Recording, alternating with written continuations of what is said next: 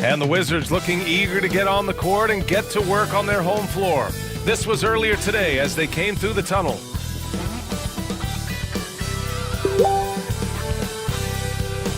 Hey everybody, we're coming to you.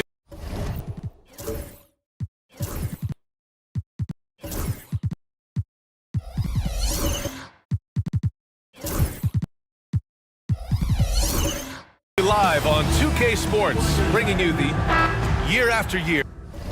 This early portion of the season is characterized by a great deal of overreaction, Grant. The media and fans build up a lot of expectations in the offseason. And it's not that bad, but when those expectations aren't met, watch out. Listen, we all just need to settle down and see how things play out. The season is still very young. And now the Atlanta Hawks starters. We've got Maxey. Josh Hart is out there with Joel Embiid. Then it's Malik Beasley. And it's Wells in at the small forward. And here's Washington. Here's Thompson. The rebound by Embiid. Banchero against Hart. Got a hand on it.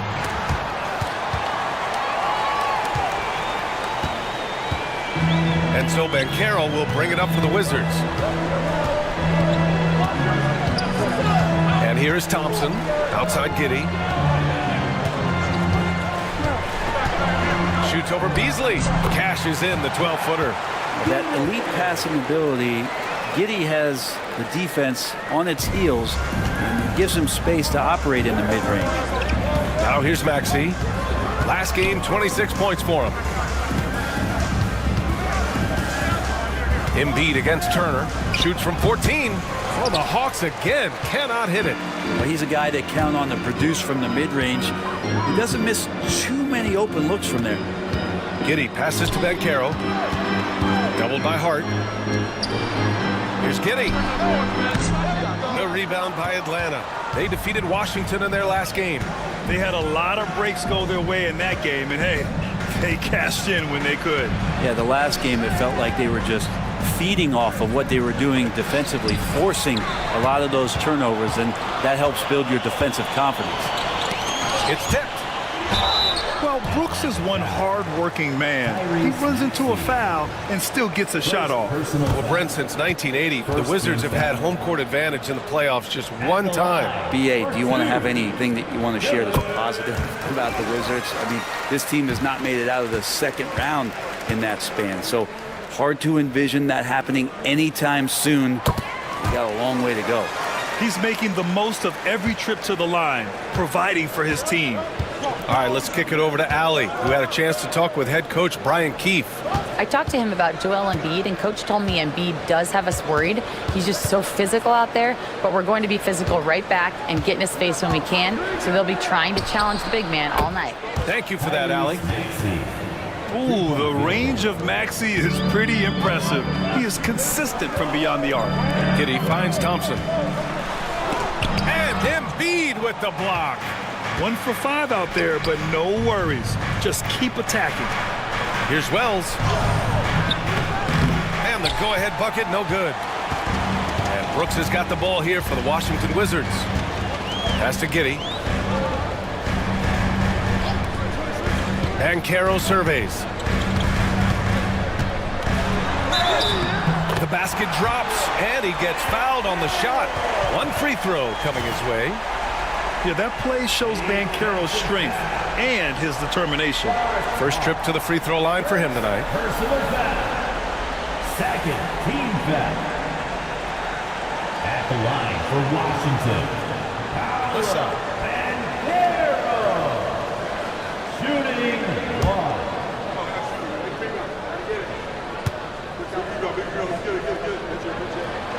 The free throw drops for Banchero. I'll say this, Banchero is a guy that opponents can't forget about for a second. And you see it in all the defensive attention he gets. Teams show him all kinds of different looks, and he draws a bunch of double teams in isolation. Now here's Hart. Embiid, a screen on Banchero. 5 to shoot. Hart. And he's going to the line for two. The official saw contact while he was going up. That one on Banchero. It's so crucial for Hart to get to the line, establish some confidence. He's solid from there. I think it sometimes gets his perimeter game going. And you look at the history of the Hawks. Brent, they've won one NBA championship. That was back in 1958. Yeah, B.A., tough for people in Atlanta to even recognize that because the team wasn't there in 58. They were in St. Louis, and they were led by the great Bob Pettit, who was one of the first really impressive, agile big man of his era. Washington leading by 3. Giddey passes to Turner. Pass to Banchero. Shot on the wing. The rebound by Maxey. Atlanta's gone 1 of 2 from three-point land so far. First quarter of play and just over 3.5 minutes in. Hart from long range.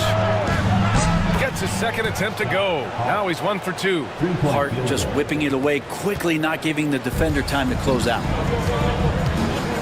Pass to Turner. Back to Giddey. Out of bounds. It'll be Hawks ball.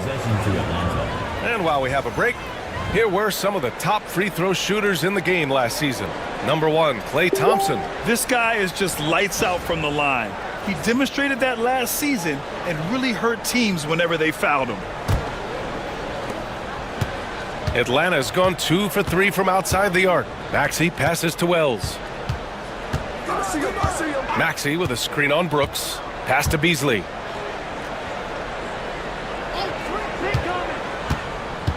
There's the drive. Brent, almost your ideal shooting guard. Malik Beasley doesn't try to do too much. The biggest thing, B.A., is the turnover percentage that he's led the league in. Malik Beasley just simply doesn't give up the ball. He makes good, steady decisions, shoots the ball at a high clip. So that kind of reliability, that's what he's paid for. Well, Beasley has been explosive in some of the roles he's played, and with more responsibility, he's able to score a lot of points in bunches.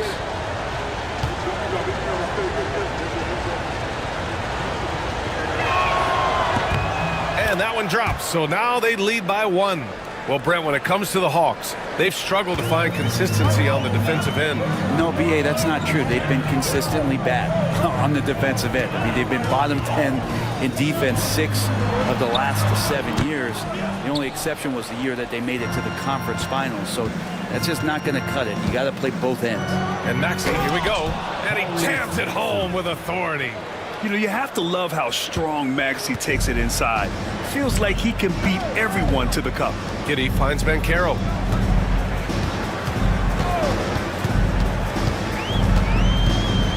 Pass to Turner. Shot to stop the run. And that's 2 points on the layup. Such a critical part of how their offense is going to flow. Things are only working when he seems to be on the floor. Embiid from outside. It's rebounded by Washington. Yeah, and the defense has really got to tighten up on him. I mean, he's just too dangerous from the three-point line. Banchero against Hart from 15 feet away. Banchero no good. Maybe a time to rest him right now, just give him a bit of a breather, try to help him get back on track.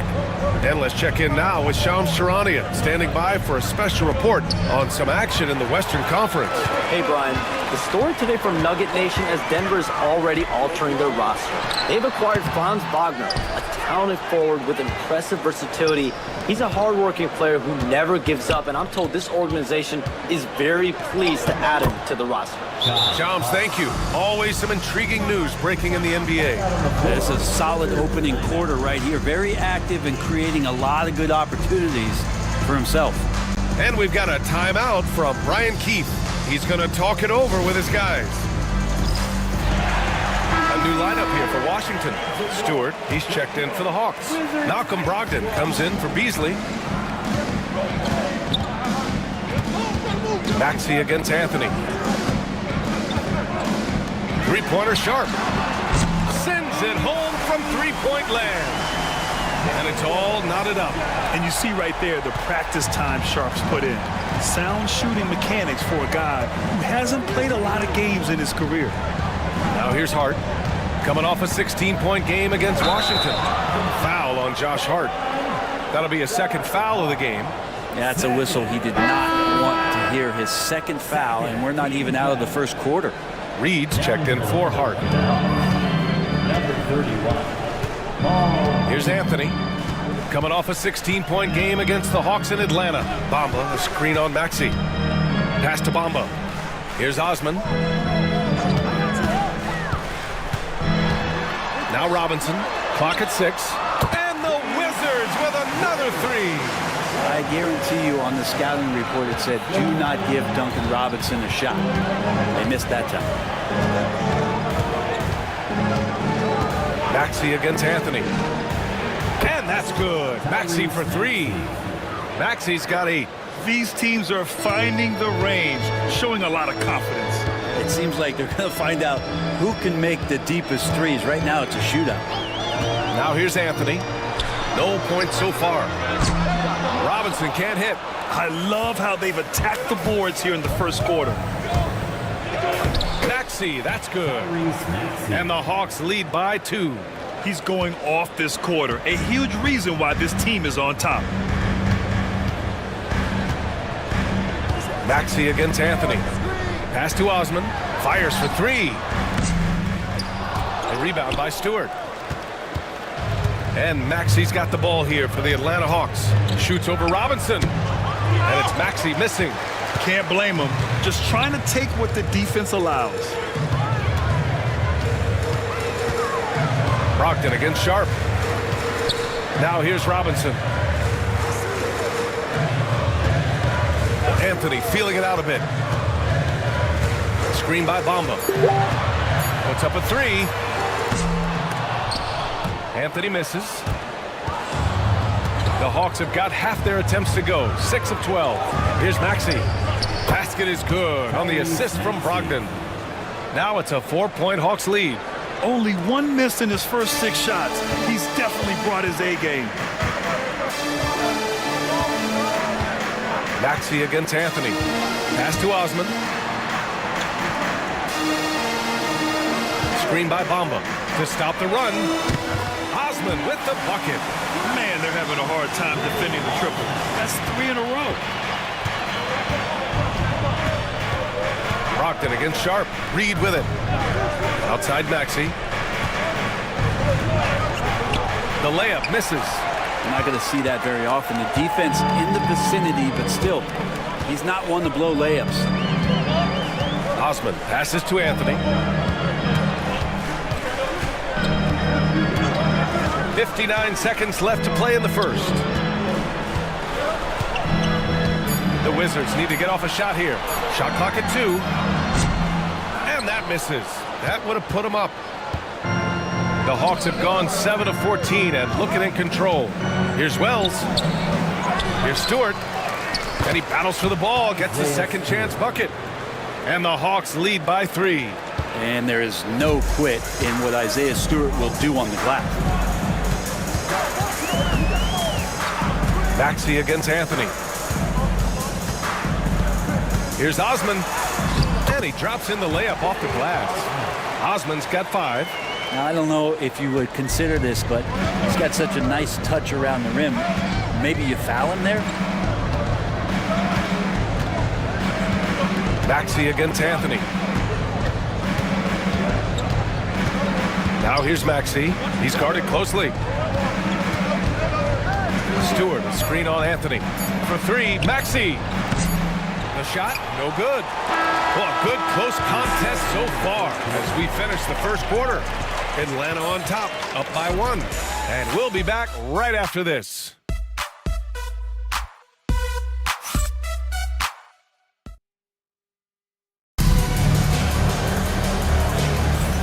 Man, it's been a pretty even game here after 1 quarter of play.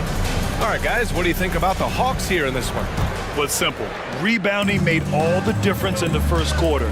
They really got after it. Yeah, rebounding can also be just about will, and they showed some of that in going in there and collecting some boards. Miles Turner out there with Banchero. Then there's Sharp, then it's Josh Giddey, and it's Osman in at the small forward position. That's the group for Washington right now. Wizards trail by 3. Outside Giddey. Here's Osman. He's guarded by Beasley. Outside Sharp. Over Brogdon. Rebound Atlanta. You gotta love how they've been crashing the boards, fighting hard for every miss. Maxey against Giddey.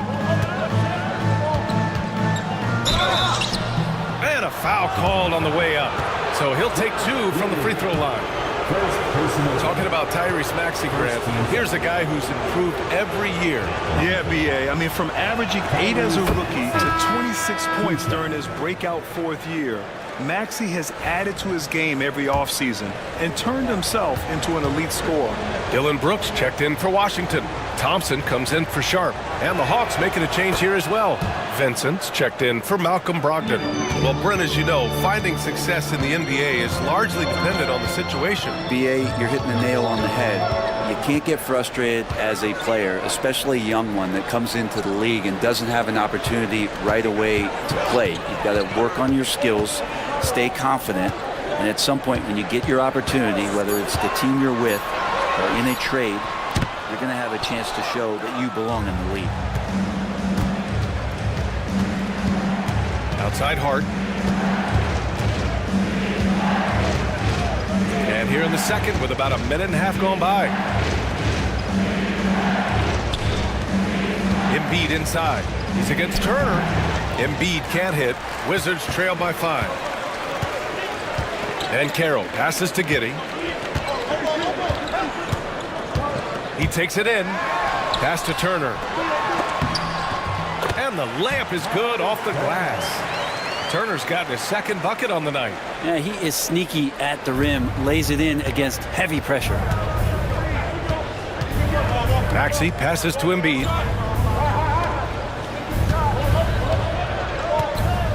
Now Beasley tries a 10-footer. And it's in after a nice bounce off the right iron. And the Hawks lead by 5. A feeling that Beasley's role out there is to score. He did it that time. And we've got a timeout from Brian Keefe. He wants to review the game plan. Joe's checked in for Atlanta. And looking at second chance points last year, here were the teams that did the most damage on the offensive glass. The 4th spot held by the Hawks. And this is a hustle stat. This team pounded the offensive glass, and it shows in their numbers from last year. Quarter 2 and just under 2.5 minutes gone by. Thompson passes to Banchero.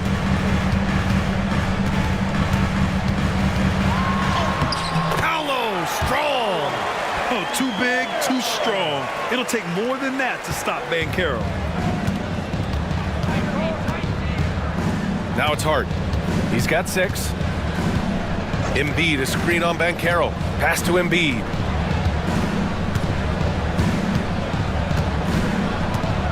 Six on the shot clock. Out of bounds. It'll be Washington's ball. And a look now at Atlanta's upcoming schedule. On Friday, they'll kick off a homestand, starting with the Sacramento Kings. And then on Sunday, they'll go up against Stephen Curry and the New Orleans Pelicans. And you know, for that matchup with the Knicks, it will be the 9th bit of action for them during the young season. Every game a step closer to the finish line.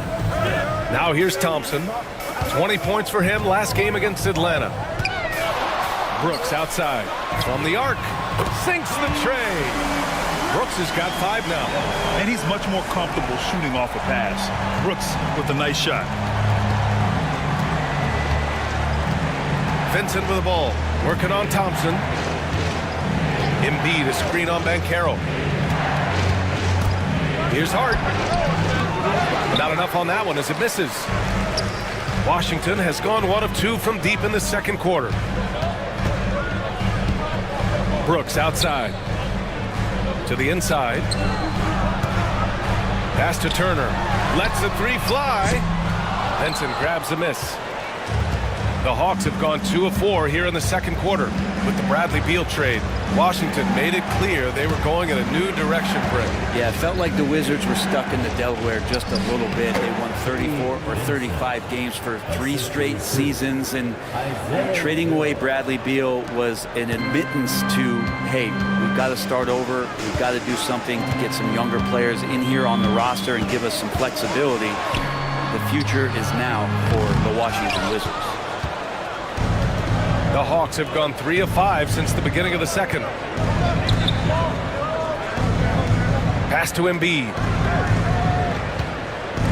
Vincent with the ball.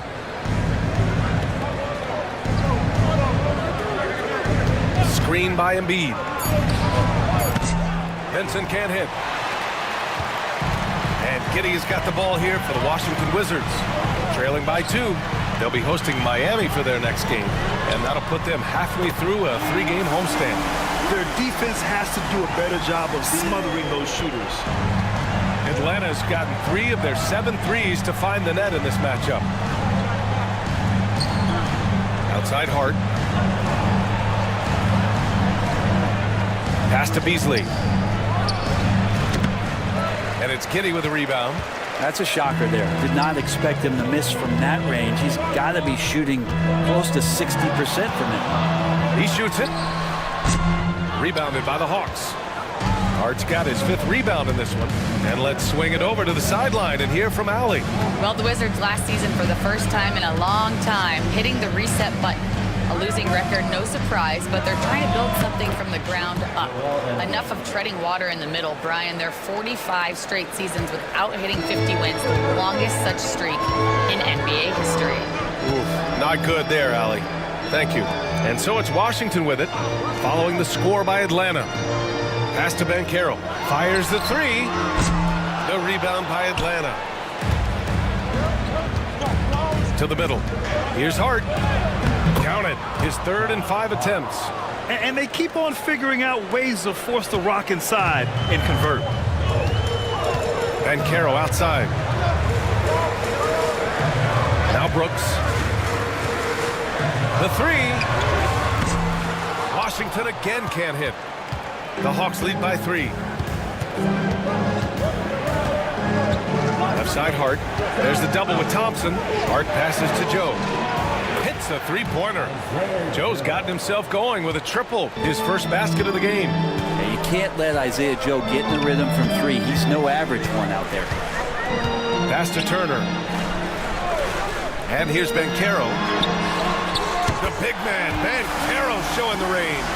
It's clear there's a lot of pride on the line in this one. Not always the best scenario, but in this game, pride takes over. You score on me, I'm going to come back and score on you. And Quinn Snyder decides to call timeout, and we might see some changes. Coach potentially looking to adjust.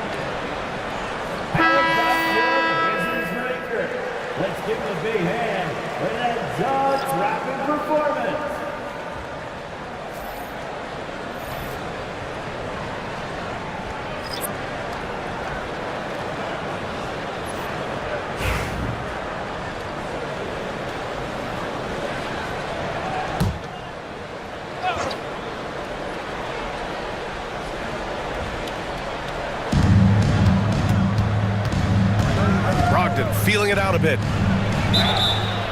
And he got the whistle on the way up. So he'll be headed to the line for a pair. It's going to be on Mo Bamba. No problem getting a little bit physical. Brogdon's got a good, solid base build there and drew the contact. 2 shots.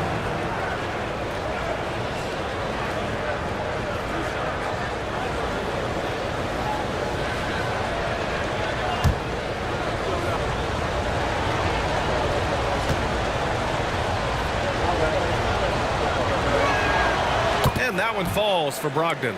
Over the last few years, Atlanta struggled defensively, Grant. Yeah, the Hawks haven't been better than 20th in defensive rating since 2017. They've had some great offensive teams during that time, but their defense has held them back.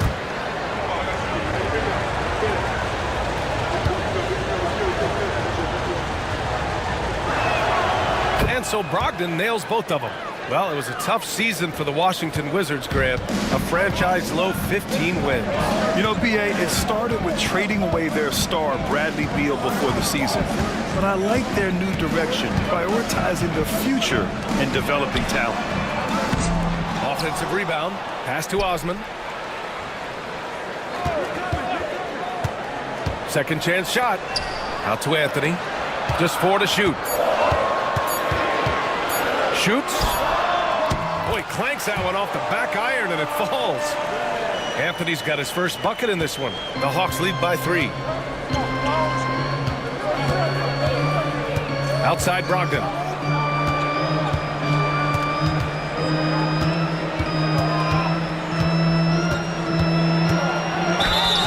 Oh, and he got fouled on his way up.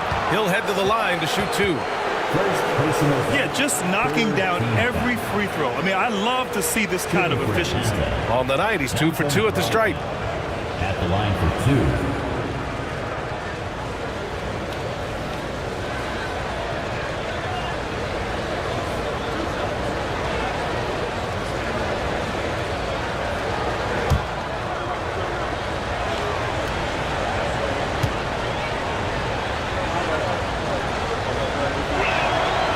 Makes a first. And the veteran leadership Brogdon offers is tremendous. It's clear his younger teammates listen to what he has to say. Tyrese Maxey's checked in for the Hawks.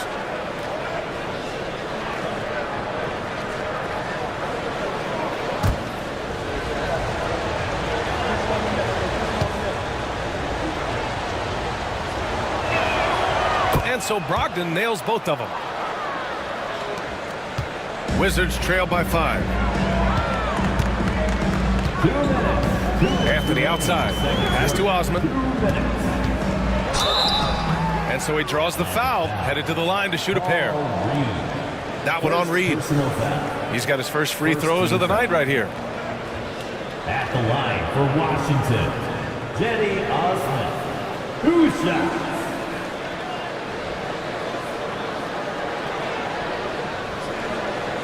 Shoot 2.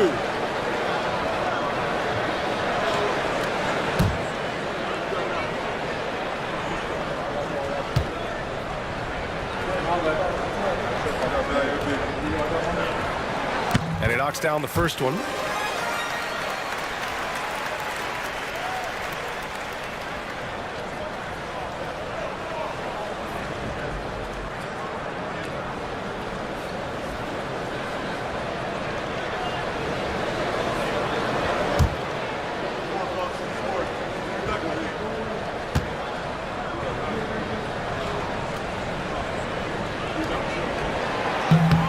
And that one goes in. 2 from the line that time.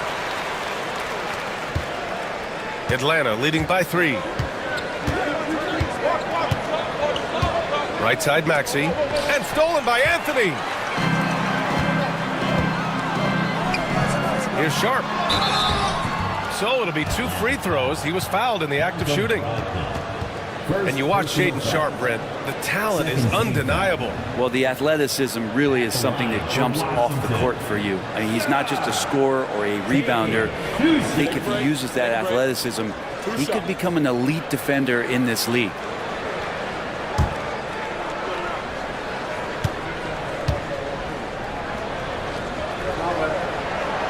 That free throw, no good.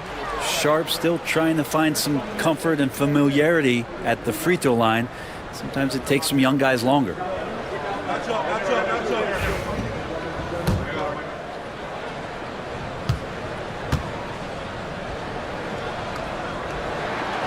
And he sinks the second. A minute 42 left to play in the second quarter. Here's Wells. Robinson defending. Lets it fly. Not this time. Started out strong from three-point land. Hit 2 in the first quarter, but he's gone dry since. While we have a moment, let's check out the highest scoring teams in the league last season. Number 5, the Hawks. And last year, I liked watching this team operate on the offensive end. The ball movement, the patience, the confidence. We love seeing all that come together. And this will be a second trip to the free throw line. Shooting 2.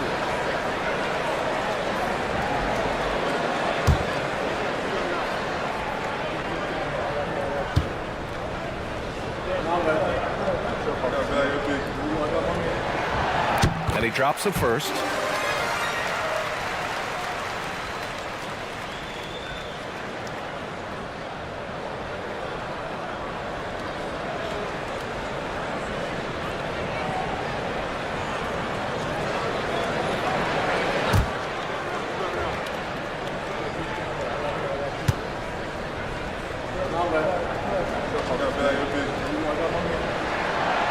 He does not get the second one.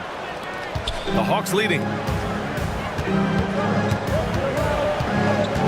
There's a minute 17 left to play in the first half of basketball. And it's Brogdon missing. The Wizards have gone 6 of 14 in the second quarter. Deflects the pass. And it goes out of bounds. That one off Brogdon.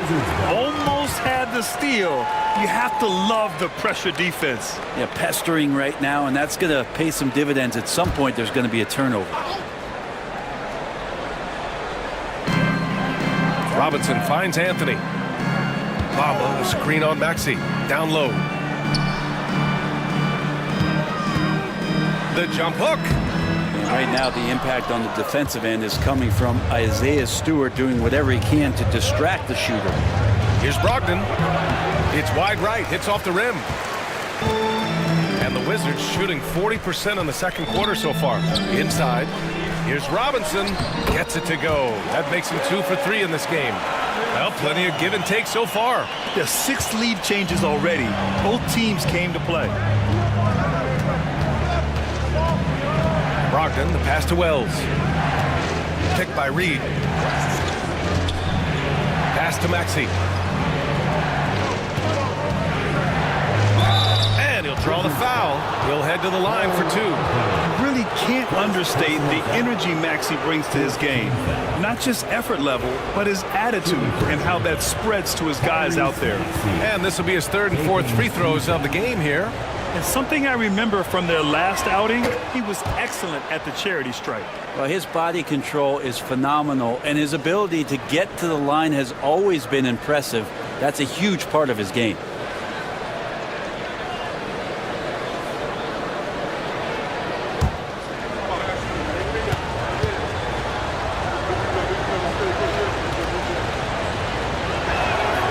Both free throws good from Maxey. Here's Anthony.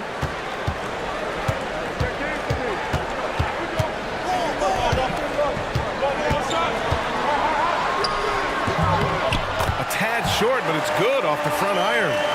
Anthony's gotten 4 this quarter. To leave a guy like that wide open from range, big mix-up.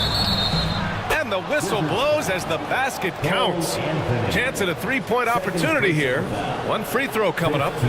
He's had 4 chances at the line. He's made them all. Tyrese Maxey at the line for 1.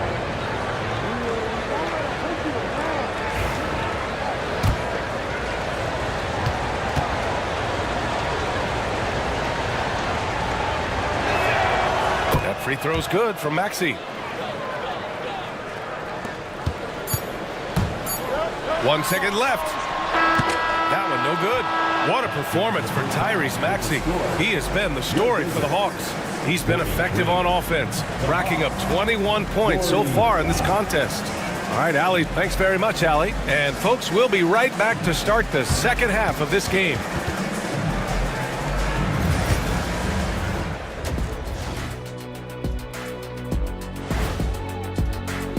I like what they're doing. Playing with physicality, they've worked hard to gain the edge in areas like rebounding. Yeah, that's the difference in the game. All right, guys, let's move on and see the latest injury report from across the league. Well, they lose Anthony Edwards, so it's not just the point they'll miss, it's the spark he brings. And we wish Edwards our best getting back. Thanks for joining us. Time to head back over to the third quarter with Brian Anderson.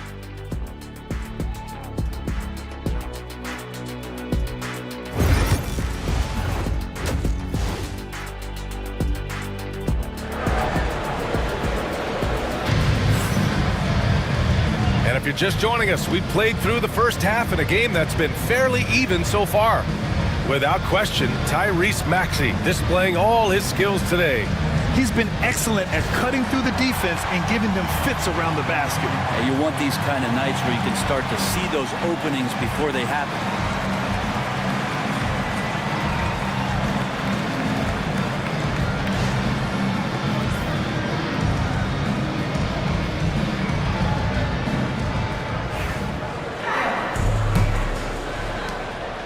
And so it's Maxey who brings up the ball for the Hawks. The lead is 2, and after this one, they're at home against Sacramento. And that's a one-game homestand for the club. Getting underway in the second half. Here's the 5 for Quinn Snyder. Malik Beasley is out there with Maxey. Then it's Joel Embiid. Then it's Josh Hart. And it's Wells in at the 3. Here's Giddey. Oh, and there's the whistle on the shot. So 2 free throws for him coming up. It goes on Josh Hart. Giddey at his size can get to the inside and make some things happen, that time drawing the foul. And the first one at the line is good.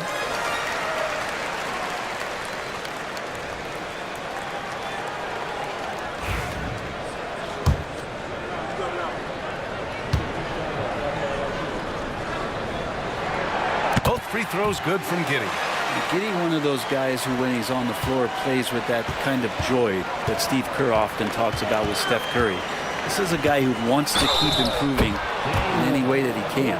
Another shot right in the lane. That's been their MO this evening. Second personal foul. First team foul. Shooting for Atlanta. Well, one shot.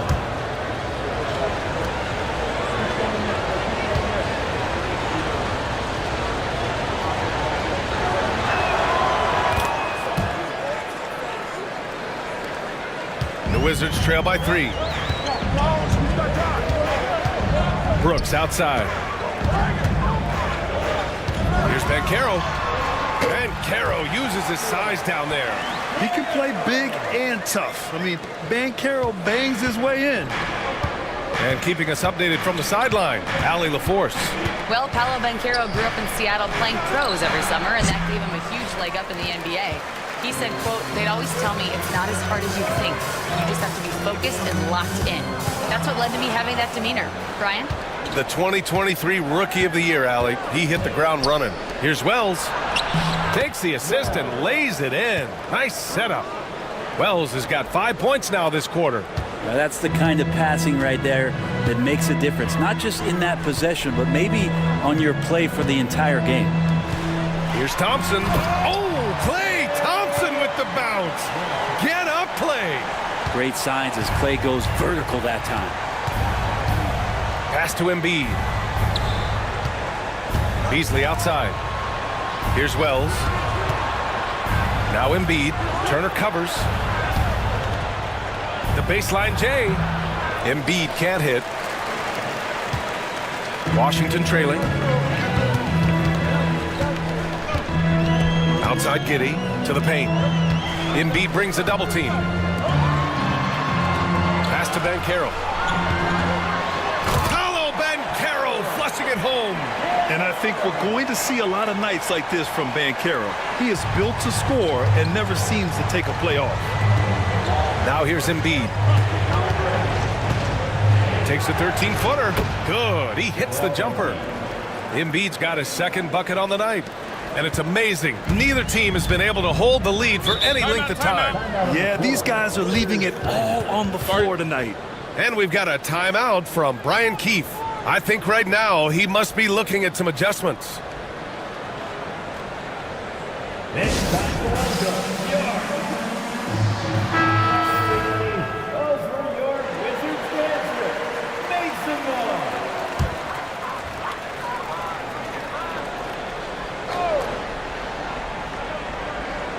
Not quite 2.5 minutes played here in the second half. Ooh, getting up there. I mean, Banchero wants everyone to know he's a threat to hammer it down. The Hawks trailing. Now here's Maxey. 21 points in the game. Pass to Embiid. Maxey on the wing. Shot clock at 6.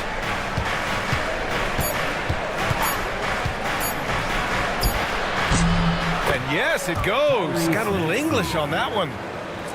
Maxey's got 23. Making the easy shots and the tough shots. He's on top of his game. Brooks. And he jams it after taking the nice feed on the run. Yeah, just showcasing his athleticism. When Brooks gets open space around the rim, he looks to throw it down with authority. Pass to Maxey. Launches it. Drops in the 3. Maxey's got 5 points now this quarter. Defensively, you can't afford to get stuck on the pick. That's one that the coaches will watch tomorrow with that player. You hate to see him give up in that situation. Banchero the screen. Here's Giddey.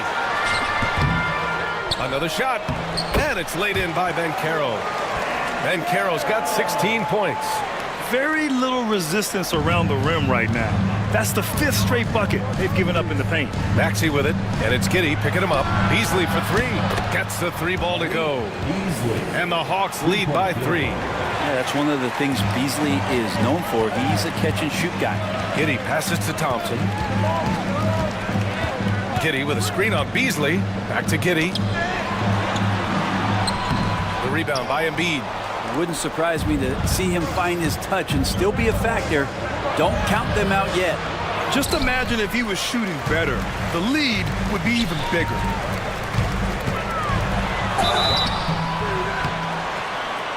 And he was fouled while in the act of shooting, so he'll take 2 free throws.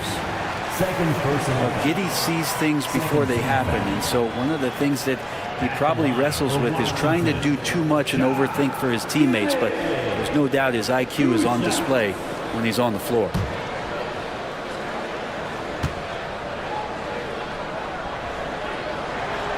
The first free throw is good. So Washington going with an almost entire new group here. Bamba's checked in for Turner. Osman comes in for Paolo Banchero. Sharp, he's checked in for Thompson. And Anthony subbed in for Brooks. Vincent's checked in for Atlanta. Joe comes in for Maxey. So 1 for 2 that time at the stripe.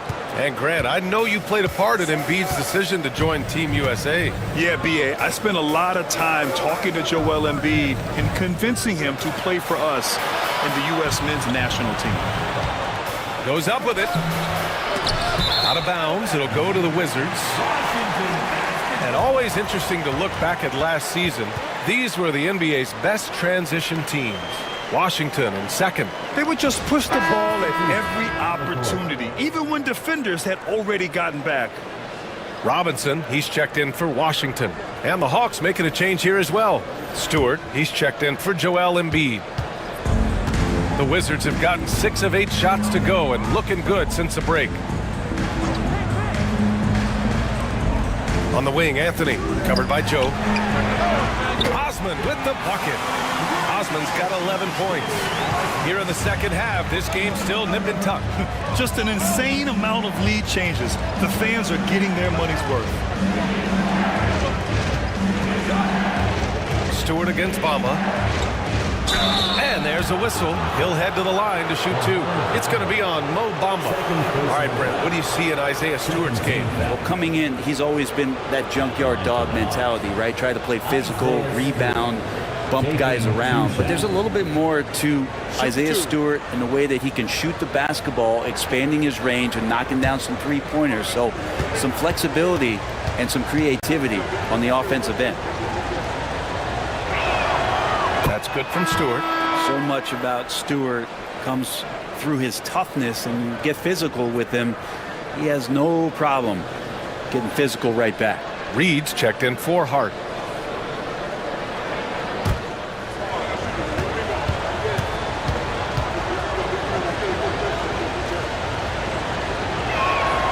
And so he makes both from the line.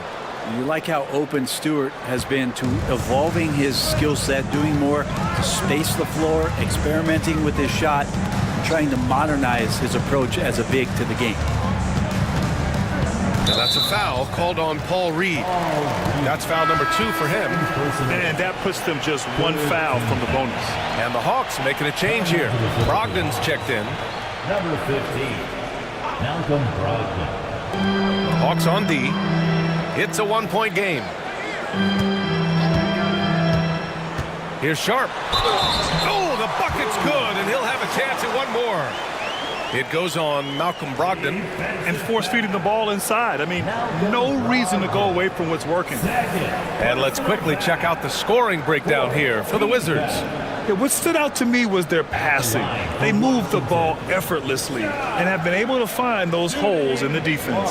Well, the three-point shot has been absolutely huge for them this entire game. And let's be honest, you have to knock down threes to win games these days. That free throw good from Sharp. Now, Sharp has such a bright future in this league, especially as a scorer. Now here's Vincent. Robinson defending. Inside. Reed. And that one goes in as he's fouled. It'll be 3 points if he converts the free throw. And this is his first trip to the line tonight. Team foul. Shooting for Atlanta, Paul Reed. At the line for 1. Mind the lane. 1 shot.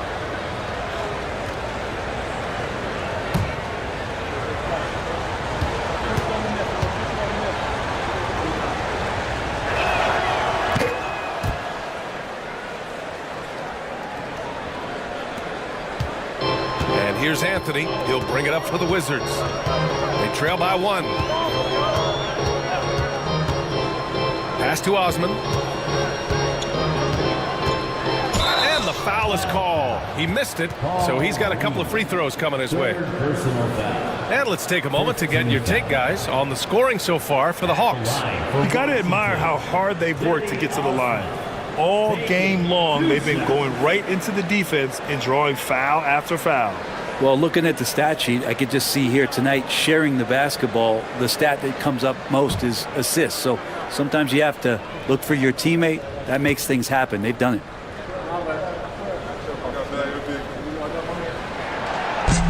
First one falls for him.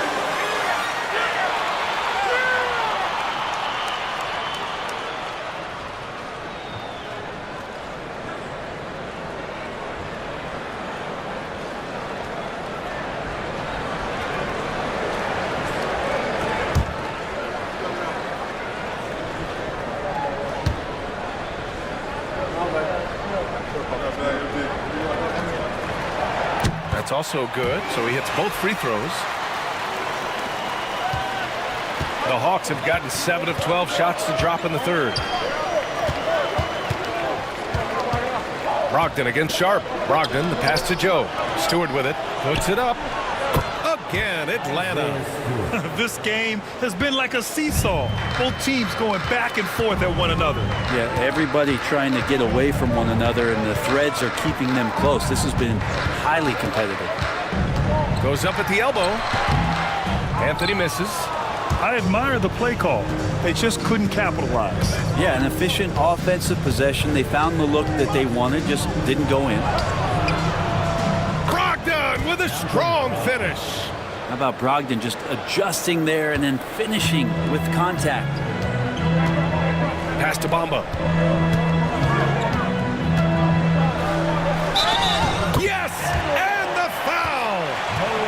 on Isaiah Stewart. Honestly, I don't know how he pulled that off. And he's got his first opportunity at the line here tonight. Josh Hart's checked in for Reed. Team is in the penalty. At the line for one, Mo Bamba.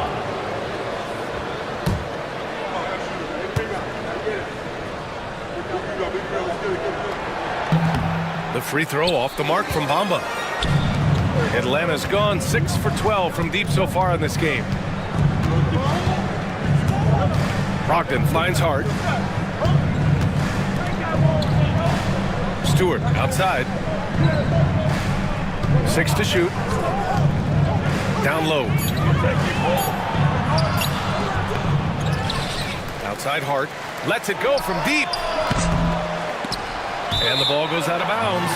Last touch by Stewart.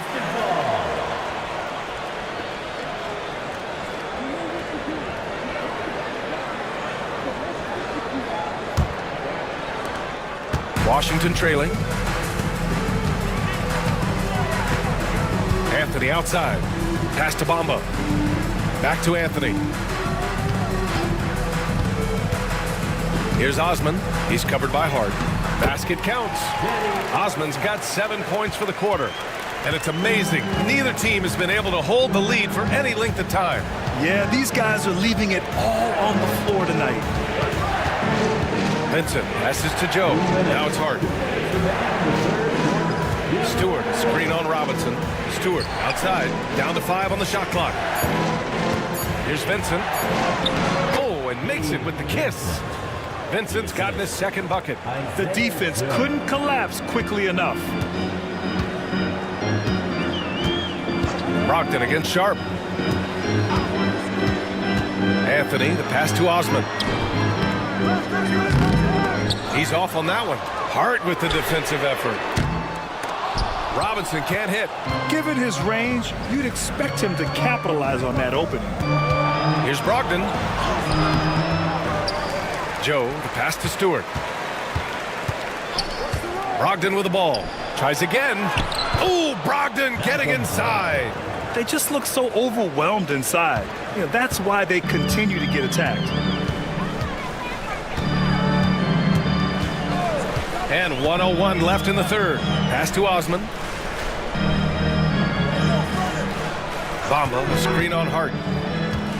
Here's Osman. Washington again can't hit. Well, it's a make-or-miss league. Sometimes the Jays just don't fall. It wasn't a bad shot. Joe, pass to Vincent. They set a pick. And here's Stewart. Lets it go. And good, as it takes a nice bounce off the right iron and down. Now it's a 5-point Hawks lead. Washington's gone 1 of 2 shooting from the perimeter since halftime.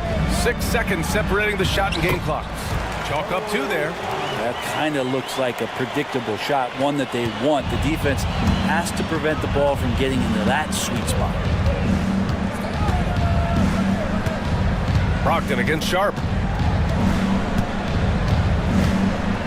Outside Brogdon.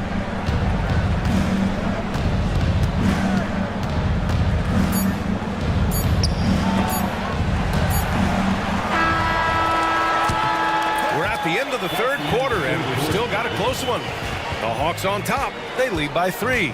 And we'll have the start of the fourth quarter for you as soon as we get back from this short break.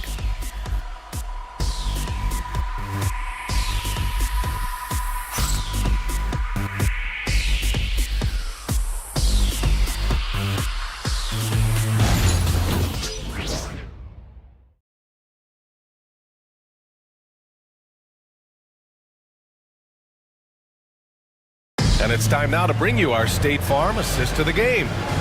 You can count on him to deliver a few assists like this one each and every night. Sometimes it happens when the offense is struggling, but every now and then this helps with the offensive uptick right there. Great job of setting his teammate up.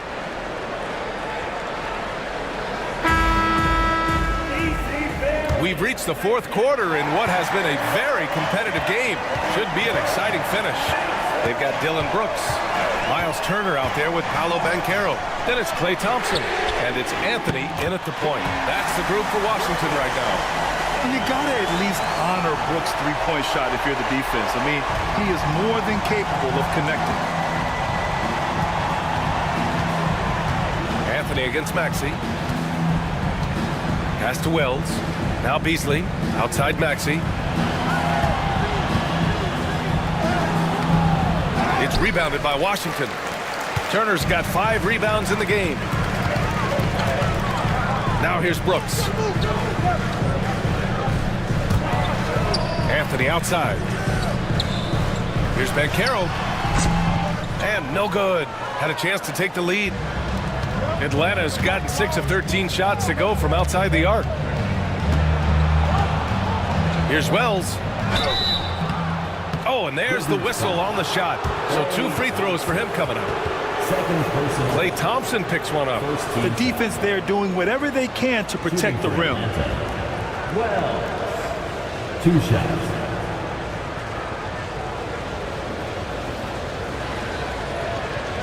Take a break. Take a break. 2 shots.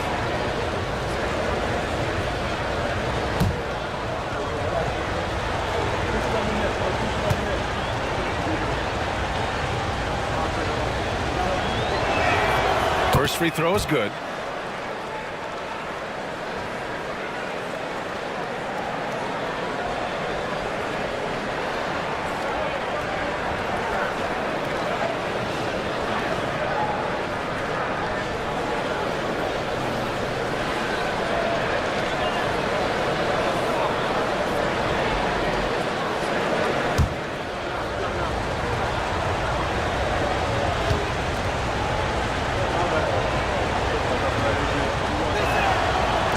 Off on the second. They come away with the lead, but I'm sure he's kicking himself over that last miss. To take the lead. A rebound by Stewart. Stewart's got double-digit rebounds now in the game. Pass to Maxey. Here's Embiid. Now here's Stewart. To the inside. Here's Wells. Guarded by Banchero. Getting busy on the break. Using his defense to generate his offense. Banchero being rewarded for hustling on defense. Maxey passes to Beasley. Back to Maxey.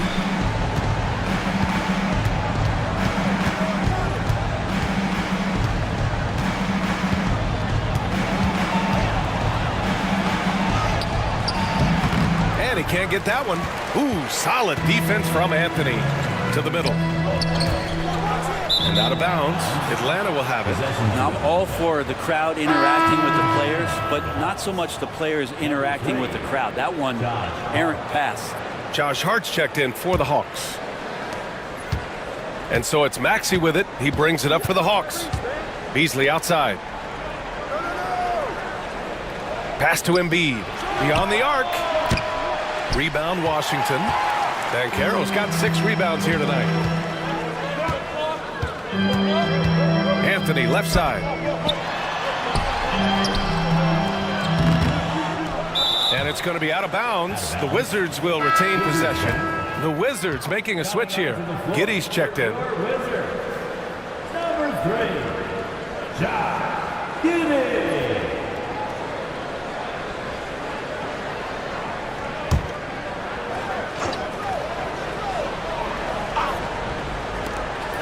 Just under 2.5 minutes gone by now in the final quarter. The Hawks have gone 0 for 3 in this fourth. Not good. Here's Hart. Uses the glass to finish the layup. Not stopping on his way in. Hart going through the defense.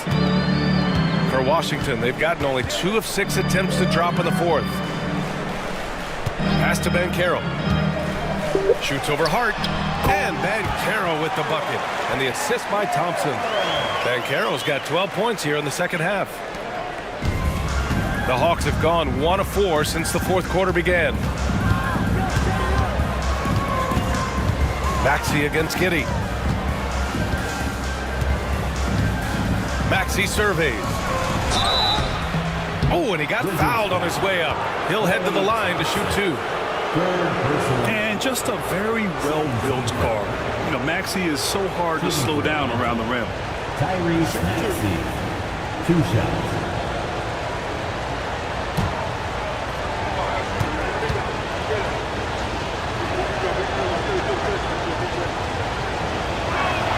That free throw's good from Maxey.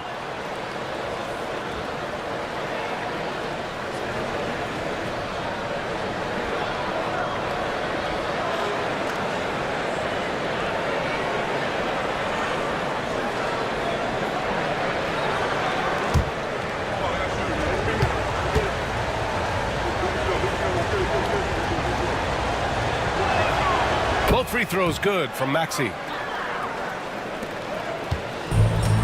Washington's gone 1 of 2 from deep in this quarter. Brooks outside. Pass to Banchero.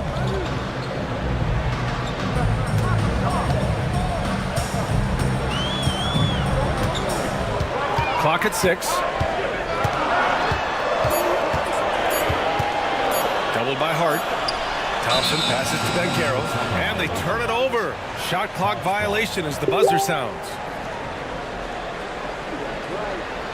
Let's go.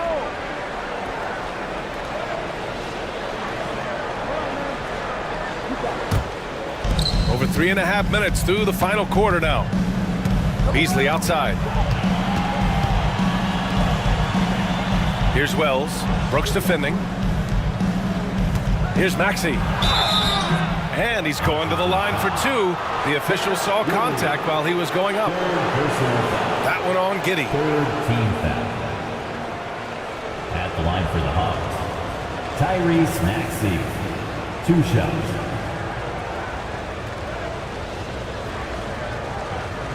Take a break. Take a break.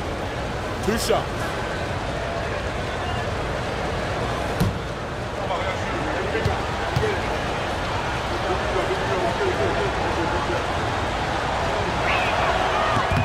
That free throw's good from Maxey.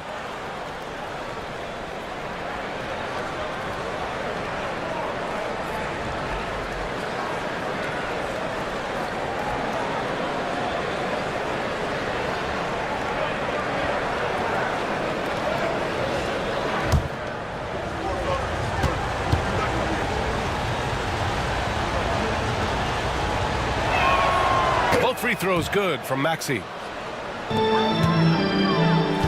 Wizards trail by 3. Banchero outside.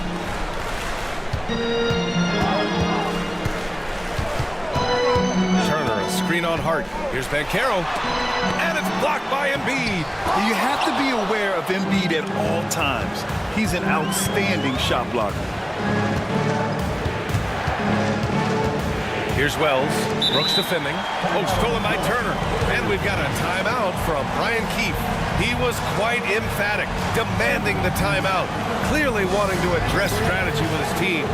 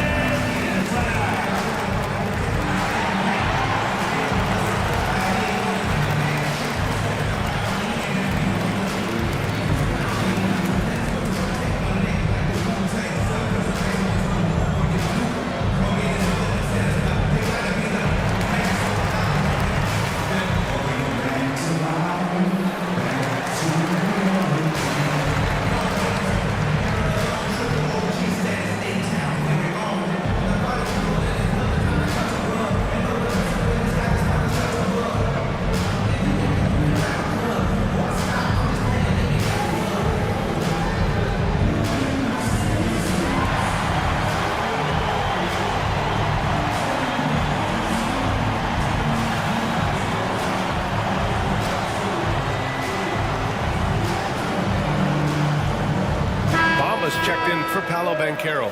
Time now to hear from our reporter, Allie LaForce. Hey guys, while Brian Keefe was just reviewing the plan with his team, Coach was urging his team to play strong defense, reminding them no easy hoops, give effort and help when needed. They do say defense wins championships, guys. And Allie, thanks. Wizards trail by 3. Giddey finds Brooks. Giddey with it. Picked up by Embiid. And here's Turner from the arc. The rebound by Embiid. Embiid's got rebound number 13 for him here tonight. Hart passes to Maxey. Embiid is screen on Giddey. For three, Maxey. And the three-pointer goes. Maxey's got 12 points here in the second half. Down the stretch, he's been flat out awesome. He helped them get the lead, and now he's making sure they keep it. Brooks outside. Can they get it? And it's Thompson that time on the assist by Brooks. Brooks has got his third assist of the night.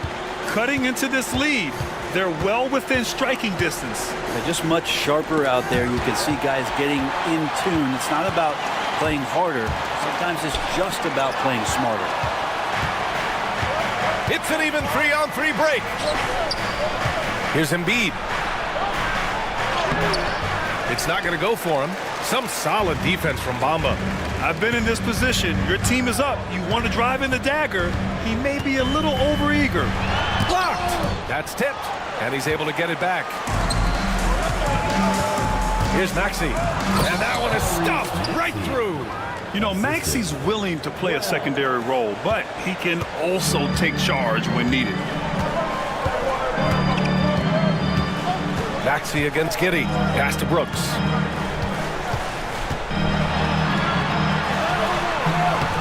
Oh, he got him with a pump fake, but he couldn't finish. The Hawks lead by 6. Outside Maxey. Embiid, a screen on Giddey. For three, Maxey. It's rebounded by Washington. He's not the guy that you want to give a wide open look from three-point range. They're lucky that that one doesn't cost them. Pass to Bamba. Turner with it. Thompson outside. There's the three. Oh, and Clay makes that three look so easy. I mean, could we say he was playing possum a bit there in the first half? Because it seems to be a different guy out there, way more assertive. Beasley against Thompson. Fires the three. Rebound Washington. Brooks has got 4 rebounds in the game. They managed to get the rebound, but that's an area where they've been struggling tonight. Giddey against Beasley. Three-pointer Brooks. The rebound by Atlanta. Embiid's got 14. Yep, 14 rebounds for him tonight. Here's Wells. Turner covers. Out of bounds. It'll be Washington's ball. Sharp, he's checked in for Washington. Cole Anthony comes in for Giddey. Vincent's checked in for Atlanta.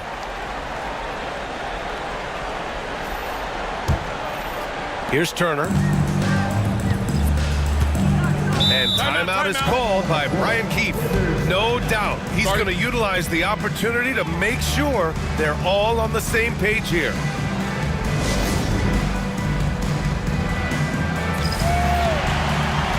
Banchero's checked in for Washington.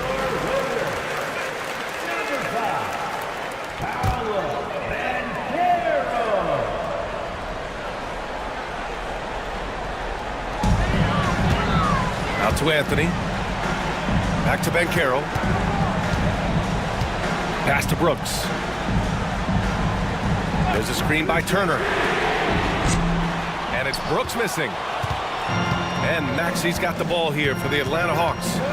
3-point lead. And now we've got an update on Paolo Banchero. What's the latest? I was able to talk with the head athletic trainer of the Wizards about his status. There's some pain in the chest area, especially when breathing. Right now, it's being called a bruise. Nevertheless, determined to battle through it. As we see, guys, he's already checked back in. Well, and Ali, it appears that he needs some work done before he comes back to this one. And we all know that if it's something he can play through, he'll be back, no doubt. Anthony misses. The Hawks lead by 5. Vincent left side. From behind the arc. It's rebounded by Banchero. Banchero's got his 7th rebound of the game with that last one. Tries to break his ice. Anthony misses. Atlanta's gone 1 for 5 shooting from the arc here in the fourth. Maxey passes to Embiid. Up and over Brooks. Again, Atlanta. Come on. I mean, what can you do defensively? Embiid is pretty much impossible to guard when his jumper is on. Anthony in the post. Maxey covering. Fourth personal foul. First team foul. At the line for the Wizards. He gets the first, and that trims the lead to 6. And the Hawks making a change here. Joe's checked in.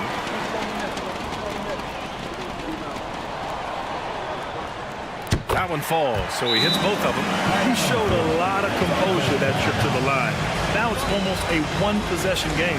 And Quinn Snyder decides to call timeout.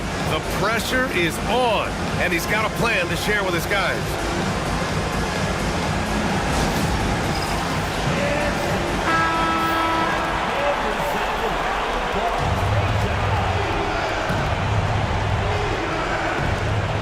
A minute 9 left to play in the fourth. Hart with a screen on Turner. From the left block. Embiid can't hit. Washington has gone 2 of 6 so far in the fourth.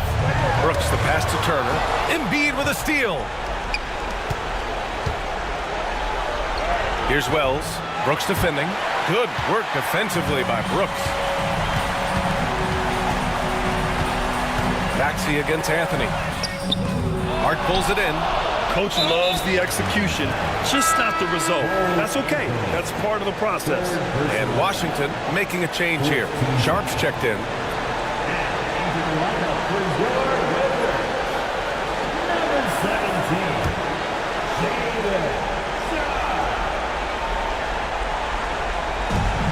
We've got 33 seconds left in the fourth quarter. And that's an intentional foul. Personal foul. 15 foul. At the line for the Hawks. Tyrese Maxey. 2 shots. So the first one drops, and that increases the lead to 6.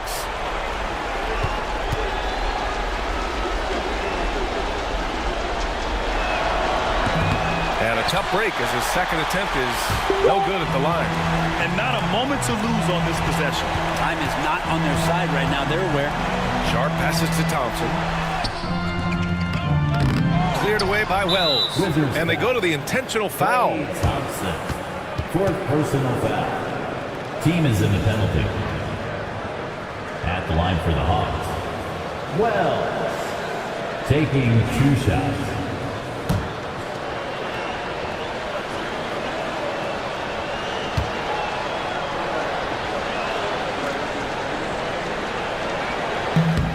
He hits the first one, and that makes it a 7-point lead.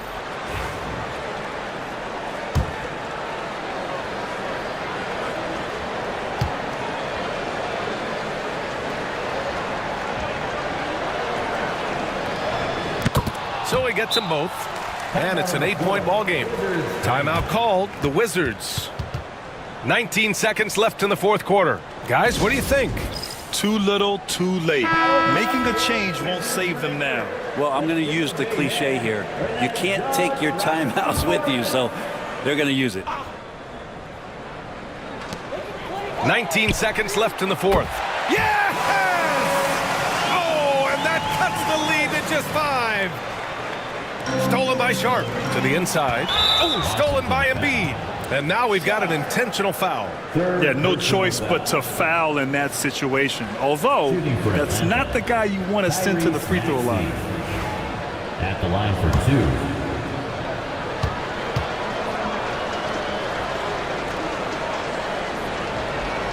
2. First free throw is good, and that increases the lead to 6.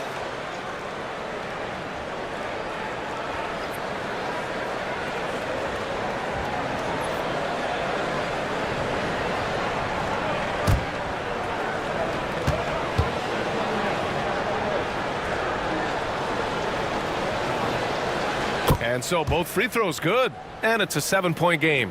Yeah, the lead getting safer and safer as these free throws from the stripe go in. And nails the tray. strategy is obvious. Manufacture looks from outside the arc. And I don't know how they keep doing this, but every time down, the resulting possession ends up at the three-point line and a fairly efficient shot attempt at Shooting that. for Atlanta, Malik Beasley, taking 2 shots. Take a break. Take a break.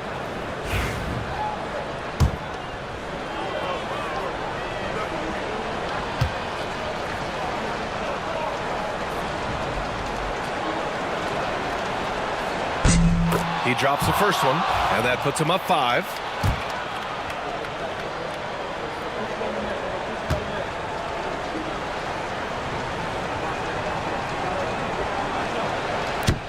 So he goes 2 for 2 at the line, and it's a 6-point ball game. When you've got your opponent down, don't let him up. This one's all but over. Brooks from outside. No good that time. So it's Atlanta picking up the win. And they barely squeezed out the win here on the road. And B.A., the visiting team is always under some added pressure, but they made it work and got the win, whatever the margin may have been. Well, now a minute to check in with Allie LaForce. She's courtside. Hey, Allie. Joel, congratulations. A quality win tonight. What enabled you to secure it? Oh, we played. We were tough tonight. We won soft. We shared the ball defensive, and we were really good. And that's what we got to do the rest of the season. The toughness showed and paid off. Thanks, Joel. All right, Allie, thank you. Well, folks, that's going to do it for now.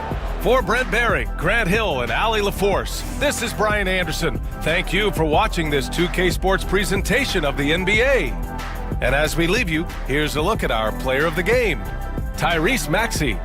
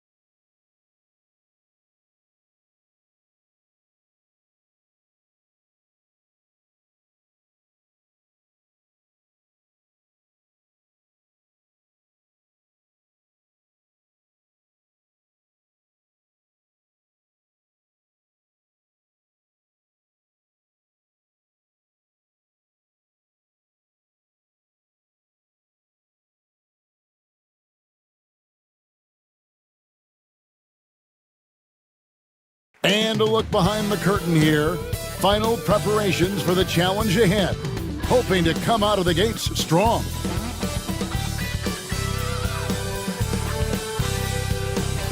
Welcome, everyone. Thanks for tuning in to 2K Sports for this NBA presentation. I'm Kevin Harlan with Greg Anthony, Hall of Famer Doris Burke, and another Hall of Famer, David Aldridge, from the sidelines. And it's still early in the year, but all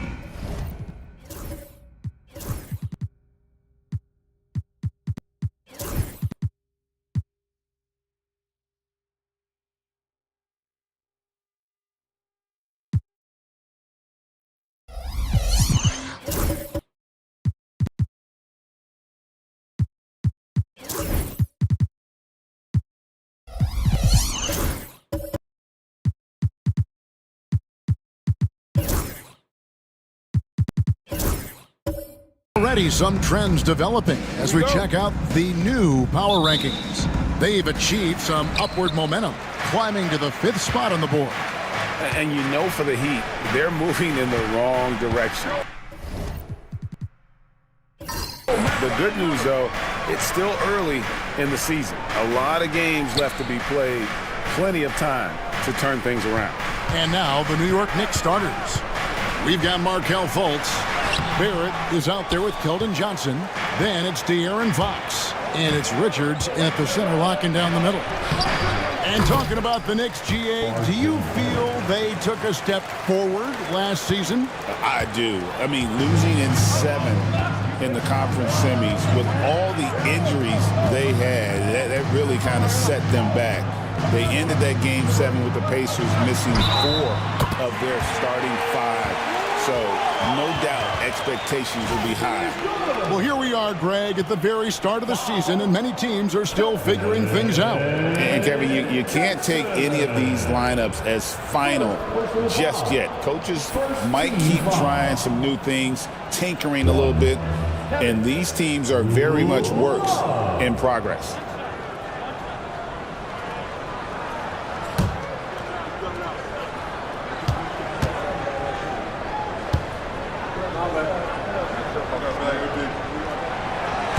And that one falls for loss. And Eric Spoelstra, the head coach of the Miami Heat, receiving a record 8-year, $120 million extension. Like, that's some big dough. Is it ever? It remains coaching for the only NBA franchise he's ever worked for. Already one of the most tenured head coaches in the association, and that figures to continue for a while. Oh, that's some big-time grit by R.J. Barrett. You want some contact on me? I can finish anyway. Harris against Barrett, and Gobert kicks to Love. Some nice ball movement here by the Heat. Rebound by Johnson. The Knicks have gone 2 of 3 here to start out the game. Fox finds Johnson. Fultz a screen on Lillard. And the shot is good from Johnson. And that solid foundation of Keldon Johnson going to work as he fought for position there. Pass to DiVincenzo. Harris looking it over. Can't hit that one. Nice D from Barrett. For New York, they've gone 3 of 4 from the field to start out the game. Now here's Fultz. Throws it up high. Well, you can see Markelle Fultz starting to get comfortable, understanding how to thread the pass through the defense. First quarter of ball, almost 2.5 minutes in. Fultz against Lillard. Love with the screen on Fultz. Three-pointer, Lillard. It's rebounded by New York. Coming into this, having notched a win against Cleveland in their last game.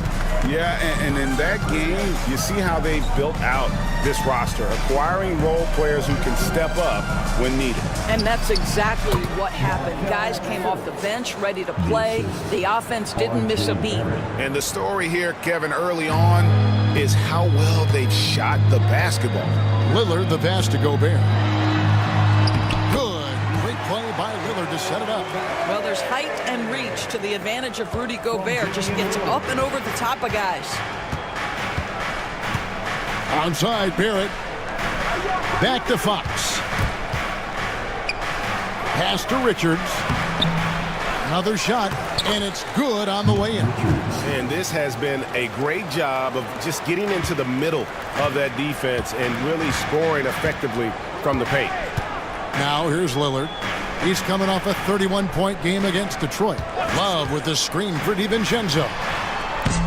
The rebound by Richards. Maybe he rushes that just a little bit, who knows, but he couldn't have gotten a better look than that. Fox. And the call on the shot that sends him to the line. And for De'Aaron Fox, his three-point shooting, Greg, has come a long way. In his rookie season, he only shot 30% on 2 attempts per game. But his volume and efficiency have both gone way up, and it's made him much more dangerous offensively.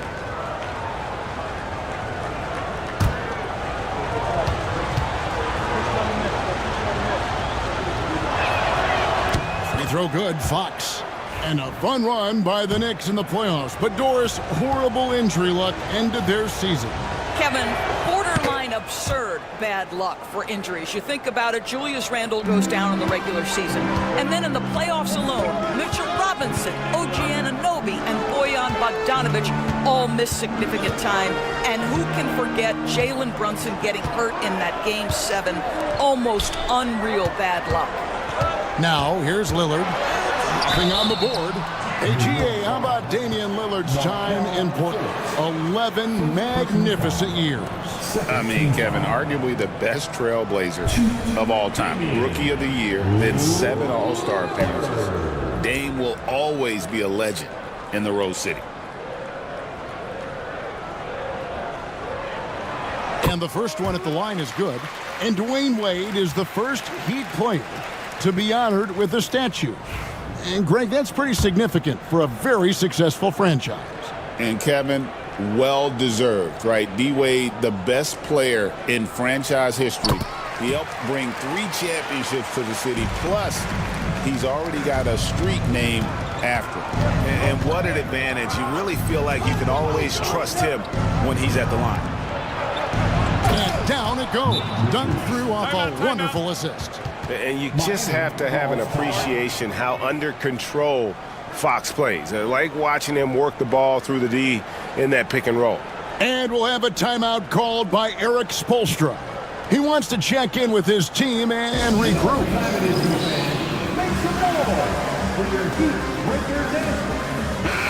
A chance to check out stats for Kevin Love. Some last season stats for him.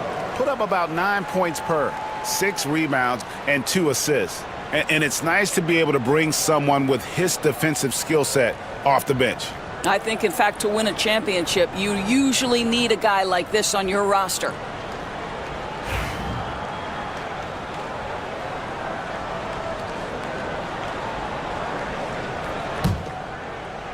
And Miami has possession. 9-point game. Lillard against Fultz. Now here's Lillard. He's guarded closely. Jacks up a 3. After 2 misses to start the game, he's on the board with that shot made. A downright lethal 3-point threat. Lillard is someone defenders must stay attached to if they want to have any impact. Now here's Fox. He picked up 39 points in their last one against Cleveland. And there really was a physical aspect of his performance that was off the charts. He was taking it right at him, and he just kept getting those calls and getting to the line. Here is Lillard following the 3-pointer from De'Aaron Fox. And he gets the whistle for the 3-second call. And in front of you now is a list of the players with the highest shooting percentage last season. Rudy Gobert is second. Put the ball in the bucket. I mean, that's the name of the game, right? I mean, just ask him. He'll have the answer for you. A different look for Miami. Nasir Little, he's checked in for Love. And Paul subbed in for Lillard. Jalen Duren, he's checked in for New York. Now, here's Fox. 5 points in the game. To the paint, here's Duren. And Duren slams it in. They've been excellent so far, coming in with a well-balanced attack. On the offensive end, it feels like they're getting the shots they want, and defensively, they are connected and on a string. And the latest now from our sideline reporter, David Aldridge. David, it's all yours. Take it away. Kevin, thanks. De'Aaron Fox stays in attack mode. He says people don't want to guard somebody that's going to attack them on every possession. Can't get that break. Can't take any plays off. And with his speed, Kevin, that is a lot to deal with all game long. A ton, David, to deal with, no question. DA, thanks. Here's Little after the basket by De'Aaron Fox. And it's out of bounds. Last touch by Duren. Gets a finger on it, but just can't quite come up with the steal. But a really good read on his part, being disruptive at the defensive end right now. Catching up on the changes with Miami. Torrey Craig, he's checked in for Rudy Gobert. Tari Eason comes in for Tobias Harris. And it's Rozier in for Dante DiVincenzo. Now, here's Rozier. He's coming off a 16-point game against Detroit. Craig. And really the defense fouling there to prevent the layup, but that's exactly what you need to do. And let's get your take, guys, on the scoring breakdown for the Knicks. And guys, they've done a great job feeding their bigs inside. They are just punishing the opposition in the paint. Yeah, and in addition, their ball movement has really unleashed their offense. Boy, they've been fun to watch.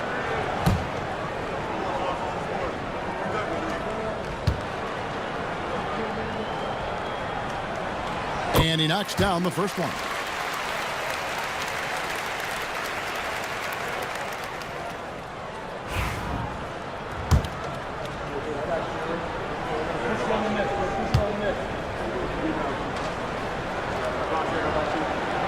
All free throws good from Craig. So, Greg, you played the point. In Create a Player, if you had to pick a different position to play, which would it be? Ooh, good question, Kevin. Probably small forward, wing. I'd like to be a fearsome finisher who can soar and dunk over everybody. And a moment here to find out what the news is out in the Western Conference. Shams Charania is on the line. Shams, what do you have for us? Thank you, Kevin. The story today from Nugget Nation as Denver is already altering their roster. They've acquired Franz Wagner, a talented forward with impressive versatility. He's a hard-working player who never gives up, and I'm told this organization is very pleased to add him to the roster. Thanks so much for the report, Shams.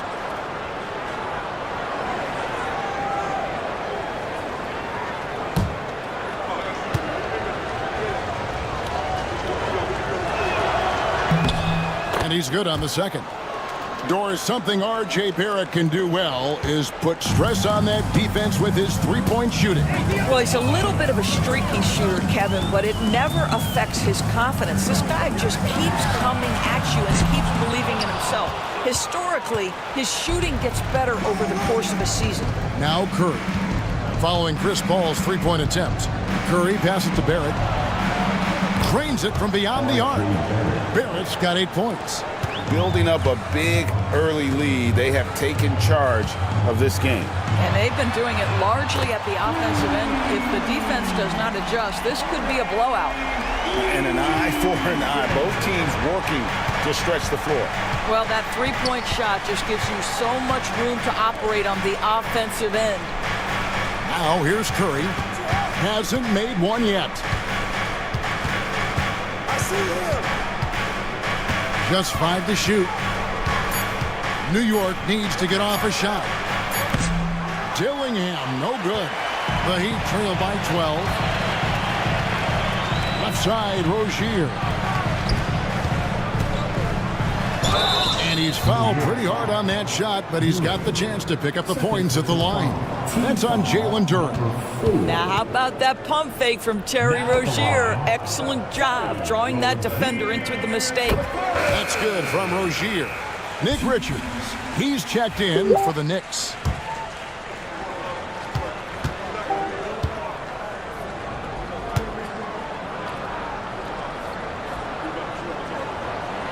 And both free throws good for Rozier. Boy, when I think of Terry Rozier, a few things come to mind. Speed certainly is a problem for defenders, scoring ability as well, but the fearlessness is really what makes him hard to deal with. Left side, Curry. Pass to Grant. The tray. Curry's shot is off. Miami's gone 2 of 5 from three-point land here in the first quarter. Eason passes to Rozier. Puts up a 3. It's rebounded by Barrett. The Knicks leading by 10. Here's Dillingham. Defended by Little. Back to Barrett. Eason grabs the board. Great rim protection to prevent him from converting. Beautiful. Rozier against Curry. Outside Rozier. Pass to Paul. That's good, and it's Rozier with the assist. Paul's got it back down to single digits for the Heat. Chris Paul will two-point you to death with that mid-range jumper. He's made a living there. Here's Barrett, and the shot goes in. Barrett's got 10 points in the game. And the defense looks soft early on. They've got to sum it up. A little more sense of urgency. Paul kicks to Rozier. Gets the three-pointer to fall. We know Terry Rozier is a very assertive three-point shooter. He will not hesitate beyond the arc. And it's Richards, top of the key. Out of bounds, Miami takes possession. Yeah, simply stated, you have to take care of the basketball, and they don't on that possession. And some changes here for the Heat. Boston's checked in, and it's Green in for Chris Paul. Rozier with the ball. He's got 5. 29 seconds left in the first quarter. No good from outside. That's a look you cannot pass up. It's also one you shouldn't miss. Back to Barrett.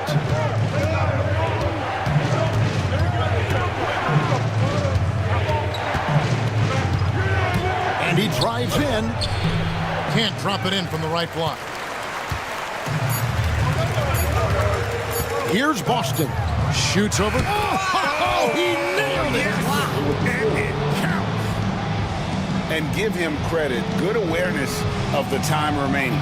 And to me, the way you end quarters impacts how you end the game. It can go a long way between a W or an L.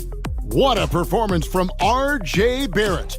He has been the story for the New York Knicks. He got into double digits for the quarter with 10 points total. Back right after this.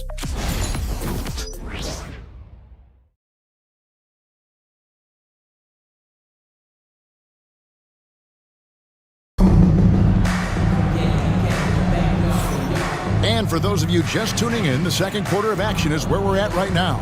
And before we move on, what do you guys think about what we've seen so far from the Knicks? They set a physical tone in the first, and that really showed on the backboard. I think it's why they hold the lead here early, because they're controlling the flow of the game with those second chance opportunities.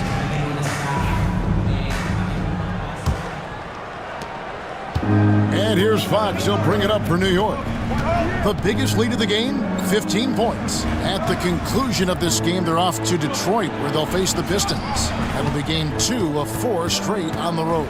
Here are the 5 New York has to start here in the second. Keldon Johnson is out there with Grant. And it's Fox. And there's Fultz. And it's Duren in at the center position. And defensively, they are on their heels every time the ball comes inside. DiVincenzo kicks to Gobert. Gobert with a screen on Grant. Second chance shot. And it's Fox with the rebound. And hard work on the glass. Once again, guys, they put a lot of effort and focus on the backboard. And now a look at Rudy Gobert here. Great showing for him last season. And he finished among the top 10 in blocks, bringing that intimidation factor to the paint. And looking back at last season, his complete dominance on the boards to rank number 2 overall. Absolutely remarkable. And Miami making a change here. Harris has checked in. Score the basket. Nice shot after missing his first attempt. A solid 6'8". Harris can more than handle his own inside. Really an overlooked part of his game. Duren with the screen on Green. Fox from outside. Boston grabs the miss. The Heat trail by 5. In the corner, it's DiVincenzo.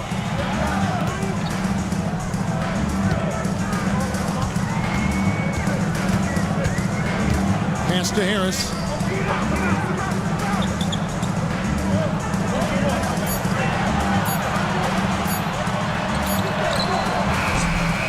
Knicks with the rebound. This, of course, their first chance to play Miami this season. And on paper, you call them the better team, but they actually lost the season series against this group a year ago.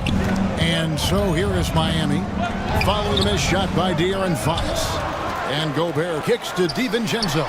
And here's Harris from the arc. Harris missing again. The Knicks leading by 5. Johnson with a screen on DiVincenzo. That's good from Johnson on the assist by Fox. Fox has got his 3rd assist on the night. Miami's gone 0-2 from deep here in the second. Guys, they're looking for a way to score here.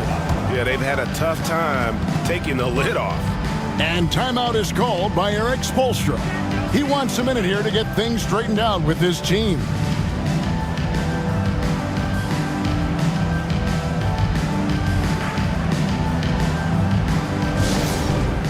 Let's go, fans. Give it up for your Heat High Squad. On the court is your High Squad. It's time to get on your feet. The loudest section gets free t-shirts. Who wants some?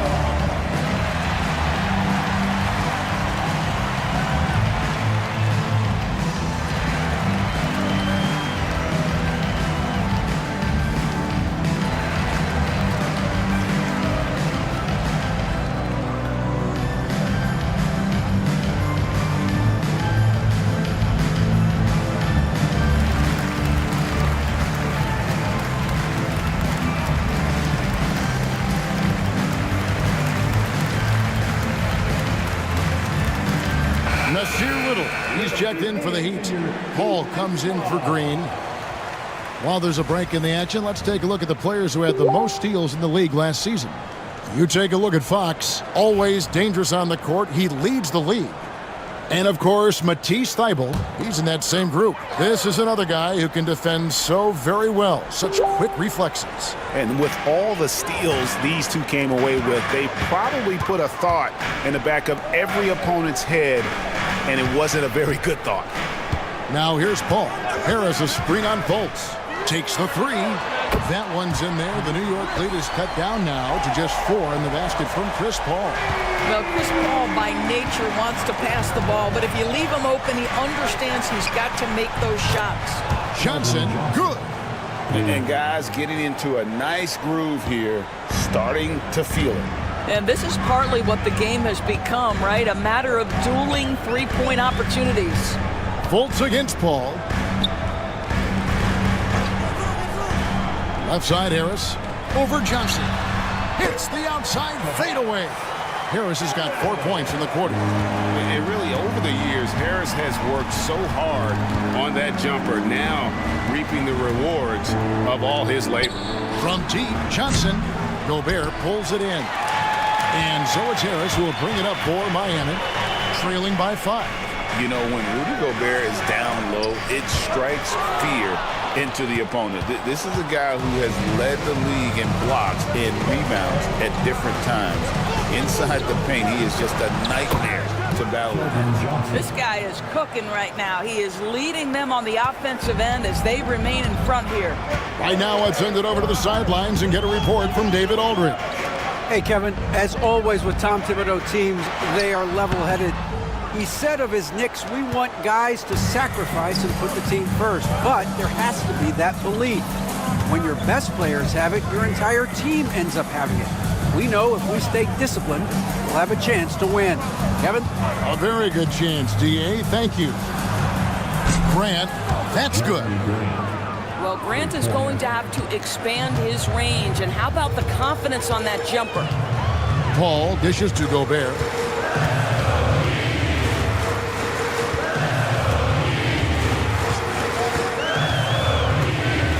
To Paul. And he could not get that one to go. A lot of contact, and he'll go to the line for 2. And eventually, every player, GA, has to grapple with age, realizing they've lost a step or 2 against the young fellas. And sometimes that is a very slow realization. Oh, it is, Kevin. Hopefully, by that point, it's less about financial security and more about prolonging the inevitable, simply for the love of the game. Chris Paul will go down as one of the great floor generals to ever play the game. He is the maestro at orchestrating offense. Catching up on the changes with Miami. Love comes in for Rudy Gobert, and Lillard subbed in for Dante DiVincenzo. And both free throws good from Paul. And the Knicks with possession here. The biggest lead of the game, 15 points. On the wing, Johnson. No good on the three. The Heat trail by 8. Now Little. Scoreless thus far. Ball finds Lillard. And the layup's good off the glass. Crazy, crafty in traffic. Lillard beats you with skill, quickness, and that tremendous will. Now here's Fox. 9 points in the game so far. It's hauled in by Harris. Right now trying to get into a rhythm, but so far this quarter, boy, he is struggling to make anything go down. Fox with the steal. Shoots the three. Rebound by the Heat. Well, I'll tell you what, he's going to buy himself a ticket to the bench if he keeps shooting it like that. He has been putrid here this quarter. Paul can't get it to go. The Knicks leading by 6. Johnson, the pass to Fultz. Duran with it. He's going against Little. The offensive rebound. The wide open look here for Fox. Buries the long-range jumper. Fox has got 5 points in the quarter. I think it's fair to say that Fox is in the zone right now. An exciting player to watch. I just love seeing how he can take over a game with his aggressiveness. Well, we didn't see the same kind of control we're used to seeing from him. This guy is usually a tremendous finisher. And Duran slams it in. Well, Markelle Fultz doing a little bit of orchestration right there. Nice pass. Here's Little following the score by New York. Harris outside. Over Johnson. Kicks it out to Love. Fox with the steal. Pass to Fultz. Over Paul. That one a little long. Johnson against Harris. Love with the screen on Johnson. Love outside. 6 on the shot clock. Paul's shot is off. He couldn't believe how open he was. He just couldn't convert it. Here's Fox. Can't cash in from close range. Well, they have the advantage, but you still feel like this guy needs to find a way to get himself going. Paul passes to Lillard. Harris against Johnson. And that one clearly a foul. Gets the whistle and 2 shots coming up. It's going to go on Keldon Johnson. He's just one of those veterans you can count on from the line. Harris really makes an impact from the stripe. That one is off. And the Heat with some changes. Torrey Craig, he's checked in for Love. Tari Eason comes in for Little. And Terry Rozier subbed in for Paul. And a new group in for the Knicks. Nick Richards, he's checked in for Duran. Eric comes in for Jeremy Grant. Seth Curry, he's checked in for Fox. And Dillingham subbed in for Markelle Fultz. And the timeout called here by Tom Thibodeau. He wants to talk to his guy. And the Heat making a change here. Boston's checked in. Now in the game, number 11, B.J. Boston.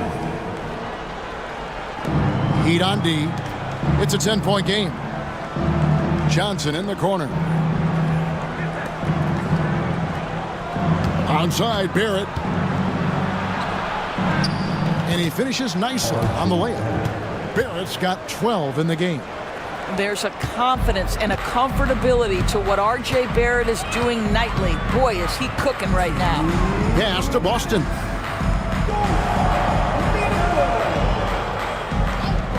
Lillard with it. Fires from deep. The rebound by Richards. Richards got rebound number 5 here tonight. And with the success they've had rebounding the basketball, they're right where you'd expect them to be, firmly in the driver's seat. Out of hand on it.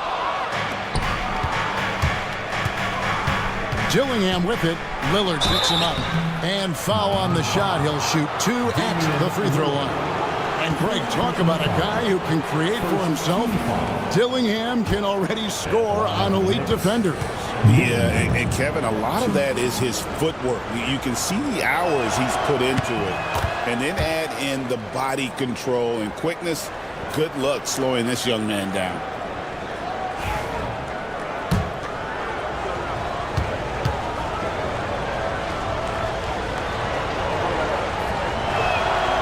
And so he hits both. And here's Lillard. He brings it up for the Heat. They trail by 14. At the conclusion of this game, they're off to Washington. They'll face the Wizards. That will be a getaway game for them, a one-game road trip. Clock at 6. And again, it's the Heat missing. Last outing for Miami, it was a loss to the Detroit Pistons. On the wing, Johnson. Rozier defending. Outside, Barrett. Pass to Richards. It's hauled in by the Heat. And we haven't seen them be quite as aggressive driving the basketball, settling far too much for jumpers. Easton passes to Lillard. Outside, Rozier. Looking for Easton. He gets it there. That's good, and it's Rozier with the assist. Easton's got 5.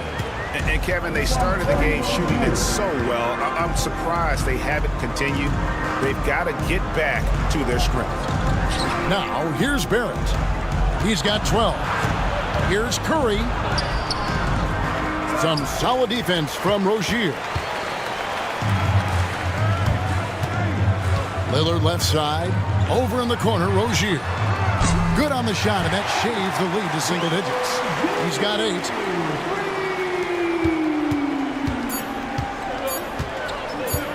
For 3, Barrett. No good on the last second attempt there. And so it's New York in control with the 9-point lead to end the quarter. Their lead is where it is. All right, David, thank you. And stay with us, folks. We'll be back just after halftime to get the third quarter started.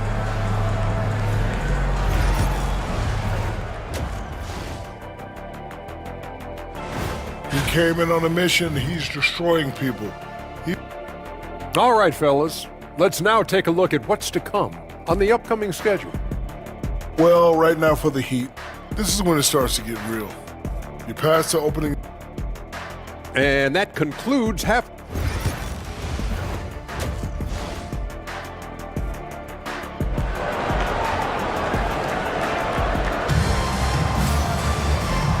And if you're just joining us in this one, first half is in the books. 1 half to go. It's been one outstanding game from De'Aaron Fox.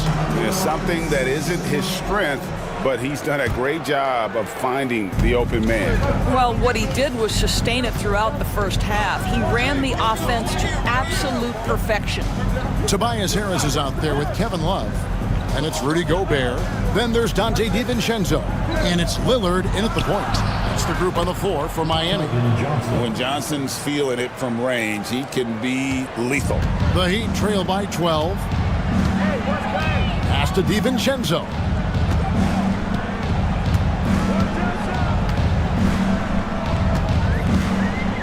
And here is Harris.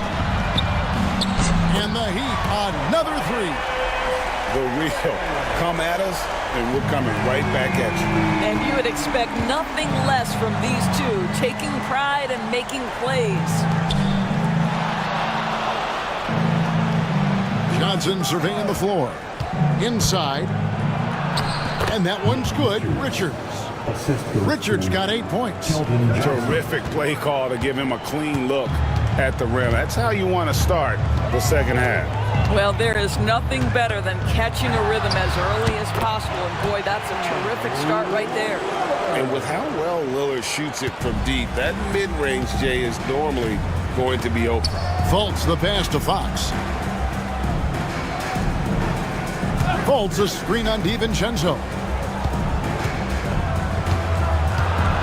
Fox against DiVincenzo. They blow the whistle just as he gets it off. That's 2 points with a chance for another one at the stripe. Wow, what a start to this half. 3 for 3, dictating the pace on the offensive end. They're rolling early. The Knicks shooting their 7th attempt at the foul line in this one. And at the line last season, about 78% as a team. Pretty solid numbers.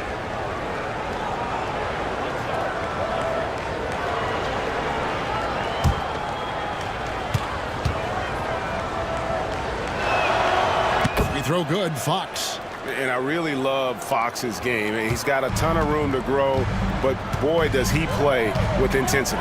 Lillard finds Gobert. Love outside. Lillard scanning the floor. The three drains the three-pointer. He's got 12. Some nights, Lillard can just keep going and going. Faults the pass to Richards. Here's Fox. Fires for three. It's hauled in by the Heat. Gobert's got 4 rebounds in this game. Here's Lillard. Pass to DiVincenzo. And a miss there on the triple. The Knicks leading by 9. Here's Barrett. Gobert brings the double team. And the whistle blows as the basket counts. And a three-point play chance right here. One free throw coming up. He's made 1 and missed 1 so far in the game. Little, he's checked in for the Heat. And the Knicks making a change here as well. Duran's checked in.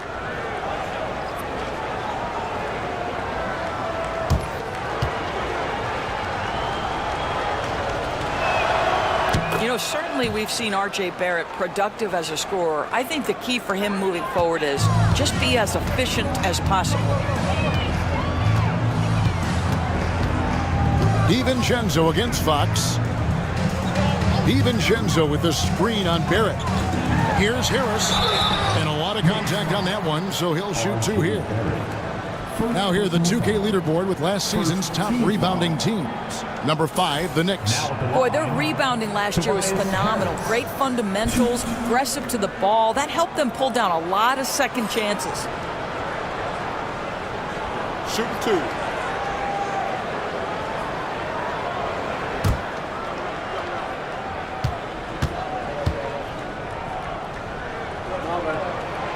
That's good from Harris.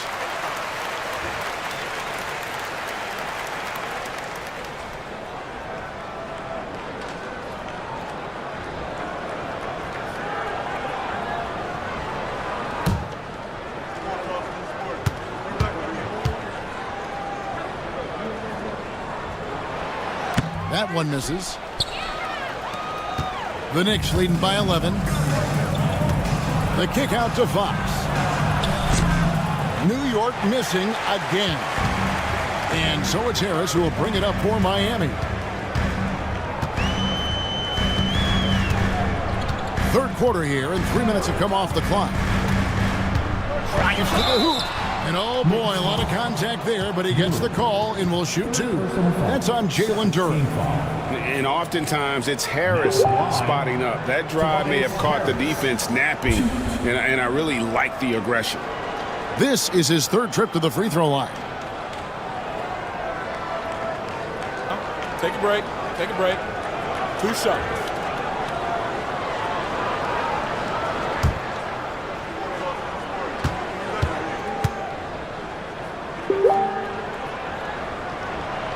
That's good from Harris. Green, he's checked in for Damian Lillard.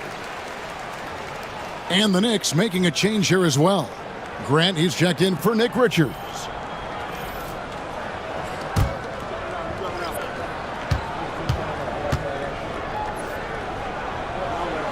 And Harris drops them both. The Knicks leading by 9.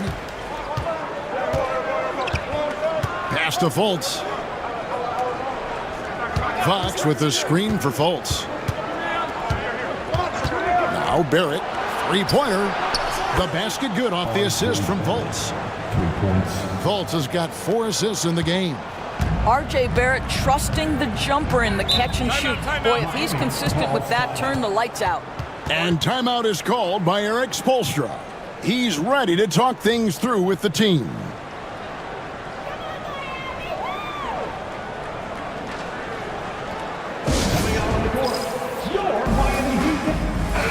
And a moment now to see the stats for Fultz. How he did last season. Last year averaged 7 points a game, 2 assists and 3 rebounds. And when he takes over at the point, he really keeps the offense flowing.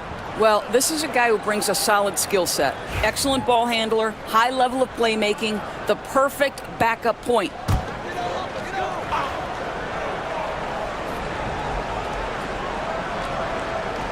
Just under 3.5 minutes played here in the third quarter.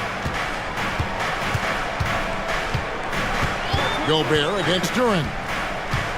And Gobert kicks to Harris. Shot clock at 6. And it goes out of bounds. That one off Harris. And looking at the numbers for De'Aaron Fox, he's coming off an excellent season. And, of course, he was among the best in the league when it came to putting the ball in the basket. Top 10 in scoring. And as you said, first in steals last season, you have to say he's the best ball hawk in the league right now. It may not even be close. Chris Paul, he's checked in for Harris.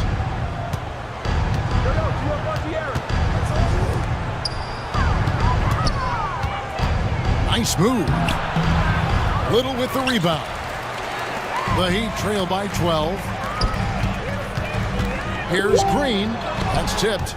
R.J. Barrett has strength and length on the defensive end, and that makes that block an easy one. And hard to decide which is better, the pass, the catch, or the slam. Oh, there's no wrong answer. Sensational alley-oop.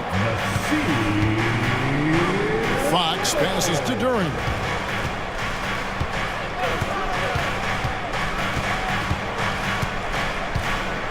Pass to Barrett. Here's the drive, and it's good. 2 points. Barrett's got 20 points. Excellent instincts from R.J. Barrett right there. Finds the gap, drives with confidence. And when you take a look at Jalen Duren, a big man, Greg, who seems to get better each and every season. Well, you know, he averaged a double-double in his second season. I especially like how hard he goes after rebounds. This guy has a bright future in this league.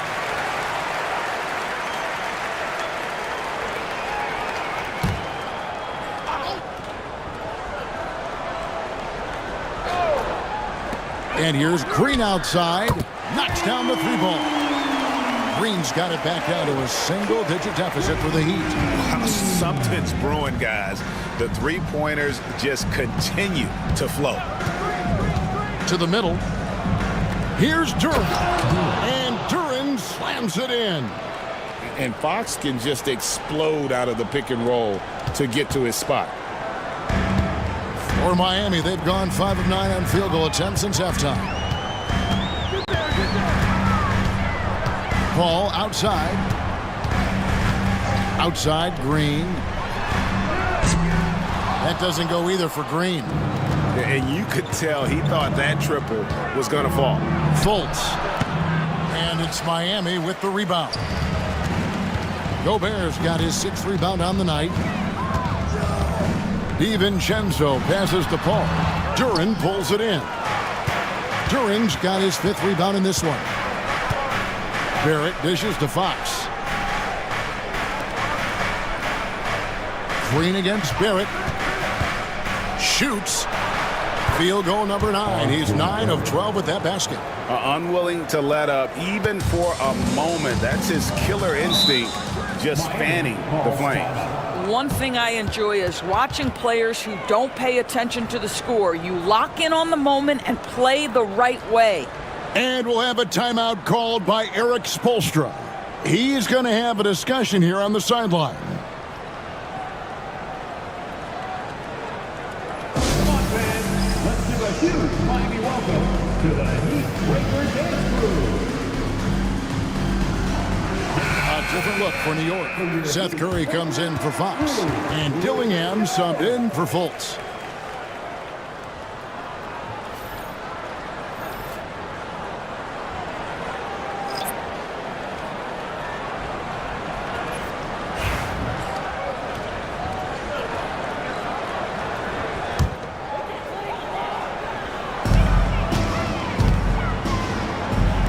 Outside Rozier. Pass to Green. From outside the arc. That's good, and it's Rozier with the assist. Rozier's got his 4th assist in this one. And really, as the three-pointers keep dropping, you get the sense that the frustration is mounting for the defense. Here's Dillingham. Tried to come right back with the three of his own, but it's no good. The Heat trail by 10. Eason with it. There's the three. It's rebounded by Barrett. A slight rebound advantage for them. One more column in their favor, and it's all adding up. Outside for Curry. Nailed from three-point land. Curry's got himself going there. His first points of the game on the deep ball.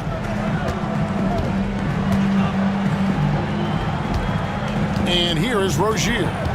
He's got 8 over Dillingham. And the basket by Rozier. Sometimes the defense is willing to contest that in-between game, and Terry Rozier says, listen, if it's a bucket, I'll take it. Grant outside. Here's Dillingham. Rozier defending. His three-pointer's off the mark. Miami's gone to the three-point shot 8 times already in the second half and hit 4 of them. Into the lane, and a miss there with a chance to cut the lead to single digits. Here's Barrett. Boston grabs the miss. The Heat trail by 11. On the wing, Rozier. He's got 10.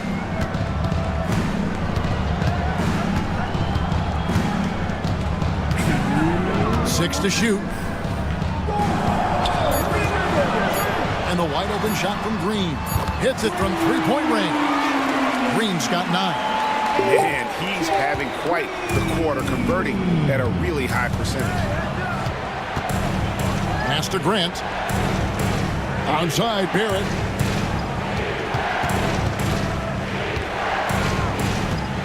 Driving to the basket. And 2 free throws coming up, unable to get that one to go with all the contact. R.J. Barrett, the ability to make adjustments in high speed, gets his shot off despite the defender and the contact. Let's take a moment here to get your guys' take on scoring so far for the Knicks. And guys, how about the unselfishness and all about working that ball around, shifting the defense, and just seeking out the best shot. Also, they've been living in the lane. They're getting the ball in close, and it's had a devastating impact all game long. Lillard's checked in for the Heat, so he hits 1 of 2 from the stripe. Well, one thing you love about R.J. Barrett is he is a scorer at heart. This guy will hunt shots. He's going to be aggressive, and when he gets on a roll, look out, guys. And Rozier, here we go. And it's in there. Rozier's got 4 this quarter. We've got 1:13 left in the third quarter of the game. Outside Curry. Some nice passing by New York here. Johnson against Eason. Down low. Pass to Dillingham. Johnson down low. He's covered by Eason. Johnson can't hit. To the inside. It's stolen by Barrett. And stolen by Lillard.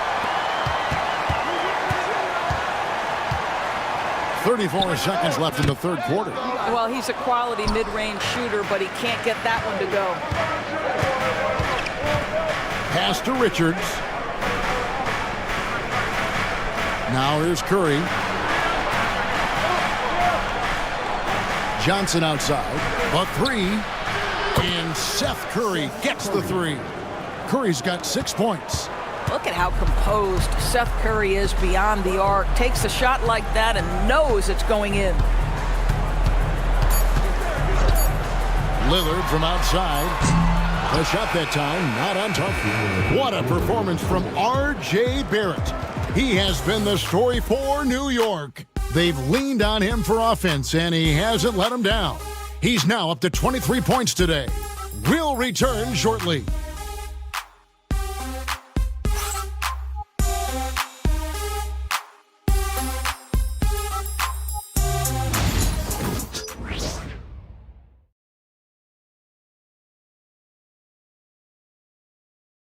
Head coach Eric Spoelstra mic'd up along the sideline. Let's check it out. Trust each other. Let's get that ball moving. Right? The ball moving. No holds. No holds. Right? Well, moving the ball is so important to these coaches. I mean, it helps make the offense run smoothly, Kevin. When you move the ball, more scoring opportunities open up. The fourth quarter has arrived. So good to have you with us. Setting the floor for the Knicks. They've got Keldon Johnson. De'Aaron Fox out there with Markelle Fultz. Then it's R.J. Barrett. And it's Richards in at the center. This guy always amongst the league leaders in dunks. Gobert is a force around the cup. Back to Fox. Rozier with the steal. Lays it in off the breakaway. In the flick of a switch, going from defense to offense. Well, just terrific anticipation to force the turnover and ignite the break. Fox finds Barrett. There's the pick. This one for three. Rudy Gobert with the rebound. You know what, though? Sometimes you can be too open. I think it may have surprised him, and that's why he missed. Here's Lillard. Basket is good. The assist from Harris. Those defenders just look a little bit gassed. I mean, they're getting pushed around on that low block. Here's Fox, and it's Fox with the jam. He is a blur. I mean, Fox obviously skilled at breaking down the defense, coupled with his athleticism and size. Boy, he is a terror. Harris outside. Over Barrett. It'll go, and the Knick lead is cut down to just 4 points in the bucket from Harris. And that mid-range jumper, Harris's go-to shot before he developed the consistency from range. And so Lillard will bring it up for the Miami Heat. A great fourth quarter, just giving up 2 points. Has to Gobert. Knocks it loose. Out of bounds as the Knicks gain possession. And some changes here for the Heat. Dante DiVincenzo comes in for Rozier. And Paul subbed in for Damian Lillard. Jalen Duren, he's checked in for the Knicks.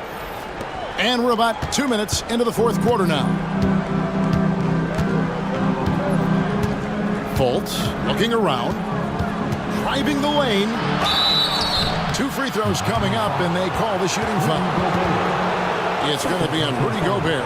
Well, there is a display of fearlessness. We see this from Markelle Fultz. This guy wants to penetrate and draw the foul.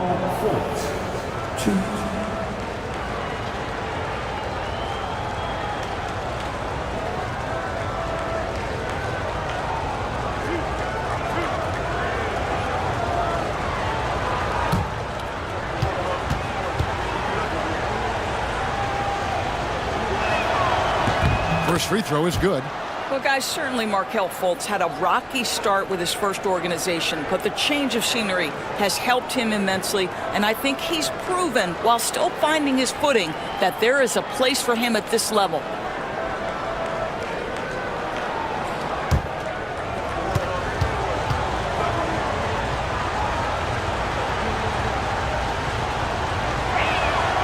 And so Fultz nails them both. And the length and speed of Fultz makes him deadly. Excellent at shooting the ball and a super aggressive defender. Gobert against Duren. Love with the screen on Fox. Love outside. Down to 5 on the shot clock. A three for DiVincenzo. The Knicks leading by 6. And it's Barrett penetrating. And that one drops. Barrett's got 13 points here in the second half alone. I'll tell you, you better have a tight, confident handle if you're going to make that move. Go ahead, RJ. Love outside. Three-pointer. Sinks the triple. Defensively, you can't back off him that much. You don't want to give up easy threes at this stage of the game. Fox kicks to Barrett. Good, and it's Fox who picks up the assist. Fox has got his 8th assist here tonight. Challenging this D with the 3-ball. That's his second from distance this half, and he also hit one in the first half, too. And the refs are going to rule that unnecessary contact. It's a flagrant 1 foul. Boy, a very hard foul that time, and the officials had to slap him with the flagrant. I mean, you can't let him get away with that kind of contact. Yeah, gee, that's an easy call for the officials to make when there's that much contact. The league is really really cracking down on those sort of plays.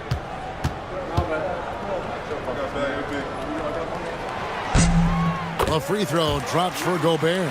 And those advanced numbers, Doris, they show Rudy Gobert is historically great. Kevin, I love that you are an analytics lover, but for me, it's about the eye test. Rudy Gobert has won the Defensive Player of the Year on more than one occasion. He's played on winning teams, and he's been an integral part of their success. He is one of the all-time great defenders we've seen. Here's Paul. DiVincenzo kicks to Love. Back to DiVincenzo. Pass to Harris. Over Barrett. Goes back up. Harris, no good. The Knicks leading by 7. And it's Barrett penetrated. Fouled in the act of shooting. Gets the bucket anyway, so a 3-point play chance for him. Well, you love that they've been able to rely on him time and time again. You love the effort here late. R.J. Barrett, 1.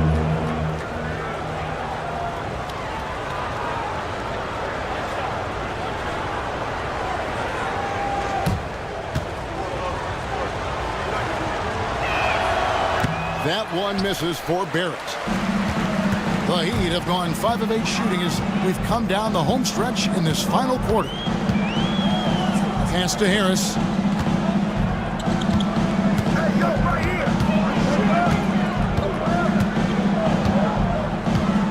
Gobert with a screen for Harris. Launches it. They get the rebound. 4 on the clock. And Gobert with the lay-in. Gobert has got 5 points now in the quarter. When it comes to offensive rebounding, one of the best in the business, Rudy Gobert. And Tom Thibodeau decides to call timeout. He has decided it's the right time to talk. Let's go, Heat fans. Give it up for your Heat High Squad. Is your High Squad. Get loud and let them hear it. I want to see you get loud. Here comes your teacher.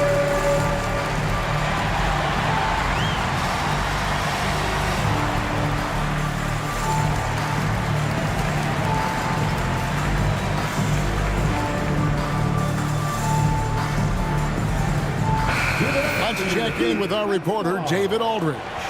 Hey, Kevin. Well, during the break, I heard Tom Thibodeau as he talked with the team.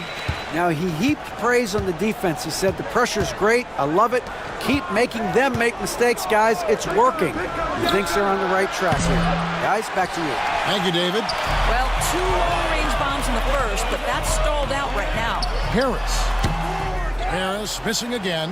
That's a shot he's got to hit. You don't get many looks better from that range.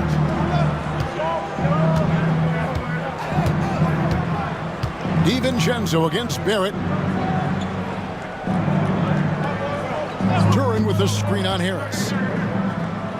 Vaults the pass to Duran. And Duran slams it in. And that's an example where the unpredictability of Fultz helps him, especially in that pick and roll where he can slice dimes through the D. Out to the right wing. Ball against Fultz. Harris outside. And there's the call on Rudy Gobert. That's his 3rd foul of the game. And really a combo forward with a solid outside touch. Harris is the ideal fit for the modern NBA. Fox against DiVincenzo. It's stolen by DiVincenzo. Inside. It'll go, and the New York lead is cut down now to just 4 points with the basket from Harris.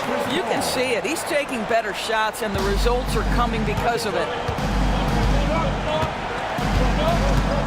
Fultz against Paul. There's the lob to Duran. Hammers the alley-oop through.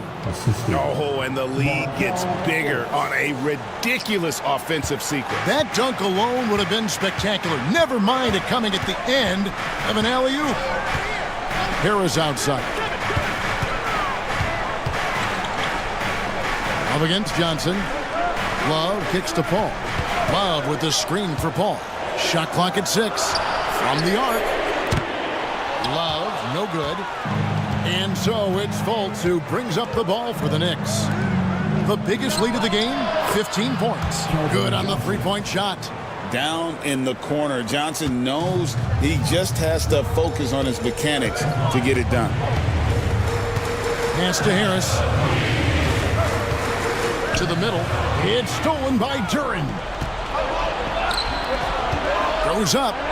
And Barrett slams it in. Quick job of getting up the floor and creating early offense. You don't give the defense any chance to set up. Sometimes you just love an easy look. Paul passes to Harris. Love with the screen on Barrett.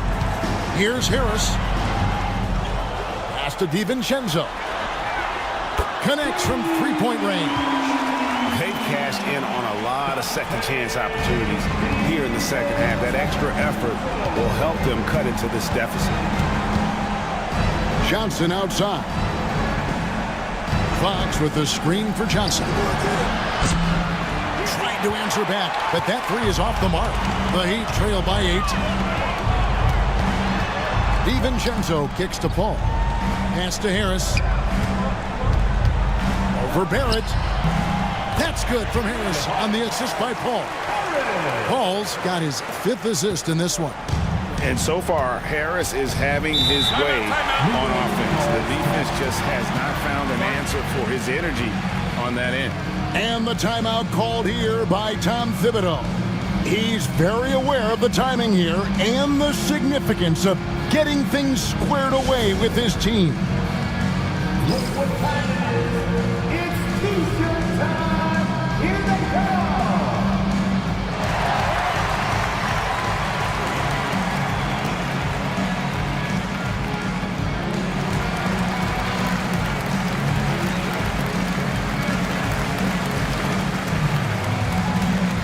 And Miami making a change here. Rozier's checked in. And New York with a change here too. Richards is checked in.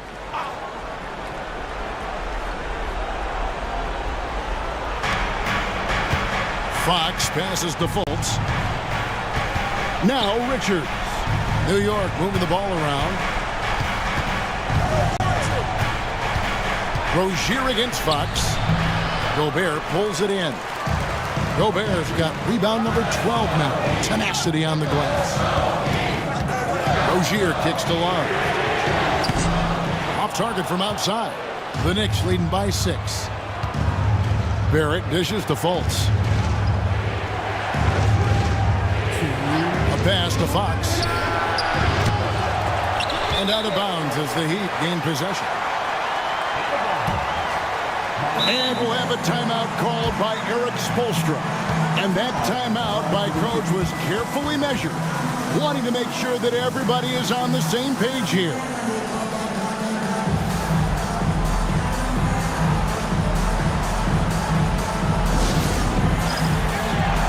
And the Heat with some changes. Dante DiVincenzo. He's checked in for Terry Rozier. And Damian Lillard subbed in for Chris Paul. Here's Lillard. It's rebounded by New York. And it didn't fall, but that's the kind of shot they want their offenses to create. You know, it can be frustrating when you make the right play and fail to reap the rewards. You just have to stay with it here. As a playmaker, Barrett has improved his vision, plays with a good recognition and been very unselfish. Gobert with a screen for Lillard. They swipe it.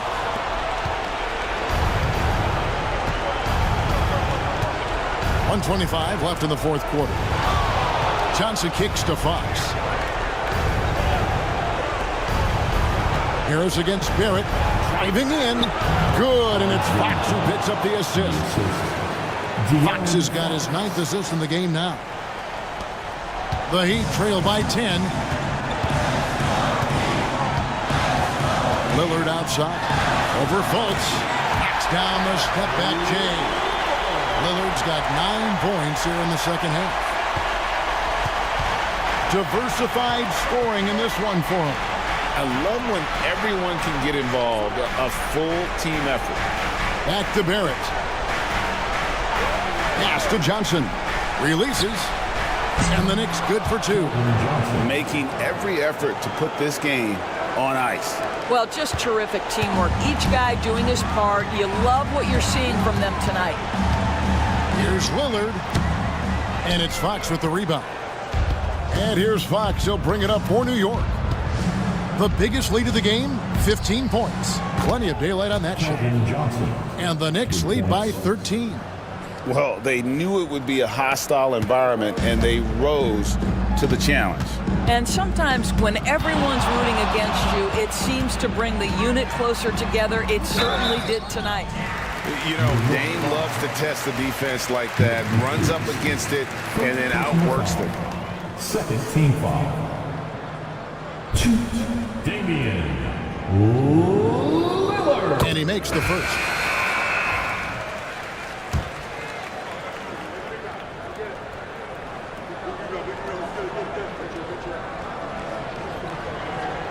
Still free throws good from Lillard.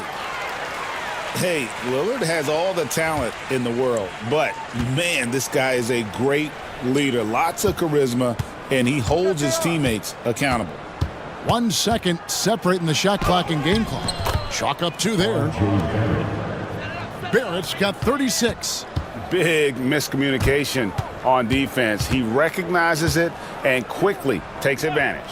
And that's typical of this guy. He's always reading the situation, reacting quickly, and capitalizing.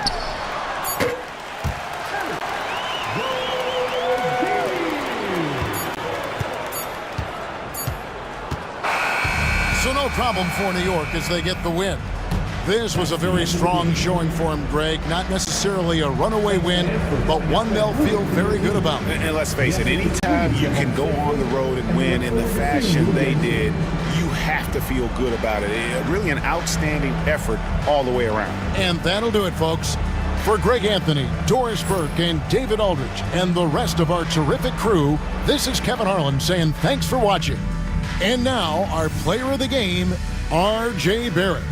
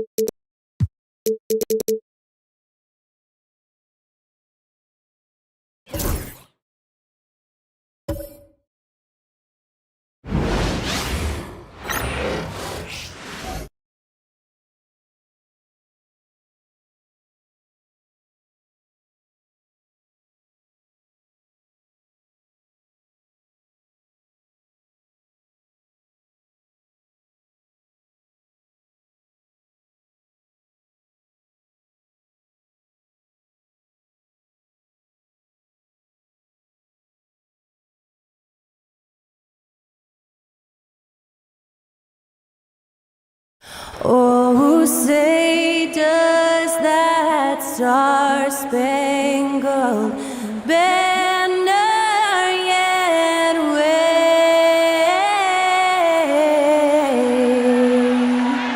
o'er the land of the free and the home of the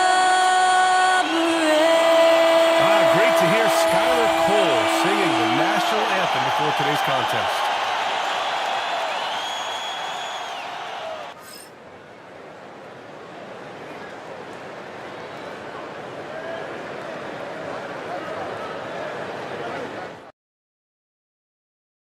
Welcome to Wednesday night's NBA action here on 2K Sports. In this game, we'll see the Chicago Bulls going up against the Orlando Magic. Hello, everyone. I'm Brian Anderson, joined by Grant Hill and Clark Kellogg. We'll hear from reporter Allie LaForce in a moment. And to look at the status here of both teams' injured players and who will not be in the lineup. And it feels really early to be already missing players from the lineup. How these teams respond will impact the outcome of this game. So a look at our starters for Orlando. They've got Scotty Barnes, P.J. Washington out there with Jakob Poeltl, and it's Minot in at the four-man position. And for Chicago, we've got Edey, Trae Young out there with Kyrie Irving. Then it's Williams, and it's Brown in at the three, the small forward. Well, Grant, when you take a look at this matchup, both these teams feature an impressive backcourt. No question, B.A. And I get the sense that bragging rights are on the line here. Everything you can do, I can do better. Expect some exciting back-and-forth action in this one. Outside Irving. It's hauled in by the Magic. Here's Grimes. Here's Pirtle. And the dunk by Pirtle. And Pirtle is always a threat to come away with offensive rebounds because of his size, but just as important, his timing. Now here's Young. Oh, what a finish in traffic! My goodness! And that's exactly how you attack length.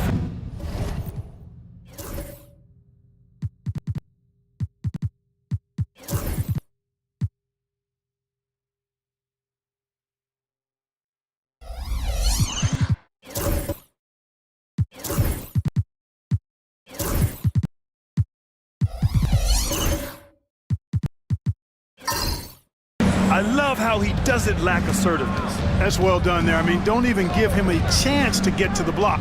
Get in tight and finish at the rim. They get it back. And so Brown will bring it up for the Chicago Bulls. And this is their first time matched up with Orlando this year. Williams passes to Irving. No good from outside. And he almost made them regret defending him so loosely. To the paint. Now Young with a steal. Here's Brown. Ooh, plenty of contact on that shot. Officials call the foul, and he'll take 2 free throws now. That's on Jakob Pirtle.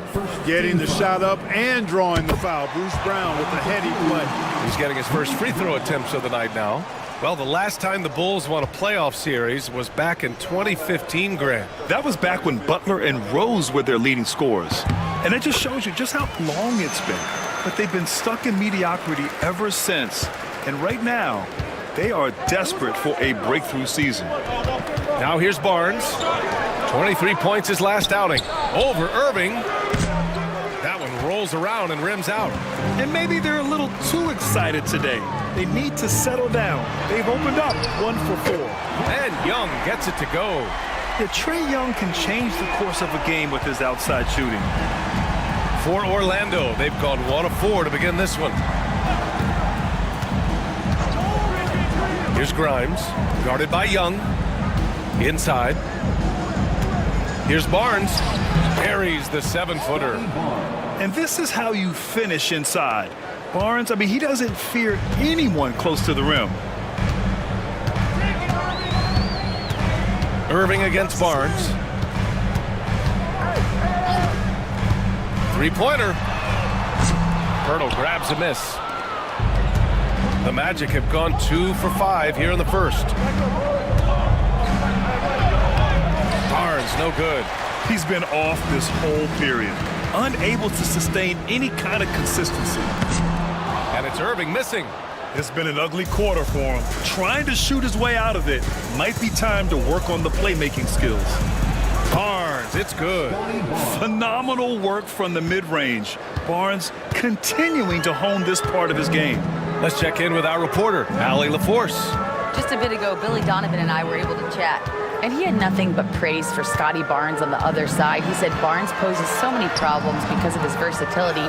He can play multiple positions. He's unselfish. He's got great speed for his size. He had a lot of good things to say. Clearly, Barnes has a big fan here. Okay, thanks, Allie. All right, let's use this time to check out the teams with the most steals last year. 5th on the list, the Magic. And this is a team that takes great pride in being aggressive on the defensive end. They take good risk and know when to go after opportunities for steals. Chicago's gone 1 of 4 from deep. And we'll have a timeout called by Billy Donovan. We might see him looking to make some tweaks to the strategy here.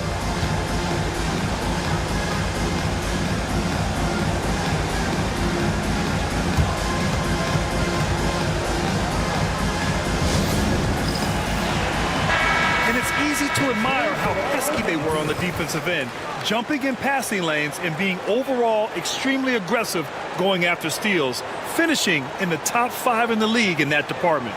And these guys really took advantage whenever their opponents turned the ball over, finishing in the top 5 in points off turnovers last season.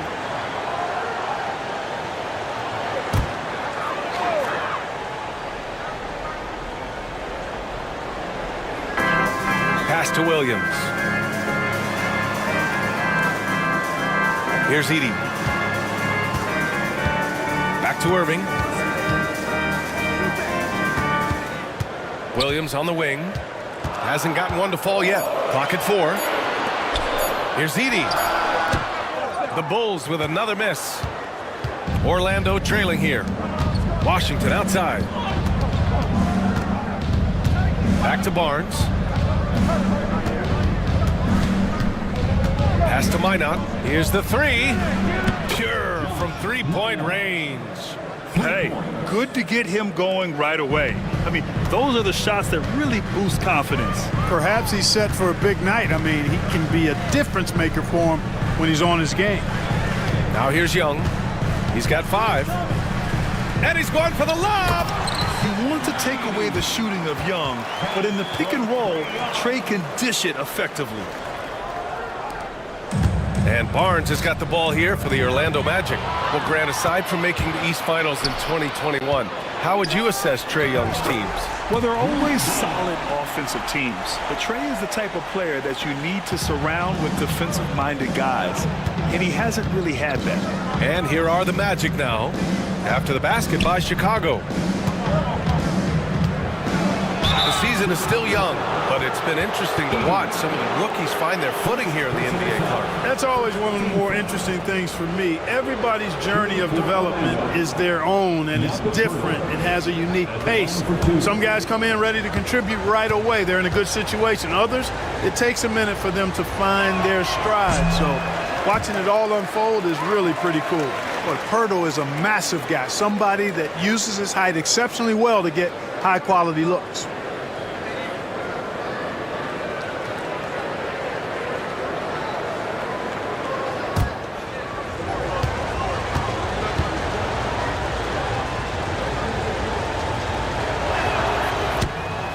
And he's good on the second. The Bulls have gone 4 of 10 shooting the rock in this first quarter. Pass to Edey. Outside Irving. No good with the triple. He hasn't been able to find his touch this quarter. To me, it appears he's starting to lose his composure a little bit. We'll see if he can regroup and get back into a better rhythm. Here's Grimes. Still no points. Minot. The rebound by Edey. Ooh, I think he wants that one back. I mean, he knows he's capable of better. And Young, here we go. Ooh, and he took a hard foul on the shot. So he'll head to the line to shoot a pair. Give credit to Young's tenacity from the interior. Getting the D's attention right there. All right, guys, some stats here. The scoring breakdown for the Bulls. Well, you got to be impressed with how selfless they've been so far. Their passing has been simply outstanding. And, you know, another thing that's been working for them tonight, scoring off turnovers, points off miscues. They've been converting any mistakes at the other end. And Trey Young's attitude on the floor is so striking. He's got this unbreakable edge to him. He's super competitive and is ready to scrap with you. Exum's checked in for Kyrie Irving. That's what he does. Rock solid at the line. Barnes feeling it out a bit. It's tipped. And here's Brown. 15 in his last outing. It's deflected, and he gets it back. Right wing. Here's Young. Shot clock at 6. Laid it in with a nice touch off the window. Young's got 9. Magic trail by 5. They've been having major problems offensively. Definitely in a bit of a dry spell. All right, and we got a report from Shams Charania with news out of the Western Conference. Shams, take it away. Thank you, B.A. The story today from Nugget Nation as Denver is already altering their roster. They've acquired Franz Wagner, a talented forward with impressive versatility. He's a hard-working player who never gives up, and I'm told this organization is very pleased to add him to the roster. Always something going on, and we appreciate the update, Shams. Thanks. Now here's Young.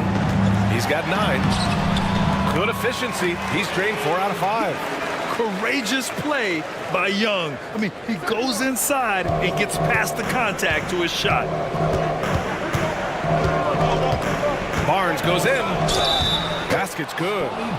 Love to see that kind of activity. He just makes things happen. Walter, he's checked in for Orlando. First trip to the free throw line for him tonight. At the line for the Magic, Scotty Barnes. That free throw good from Barnes. Yeah, this guy is so key for this team. Barnes with so many valuable minutes night in and night out. And timeout is called by Billy Donovan.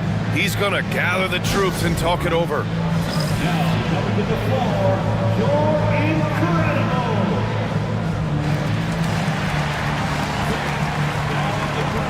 Your squad, get loud and let them hear you. Fans, if you want a t-shirt, we have to be able to hear you. So make some noise.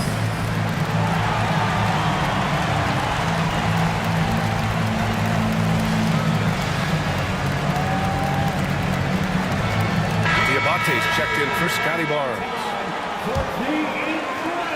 Chicago leading by 4. Here's McCain. And Clingan pulls it down. Down low. Oh, got a piece of it. Here's McCain. Pass to Filipowski. Launches a 3. On target from range.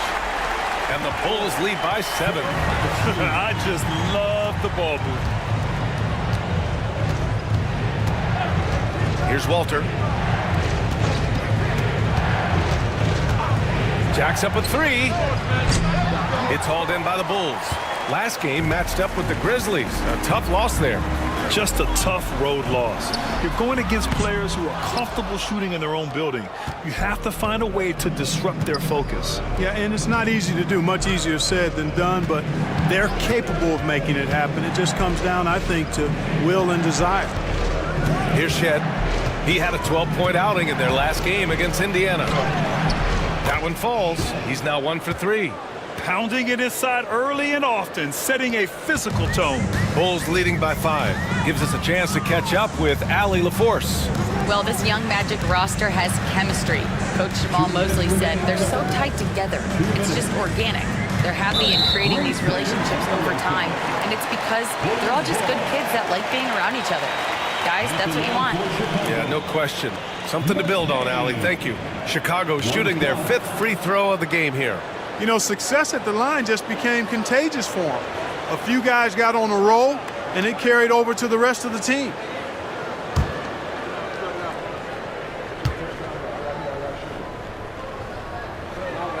And he shows the focus there. Nails the tee.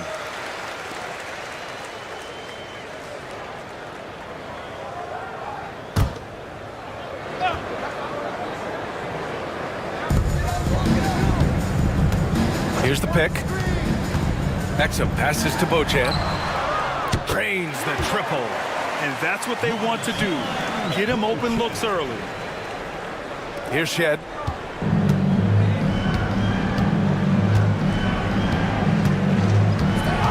Pass to Diabate.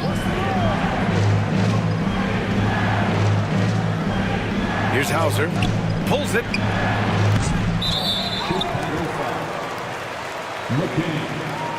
First personal foul. And it's time to take another look at that powerful block. Such great timing, defensive awareness, too. When you have to face a defender that can reject you like this, it certainly can change your approach.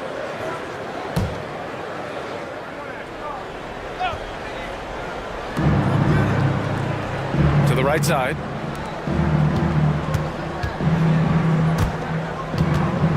Shot clock at 5. Pass to Clingan. He hits the back iron and sinks it. Yeah, just a great find by Clingan. As he plays more and more, the game will slow down for him. And you watch Donovan Clingan. He really benefited from that extra year in college, Graham. Yeah, the development cycle can be a little longer for centers, B.A. He cleaned up a lot offensively and took his strength and conditioning to another level. Here's McCain. He had a 12-point outing in their last game against Memphis. And he can't extend the lead to double digits. Magic trail by 7. Here's Shed. Here's Clingan. The rebound by Filipowski. And for the Bulls, they're shooting only 42% to get this one going. Exum's shot is off. Shot clock and game clock. 1 second differential. Pass to Diabate. Here's Shed.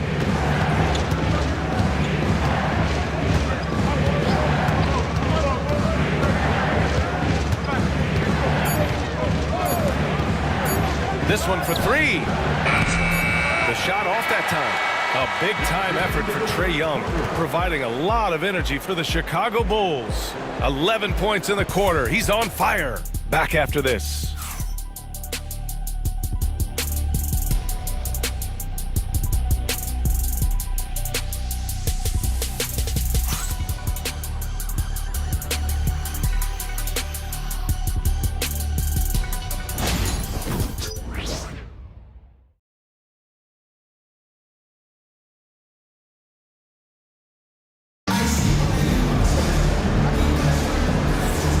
If you're just joining us, we played through one quarter in this one. And before we move on, what do you think about what we've seen here from the Bulls tonight? Well, clearly they played well in the first period because of their selfless attitude. Yeah, and you know, so many of their hoops came off an assist, which is a good sign of ball movement and sharing that ball. Magic trail by 7. Kyrie Irving out there with Trae Young. Then it's Williams, then it's Edey, and it's Brown in at the small forward position. That's the Bulls 5 as we get into the second quarter. And the defense really has no chance when Young gets in space. He's just too skilled. Irving against Barnes.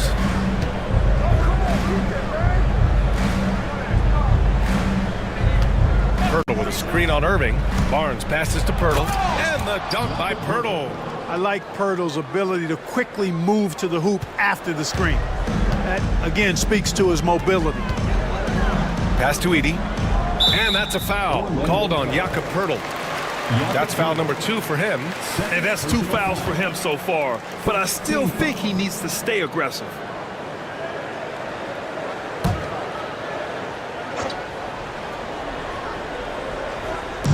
Magic on D. They trail by 7. And here's Young. And so he draws the foul, headed to the line to shoot a pair. Well, Grant, with all the parity and competition in the league today, there's still those teams piling up losses. Yeah, B.A., and with teams like the Thunder excelling, it's almost like youth is no longer an excuse. But some rebuilds take longer than others.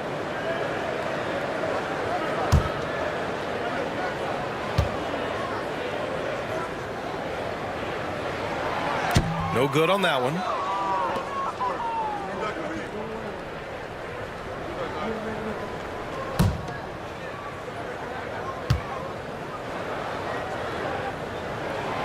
And the second free throw is good.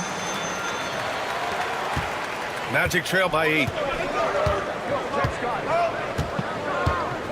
And we played through the first minute here in the second.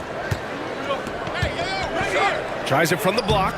In deep. Barnes drops it in. Barnes has got 9. Chicago shooting about 43% on this one. Pass to Williams. Back to Young. Here's Brown. He's guarded by Washington. Brown drives in, and he gets that one. Excellent work fighting through the tough defense there by Brown. Nice job slashing to the hoop. This will be his 3rd free throw of the game. 3rd personal foul. 3rd team foul. At the line for 1, Bruce Brown.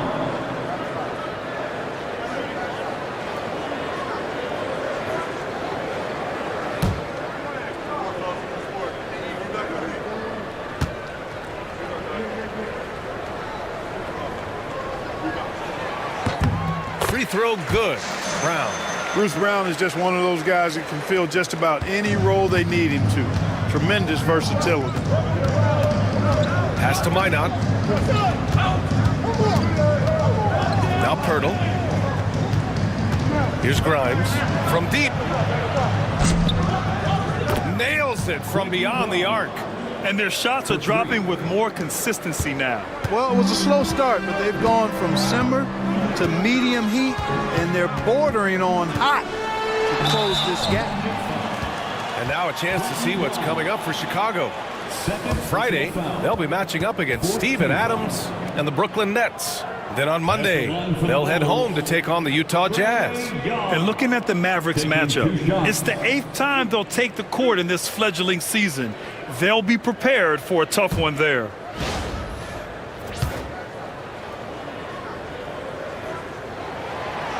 The first one falls.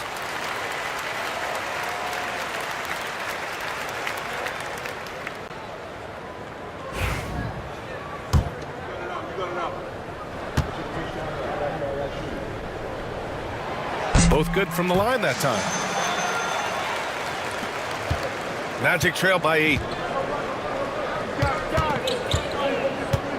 2 minutes now played in the second quarter. Here's Barnes, and a foul called on the way up. So he'll take 2 from the free throw line. You know, Grant, an underrated area of improvement for Scotty Barnes has been his defense. You're spot on, B.A. I mean, we've seen an elevated intensity from him on that end. Finding more denials, attacking the ball, really proving himself as an effective stopper.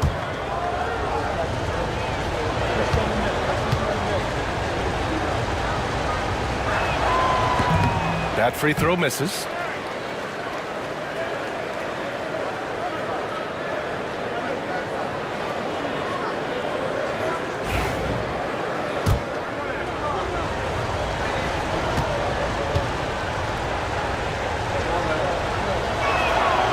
Good on the second one.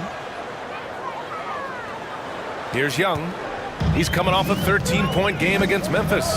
And his court vision was sensational as well. He was making all the right decisions. Now here's Irving. They lead by 7. Williams finds Brown. And the call is going to be, yes, an illegal screen. A look now at the leaderboard to see which teams had the toughest defenses this past season. 4th, Orlando. They made life hard on opponents. One of the best defenses in the NBA last year. Magic trail by 7. And so Jamal Mosley calls for the timeout. He wants to give him a breather and talk things over. They're moving on after a tough loss they took at the hands of the Pacers. I think as soon as it got to OT, they felt discouraged. They really expected to win that game going away. And, you know, that's the case a lot of times when you have an uneven matchup like that. I mean, the longer it stays close, the more the underdog starts to believe it can win. Outside Irving. Shoots from the baseline. Off the left rim and out. The Magic have gone 3 of 3 to begin the second. Here's Barnes. And he scores it. Now 5 of 9 from the field. Yeah, kept his feet moving and found a window. Barnes doesn't need much room to operate.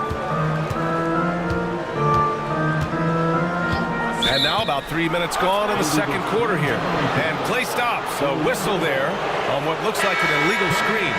One of the trickier plays to judge, but it would be hard to argue against the call. Yeah, you know, the officials aren't nearly as lenient as they used to be on that call. As a matter of fact, I know I got away with a lot of those in my playing days, but that was 40 years ago. Filipowski, he's checked in for Chicago.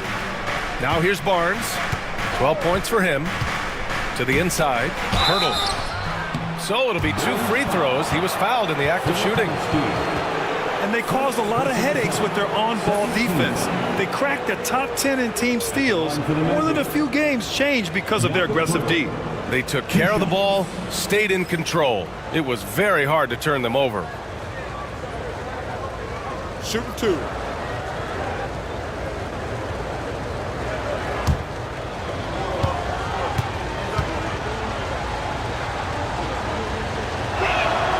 And he makes a first.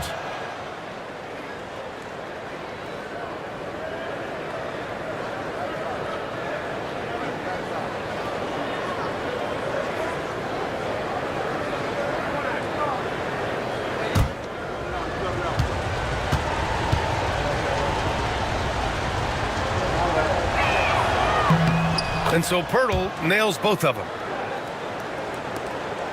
Bulls leading by 3.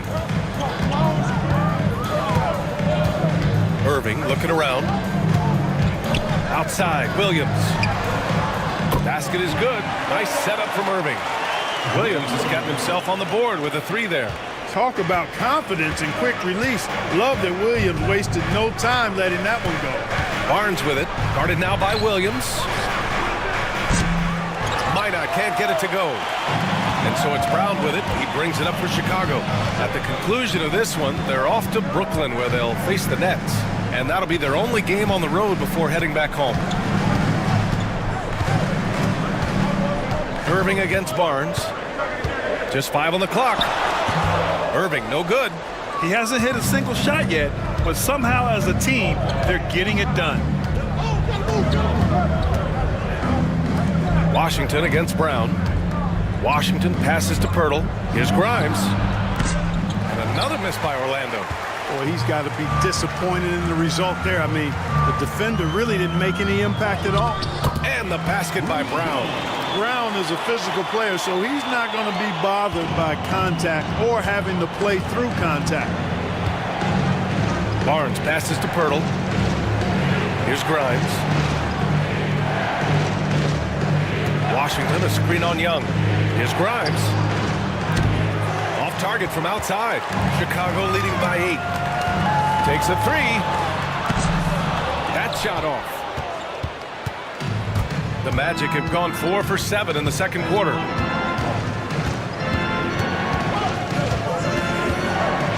Outside Barnes. Orlando again missing. Chicago has gone 1 of 2 from deep in the second quarter. Brown finds Williams. Irving with it. Young looking over the floor.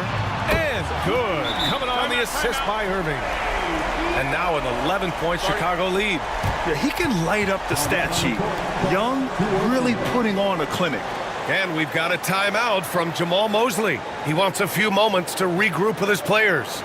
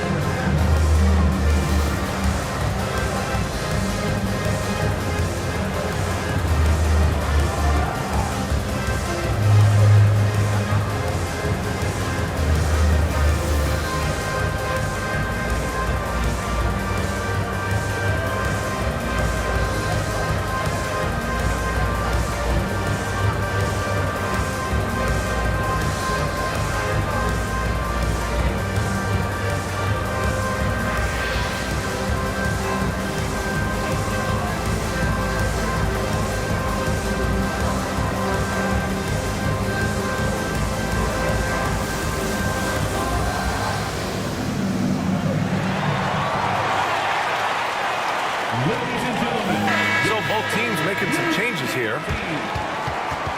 Those were your Bulls kids.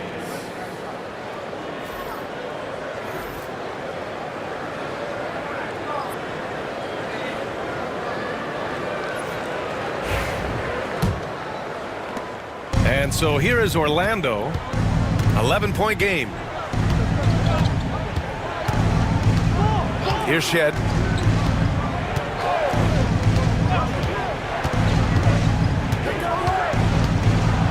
Oh, a clear foul there on the missed shot. So he'll get a pair at the line. Second personal foul. Third team foul.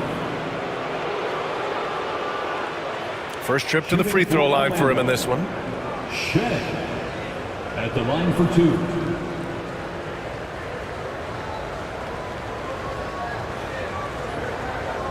Take a break. Take a break. 2 shots.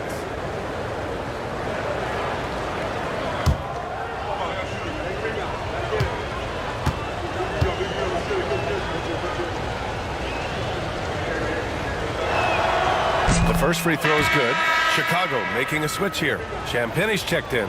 And the Magic making a change here as well. Walter, he's checked in for Grimes.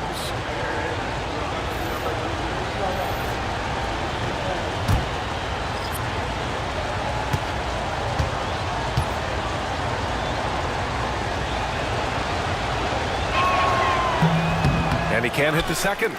Bulls leading by 10. Pass to Young from downtown. And Klingon pulls it down. And he probably thought he was going to bury that one. Here's Walter. Out to the right wing. Here's Shed, guarded by Young. Here's Diabate. Lays it up and in off the pretty assist. Credit their discipline. They've been working for high percentage shots. Young with it. He's got 19. Misses the three. Here's Hauser, defended by Brown.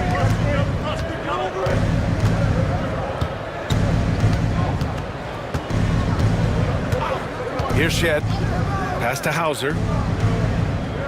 Here's Diabate. 4 on the clock. Here's Hauser. Rebound by the Bulls. Brown's got 6 rebounds in the game. Up top, Young.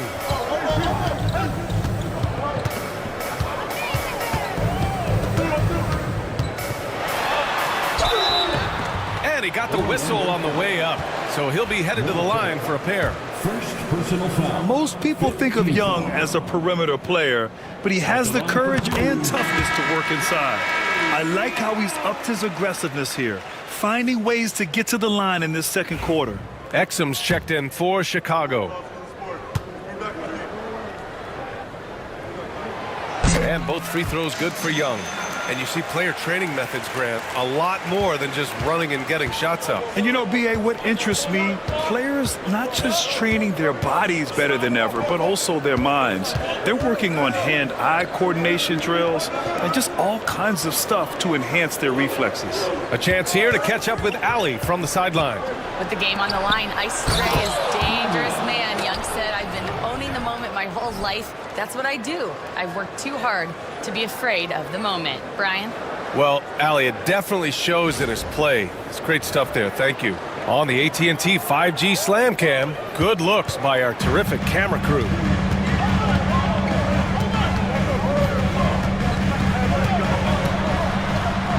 Pass to Filipowski, and the bucket is good. Filipowski's got his second basket of the night. And the defense has no one to blame but themselves. I mean, they just let him get right to the rim. You know, he should be getting extra attention from the defense, not less. And so Jamal Mosley calls for the timeout. Coach wants to speak to his guys, maybe alter some of the game plan.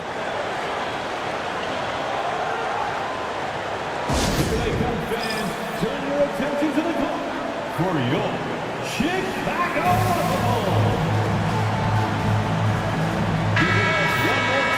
Looking at our leaderboard here, last year the teams that made an art out of transitioning from defense to offense. Orlando in second.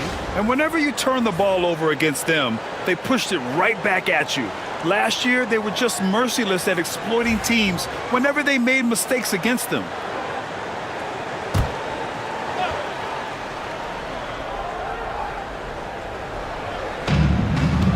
Pass to Shed. Here's Diabate. And he'll draw the foul. He'll head to the line for 2. First personal foul. 4th team foul. At the line for the Magic, Diabate. 2 shots.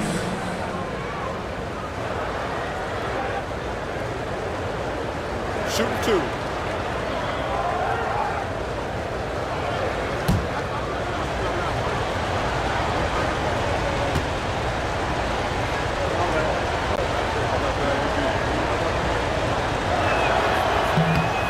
And the first one at the line is good. Beauchamp, he's checked in for Trae Young.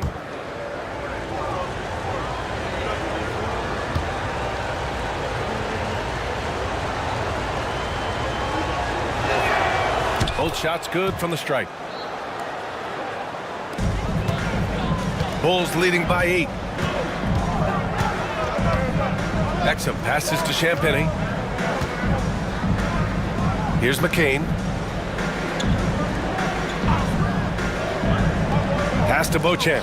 2 minutes remaining in the first half. 2 minutes. Clock is at 3. Pulls up. And good. Got the friendly bounce off the right side of the rim. Beauchamp's got 5. Magic trail by 10. Here's Shed. Lays it up and banks it in. And they keep on figuring out ways to force the rock inside and convert. Pretty clear. It's smash mouth basketball. Pound that thing inside. Now here's Exum. Filipowski, pass to Exum. 1:24 left in the second period. Inside, here's Beauchamp. Hauser grabs the board. The Magic have gotten 7 of 12 shots to go here in the second. Pass to Klingon. Wide open. And Orlando again with the bucket. And this is about as far out as Klingon will shoot it for now. But I expect he'll work on his range over time. Now here's Exum. Here's McCain. Exum left side.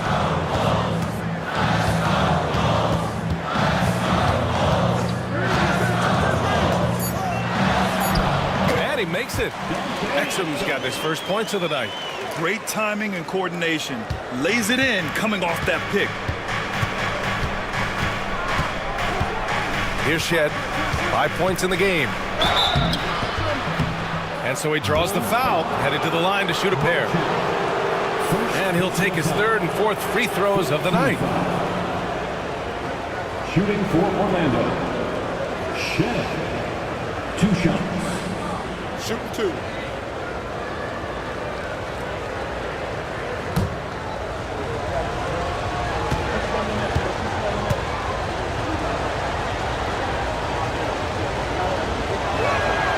And he drops it first. The Bulls making a switch here. Williams is checked in. Grimes, he's checked in for Orlando.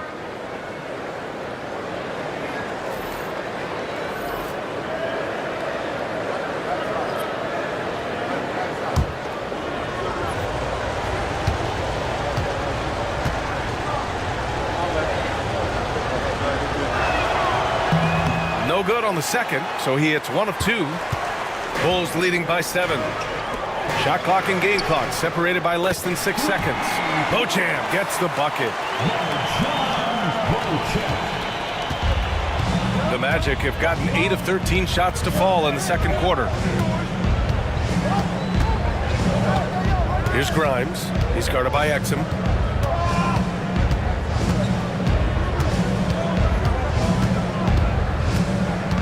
Here's Grimes. They set the pick. 3-pointer. Nails it from 3. Grimes has got 6 points. And so it's Chicago closing out the quarter with a 7-point lead. Just pounding the painted area. That's helped them build an advantage. All right, now let's check in with Allie LaForce. Allie, as always, thank you. We'll be right back to begin the third quarter right after this.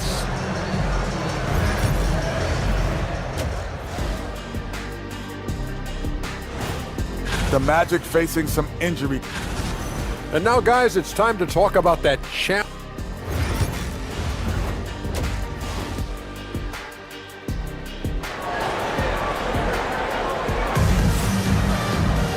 Well, for those just tuning in, thanks for being with us. Second half of this game still to play. We're seeing a tremendous game from Trae Young. Yeah, he's showing off how skilled he is at attacking the defense and converting at the line. Well, you know, in that first half, it was a common occurrence. He got to the stripe time and time again.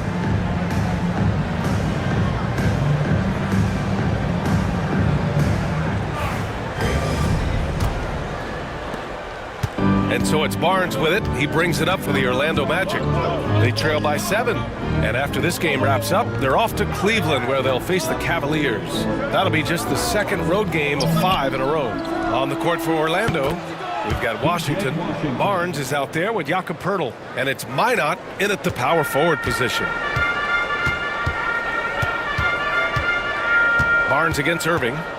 Pass to Brown.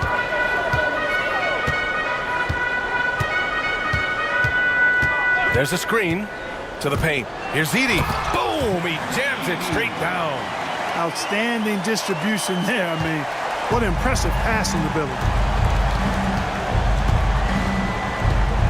Outside Barnes. Now Washington. Outside Barnes.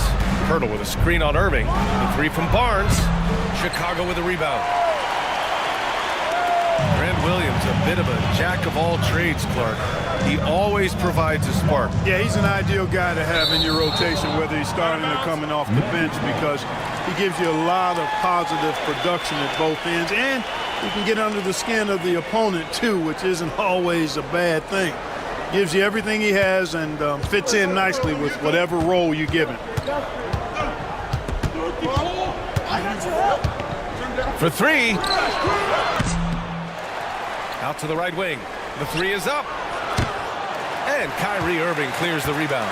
Since halftime, they've missed 3 of their first 4 shots. Still trying to get their legs under them. And here's Brown for 3. And good. Coming on the assist by Irving. Irving's got his 3rd assist of the night. Just a little over 90 seconds gone in the 3rd quarter. Barnes passes to Pirtle. Here's Grimes. Washington outside. Here's Minot. And they waste no time getting those 3 points back. Minot's got 6. That's how you up the ante. Come right back at him. A little back and forth from long range. I love it. That's a terrific answer there.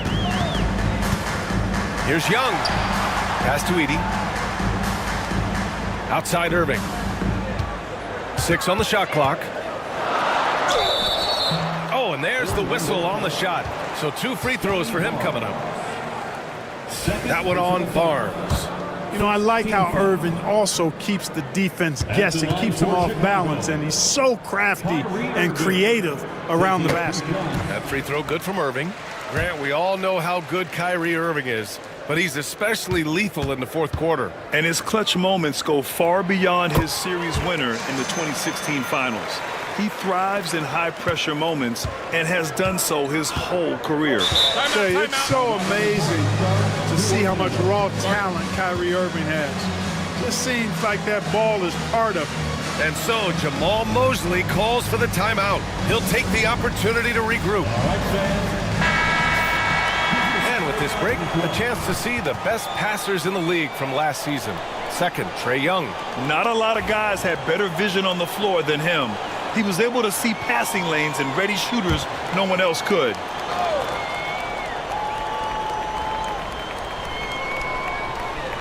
Just under 2.5 minutes into this 3rd quarter now. Barnes against Irving. Now Barnes. 12 points for him. 5 on the clock. Washington, a screen on Irving. The 3 from Barnes. Chicago grabs the miss. Outside Irving. And Grimes pulls it down. Magic trail by 8. 3 minutes gone now in the 3rd quarter.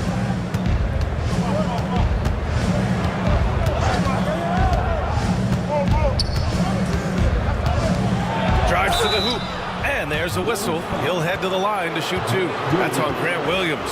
First trip to the line for him here. Team foul. Shooting for Orlando. First free throw is good. 2 shots.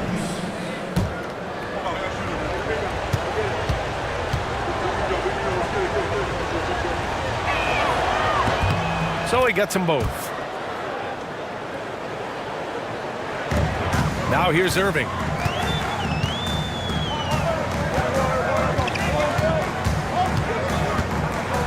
There's the drive.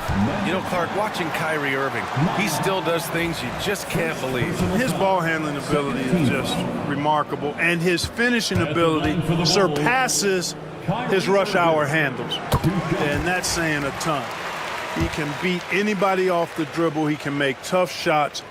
He really is one of the elite scorers from the guard position in the history of the NBA. I don't think that's an overstatement. From the angles he finishes, the shots he can make, He's as elite as we've had in the league. Here's Barnes. And yep, it's good. Barnes has got 14 points for the game. And Barnes doesn't back down from anyone, embracing the contact on the way up.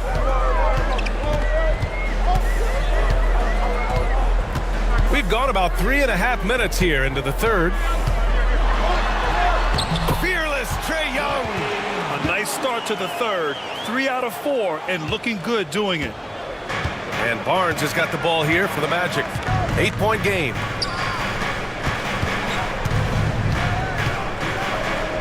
Pass to Washington. Back to Barnes. And stolen by Irving. Oh, it's blocked by Barnes. Yeah, erasing the shot. Barnes saw it coming and gets there to knock it away.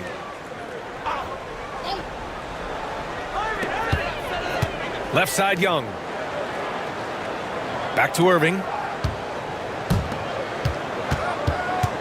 It's Brown on the wing. He's guarded by Washington. Some room here for Williams. Pirtle grabs a miss. Pirtle's got 6 rebounds in the game. Here's Grimes. Give him 8 points now. Pass to Washington. Nails the baby hook. Washington's got his second bucket of the night. You know, Washington brings terrific strength to his inside game. He plays with quite a bit of force and fought his way into that shot. And here's Brown for 3. And Grimes pulls it down. Grimes has got 4 rebounds now. Barnes with it. Shoots over Young. Barnes, no good. If this quarter is any indication, he's not going to be the guy to turn this game around in their favor. And he's going to the line for 2. The official saw contact while he was going up. And man, looking good from the line so far this half. 100% since halftime. Come on now. I'm not sure this lead's going away anytime soon with that kind of marksmanship. Exum's checked in for Chicago. And the Magic making a change here.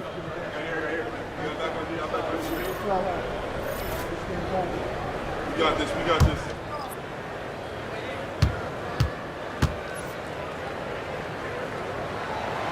He hits the second from the line. Known for his hard-nosed defense, Williams loves to get involved on offense, too. Here's Grimes. He's guarded by Exum. Pass to Hauser. Off target with the 3. Bulls leading by 7. Irving, the pass to Brown. Basket is good. Nice setup from Irving. Irving's got his 4th assist in this one. It's been a dominant night for him, staying productive throughout. Throws it up high. It's picked off. In transition. Knocks it loose. And so it looks like the Bulls will retain possession here. And the Magic making a change here. Diabate's checked in.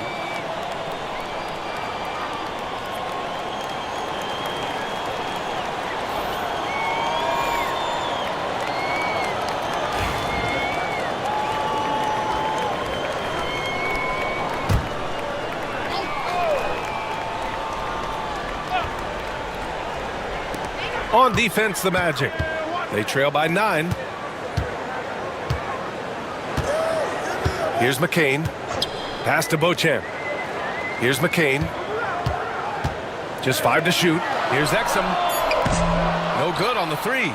He didn't make them pay for that weak defense, but they just can't rely on him to miss those kind of shots. Here's Shed. He has 6. Missed inside. Here's Beauchamp to the middle. Knocked loose. And a bit of a battle for the ball. And the officials signal a jump ball here. And now it's time to take another view of that huge swat. And when you're behind in the game, that's what you've got to do. Contest every shot and get stops.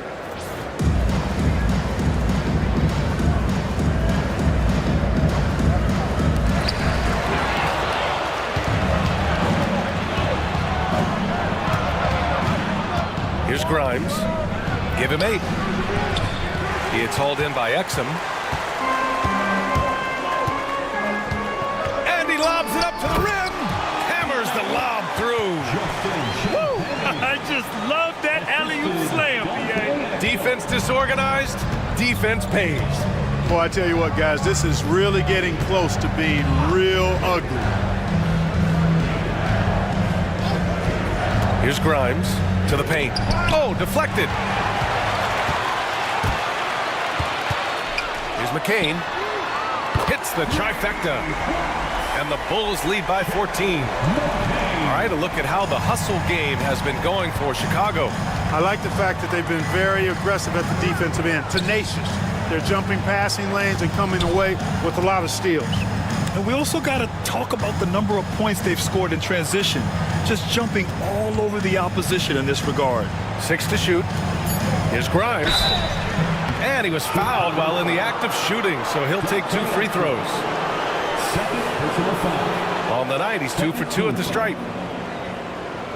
Shooting for Orlando, Quentin Grimes. Taking 2 shots.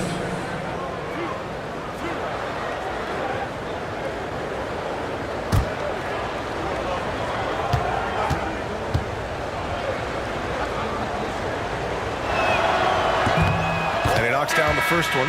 Minot's checked in for Orlando.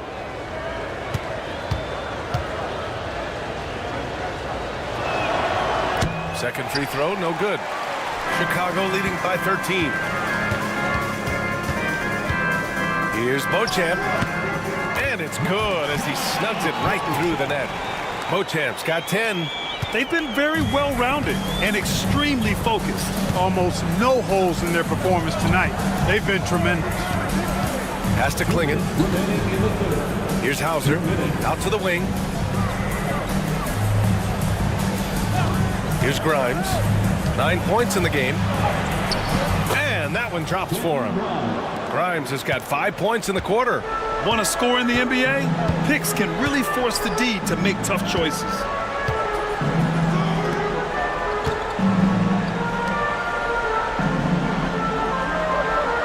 .133 left in the third. Here's Beauchamp. And a foul called on the way up. So he'll take 2 from the free throw line. He took the contact and had an opportunity to drain it. Boy, terrific play there. I thought even with all the contact, he still was going to get that shot to go down. Williams is checked in for Champagny.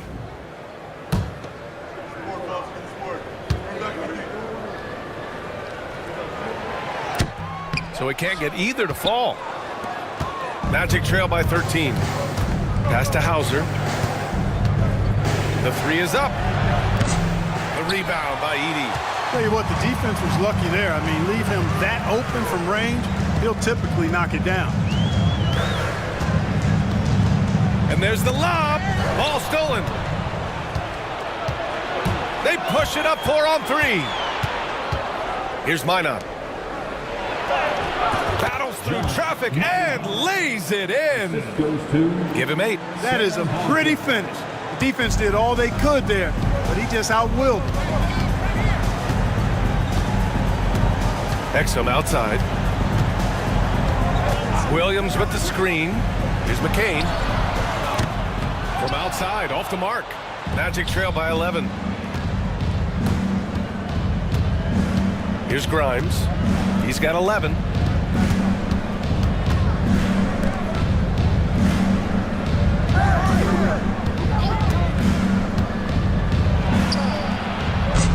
And a miss there with a chance to cut the lead to single digits. Bulls leading by 11. Pass to Beauchamp. Down low. Ooh, anticipated the pass. It's a turnover. Inside. Here's Klingon. And a two-handed jam. Yeah, be careful. Klingon can bring down the house. Exum outside. On the buzzer beater. And so it's the Chicago Bulls with a 9-point cushion at the end of the quarter. And they push the tempo in this one, getting out in transition. All right, let's take a look at our assist of the game presented by State Farm. And just a selfless decision from your two guard, showing his ability to get his teammates good looks. Yeah, and as a two guard, he's typically not a reluctant shooter, so it was really nice to see him orchestrating for a teammate instead. And this is it. Glad to have you along for this fourth quarter. And so it's Young with it. He brings it up for Chicago. The biggest lead of the game, 15 points. Trae Young out there with Kyrie Irving. Then it's Bruce Brown. Then there's Grant Williams. And it's Edey in at the center position, locking down the middle. That's the 5 out there for the Bulls. Just 5 on the clock. Here's Irving. Orlando with the rebound. You know, even though they're on top in this one, you'd like him to be better out there because he's capable of being better. It sure would make things a lot easier, too. Bulls leading by 9. Pass to Young. It's stolen by Pirtle. Oh, and a fast break for the Magic. The 3 from Barnes. Counted from distance. And not really a go-to for Barnes, but nice stroke on the corner shot. Outside Young. Right side Irving. Tipped. Washington against Williams. Pass to Irving. Shot clock at 5. Here's the floater. And that one good. And the Bulls lead by 8. And after being held scoreless in the first half, he's starting to turn it on. To the wing, right side. Washington passes to Hauser. Washington, a screen on Brown. Hauser off the mark there with a 3. And for the Bulls, they're shooting at a respectable 49%. Oh, Young, so tough at his size. Yeah, there's Trae Young getting it done inside. Magic trail by 10. Washington outside. Pass to Barnes.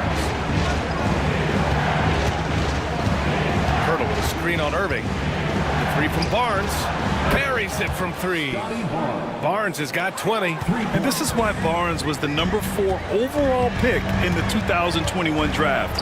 His ceiling is high. Lets it fly from 18. And it's Irving missing. He struggles shooting the rock, yet they're still winning. It's a good thing his teammates have played well.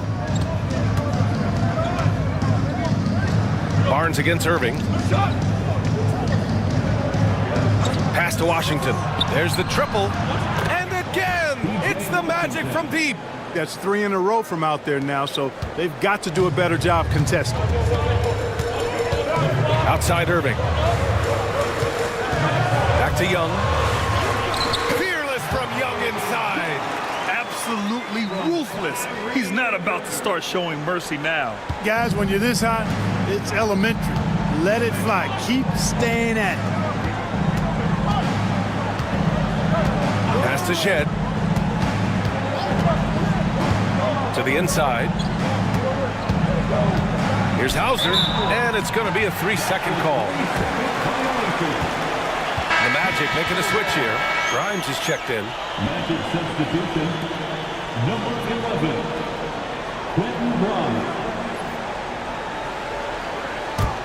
Bulls leading by 6. And timeout is called by Billy Donovan. He clearly wants to talk it over and make sure everyone is focused.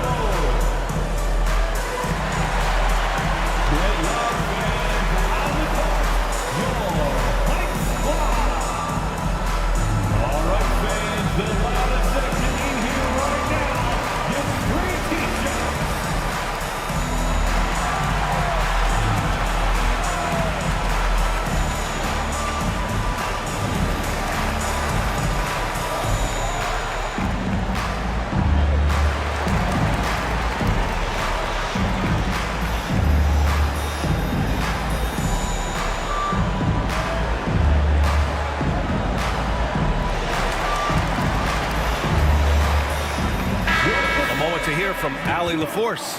Thanks, guys. I got a chance to hear what Billy Donovan was saying to the team. And they told their team, no easy threes. Let's guard that arc. Don't let anyone get an open look. With the lead, they want to close this one out with their perimeter defense. Let's see if they do, Brian. And Allie, thank you for that.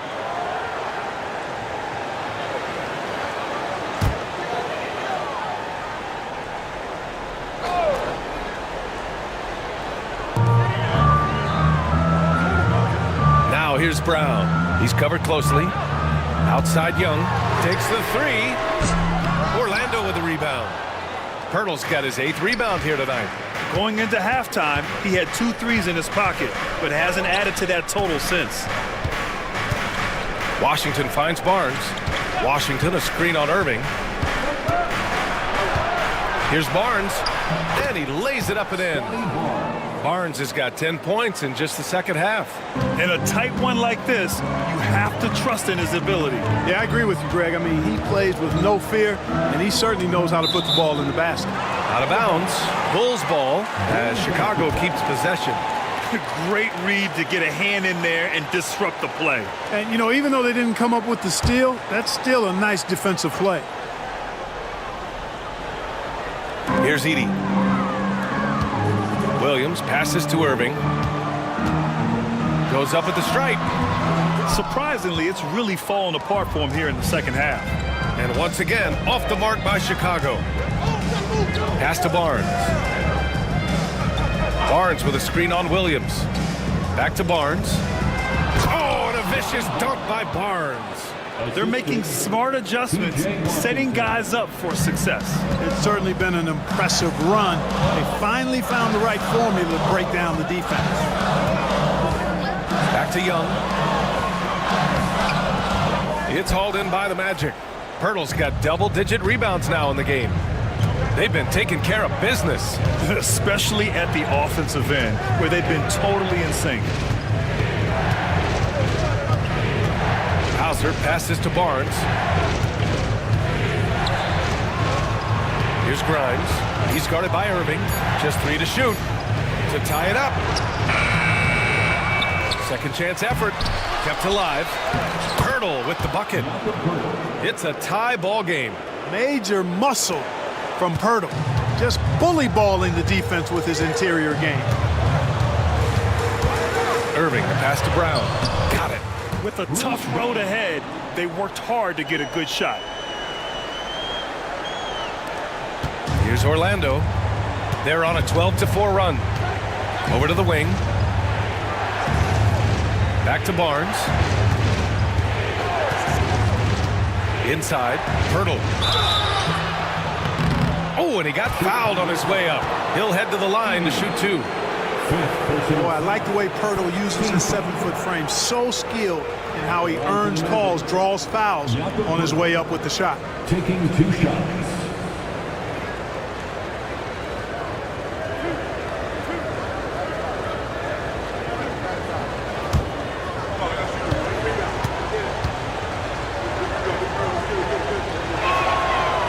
That free throw no good. Minot's checked in for Hauser.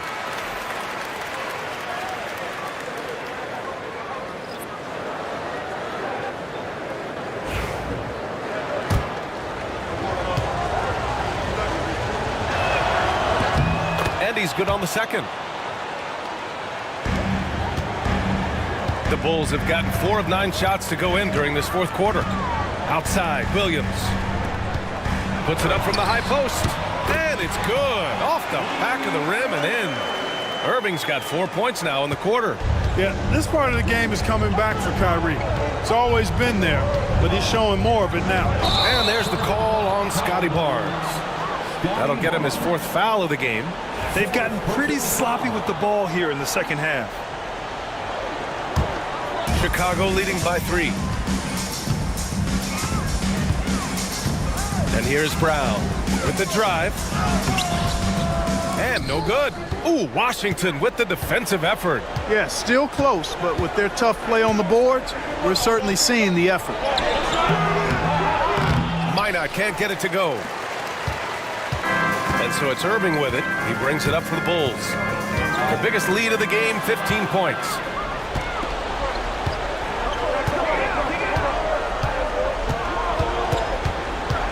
Pass to Minot. Here's Grimes. He's guarded by Irving. It's stolen by Irving. Ooh, poked away. Brown, that's good. Brown's got 9 points now in the second half. Known primarily for his defense back in the day, Bruce Brown can now light you up. Barnes with a screen on Young. Pass to Pirtle to the paint. Here's Barnes. Hits the jump hook. Barnes has got 26. Hey, he's doing whatever he can right now to pump up his teammates.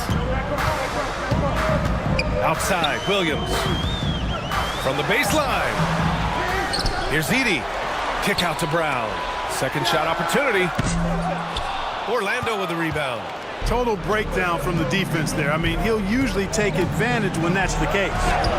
Barnes, it's good. Impeccable mechanics this quarter. He's been perfect from the field. Chicago leading. Outside Young. Here's Edey, covered by Pirtle. Here's Brown, buried from 15 feet out. Brown's got 6 in the quarter. And when it comes to Brown's jump shot, it's all about finding consistency. And we've got a timeout from Jamal Mosley, looking to get everyone dialed in and engaged.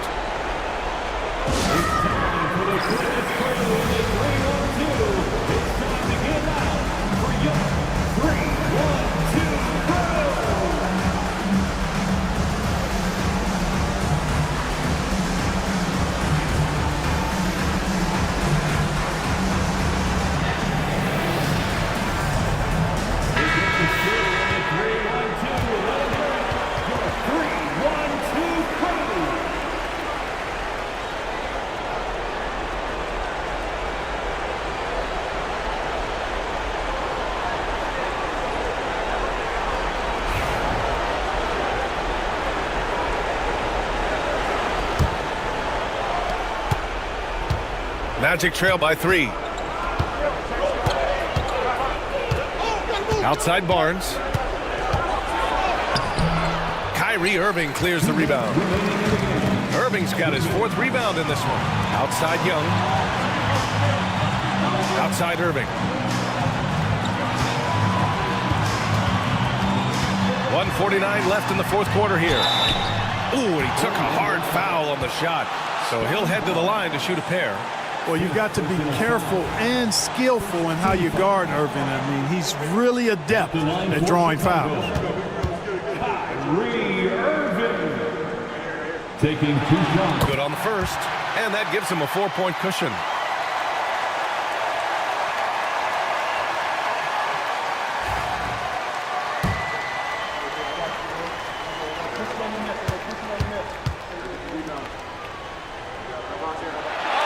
And so he drops them both, and it's a 5-point game. Big free throws right there to make this a 2-possession game. A minute 39 left to play in the 4th quarter of this one. Barnes, it's good. Barnes has got 18 points in just the second half.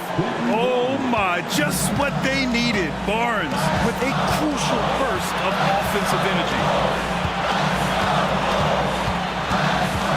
Irving up top. He's guarded by Barnes. And the whistle blows. He's fouled on a shot that misses, not by much. 2 free throws for him now. And so he's picked up his final foul, and he'll sit the rest of this one out. Hauser, he's checked in for Orlando. Kyrie Irving taking 2 shots. Shoot 2.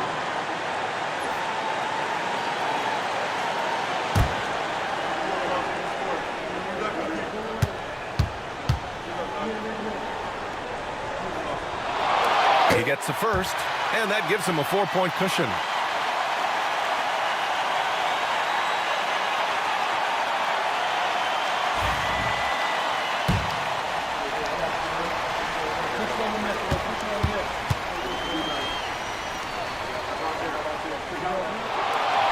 Second one is good, getting both at the line, and it's a 5-point game.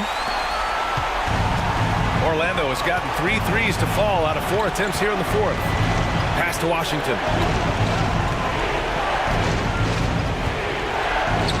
Got it. Good job in the low post. Washington's got 5 points now this quarter. Pressure gets to some people, bothers them, but not Washington. Tremendous concentration in that big moment. Fires top of the key, and the shot's good by Irving. And the Bulls lead by 5. Comfortable in the clutch. That's who Kyrie Irving is, unfazed by the game's biggest moments. And stolen by Brown. And up the court come the Bulls on the break. The 3-ball. And Irving, the bucket on the assist from Brown. And they just continue to attack, even late in the game, while they're up big. I don't think you want to get loose and sloppy or ease up, but it is time for them to start using that clock a bit. And it's Washington missing. And Brown has got the ball here for the Chicago Bulls. The biggest lead of the game, 15 points. Soft touch off the glass. And it's a 10-point Bulls lead. This is what winning is all about. Playing your best when it matters most. Yeah, you know, once they got victory in their view, a huge injection of energy and a great run to finish it off. Just 1 second separating the shot clock and the game clock.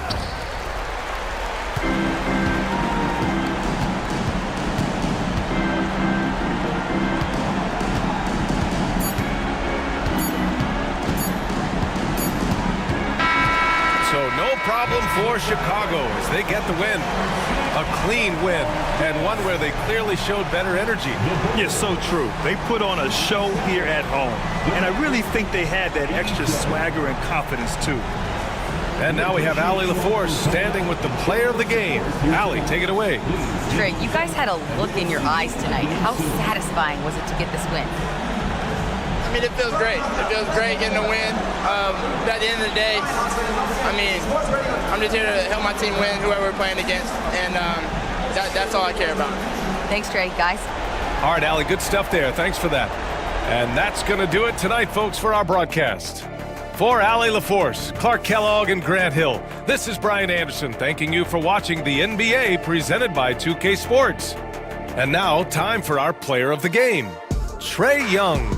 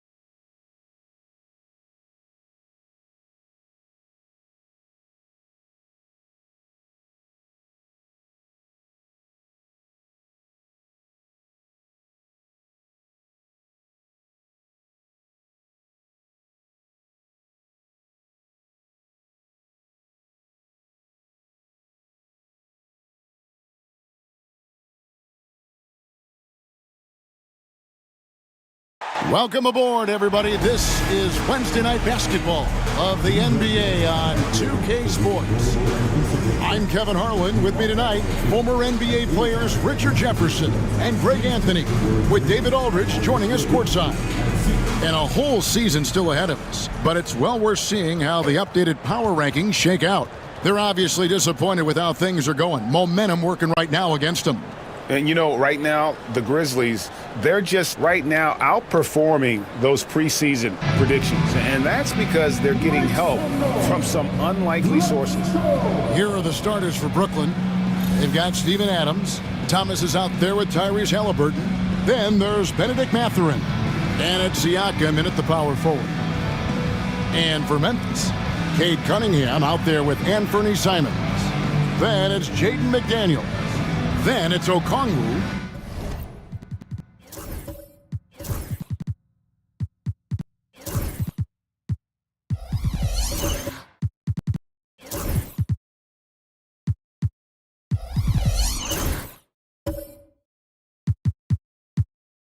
And it's Jackson in at the power forward. Greg is a player. How long does the excitement of a new season last? I'd say it's starts to wear off right about now. You got to start bringing your own motivation to every game, and you need to provide your own energy. Now, here's Simons. Jackson up top, covered by Siakam. 6 on the shot clock. Here's Cunningham. Uses the glass to finish the layup. And this is the beauty of Cunningham. He can score from anywhere on the floor. That length, obviously, a huge advantage. Adams against Okongwu. And Adams kicks to Thomas. Pass to Mathurin. Nets passing it around. Offensive rebound. Second shot opportunity. And Halliburton gets it to go on the assist by Adams. Gotta love how efficient Halliburton is. A confident shooter from the mid-range. And now the latest from our reporter, David Aldridge. Thank you, Kevin. Well, a bit ago, Taylor Jenkins and I were able to chat. And we talked about Benedict Mathurin, their confident wing. Coach said guarding Mathurin is a challenge. He's got that it factor. So we've told our guys who are defending him, you have to try to match his intensity. He'll eat you alive. Checking Benedict Mathurin, never an easy assignment. Kevin? Thank you, David. And inside, Mathurin makes great use of his agility, developing some instincts for how to get around in traffic. Now, here's Simons. The shot, no good. Excellent D from Thomas. Simons against Siakam. Halliburton for 3. His shot is good, making him a perfect 2 for 2 from the floor. And he's such an efficient three-point shooter. Halliburton has an outstanding feel for when to fire from deep. Jackson down low, covered by Siakam. And it's out of bounds. The Nets will take it the other way. The recent history of the Nets. You know, Greg, they're always looking for a big splash or a quick fix to be competitive. And Kevin, this franchise has sold its future more than a few times, but they always find a way to bounce back. You hope they don't go for a quick fix with this group. Now, here's Siakam for the 3. It's Cunningham with the rebound. Here in the first, just under 2.5 minutes played so far. Simons, the pass to Cunningham. And here's Jackson. Fades. That one drops for him. You won't see Jackson take a lot of mid-range jumpers, but he is certainly capable from there. The Nets have gone 3 of 5 shooting the ball so far. Halliburton kicks to Adams. Pass to Thomas. Shoots over Simon. Rebounded by Cade Cunningham. That was a good look for him from mid-range, but just couldn't make the defense pay. McDaniels with the ball. Simons on the wing. Here's Cunningham. The rebound by the Nets. Siakam passes to Halliburton. Here's Thomas with the three. And again, no good by Brooklyn. For the Nets, they come into this one following a loss to Denver. And in terms of intensity, they kind of took the night off. It looked like they were just going through the motions. Yeah, you hate to be critical, but that's part of our job. You have to call it the way we see it. That night, they were flat. Here's Mathurin following the basket by Cade Cunningham. Adams with the screen on McDaniel. And a wide open look for Mathurin. Sinks the three-pointer. Mathurin's got 5 now. A smooth operator in that pick and roll. Mathurin understanding how to capitalize with that handle. Here's Jackson.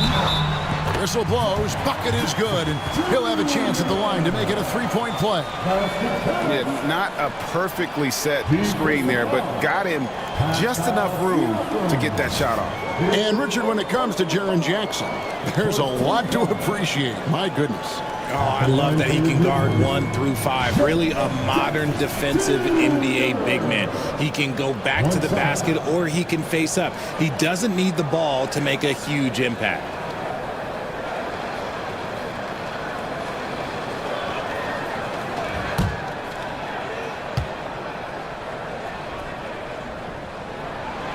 He's become a dependable scorer. This man, Jaren Jackson Jr., will look. He's averaged double digits over the course of his early career. And we got a timeout here called by Jordi Fernandez. Looking for a breather and maybe just 1 or 2 things to talk about.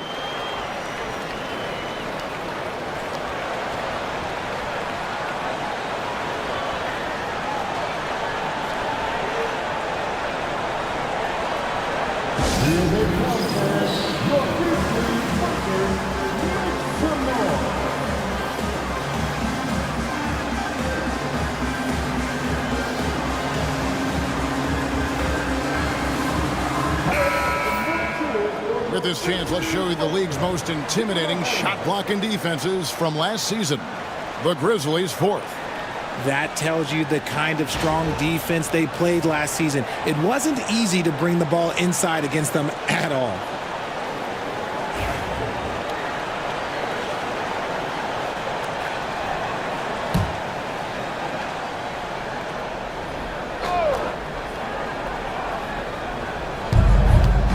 Thomas finds Halliburton.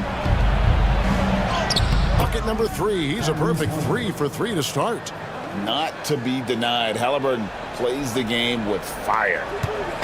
Looking at Memphis, they took the win in their last game against the Bulls. Jackson against Siakam. Jackson misses. Had enough room to finish, and that's one he'll usually make. Siakam passes to Halliburton. Over Cunningham.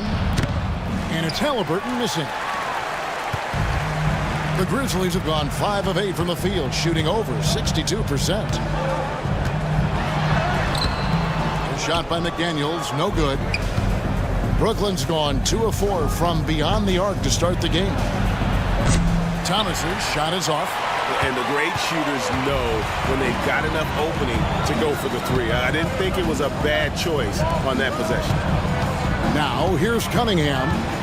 In the game against Chicago, very impressive. Here's Jackson. Good, and the assist goes to Cunningham. And that's now 7 points for Jaren Jackson. And here's Halliburton. He'll bring it up for the Brooklyn Nets, trailing by 2. Charity stripe shot. Okongwu grabs the board. Well, they'll be happy with that look, even though it didn't fall. Tough to watch those miss. I'm sure they'll convert the next chance. Net shooting 42% to begin this game. Halliburton finds Siakam. Back to Halliburton. Over Cunningham. Halliburton with the bucket. Halliburton's got 9. His accuracy is on another level this quarter. Really high-quality shooting. And it's Taylor Jenkins calling timeout here. Wants to regroup and go over the strategy.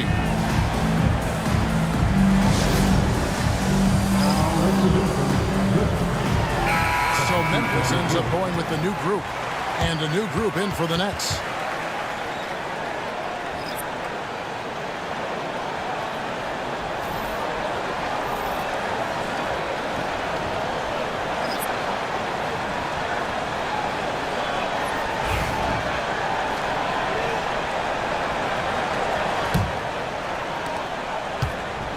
The Grizzlies have gotten 6 of 11 shots to go down so far. Pretty nice shooting. Pass to Watson.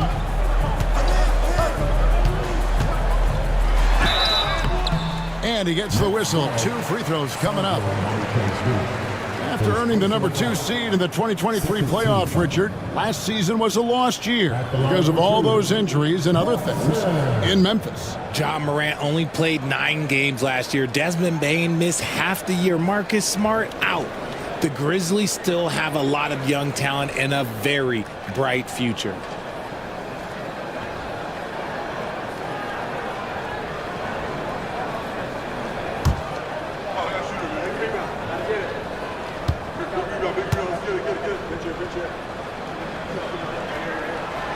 Free throw drops for Watson.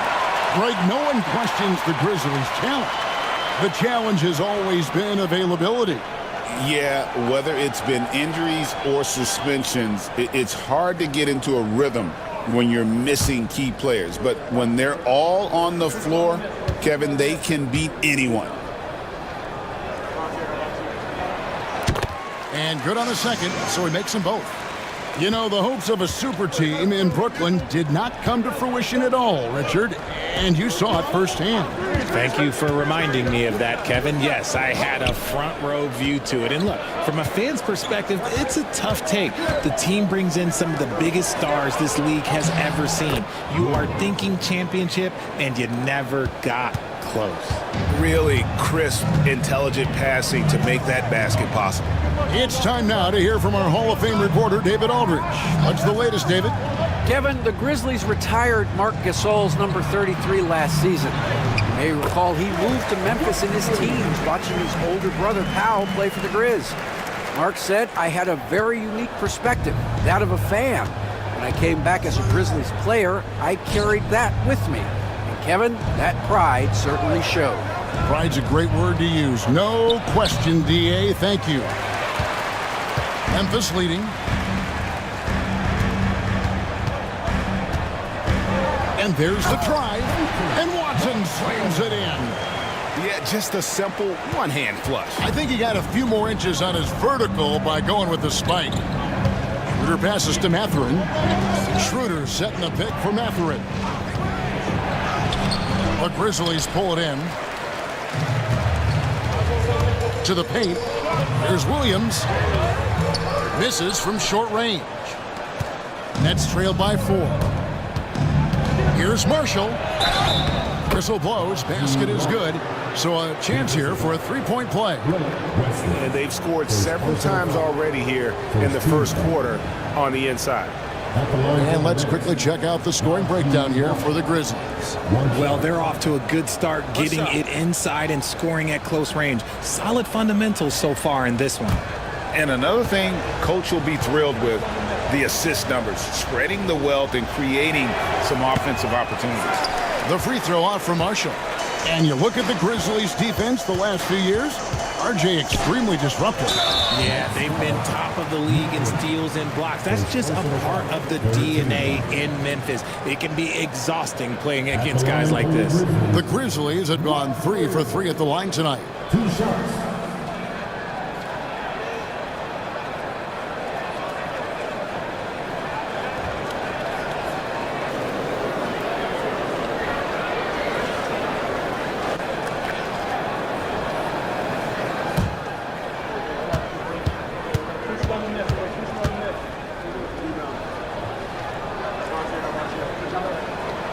No good on that one. Since moving back to Brooklyn in 2012, the Nets, Greg, have won just 2 playoff series.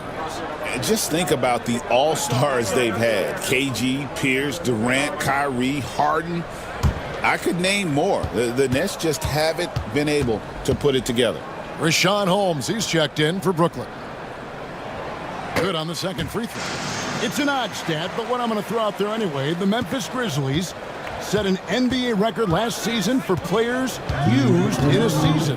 Kevin, this isn't football, right? They had 33 different guys suited up last season. That tells you how difficult it was constant change, hard to build chemistry, and let's face it, hard to win games. And that's out of bounds. Memphis will retain possession. Looking here at some numbers for Williams, how he performed last season. Last year, averaged 10 points per game, 5 rebounds, and 3 assists. And you know, he'd love a bigger role, but he's trying to prove himself in the minutes he's getting right now. You're right. He's putting in the work, and the results have been okay. He just needs to keep believing in himself. And that one, good. And the Grizzlies lead by 5. That's a confident shot right there by the rookie. Castle wants to keep improving that part of his game. Schroeder outside for 3. Traps in the tray. And he's not going to miss that sort of an opportunity from deep. The Grizzlies shooting an impressive 60% early. Down low. Here's Williams. And the layup is good after a nice lead pass. And they're forcing the ball inside, and it's working like a charm. And here's Schroeder.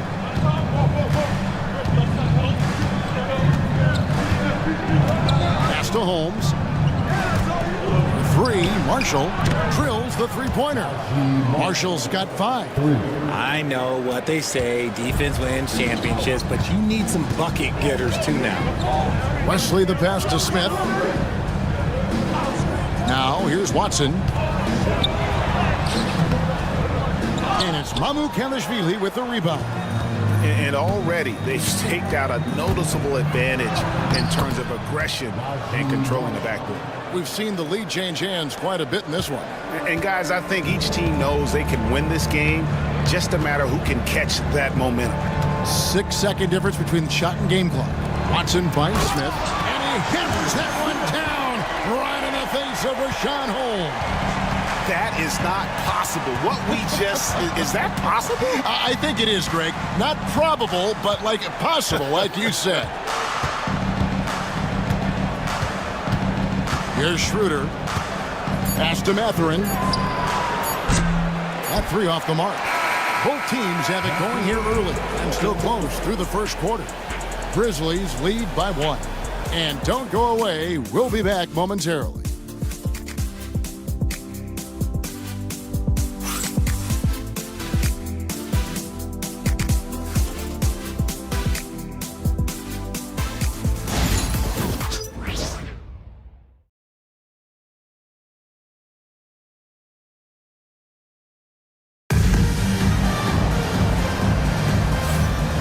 We hope you're enjoying the game. Both teams tonight keeping things pretty even so far on the scoreboard. And for Memphis, guys, what jumps out to you stat-wise? Well, in that first quarter, they were intent on just pounding the ball down low. And let me tell you, when you establish a physical edge, it gives you a mental edge too.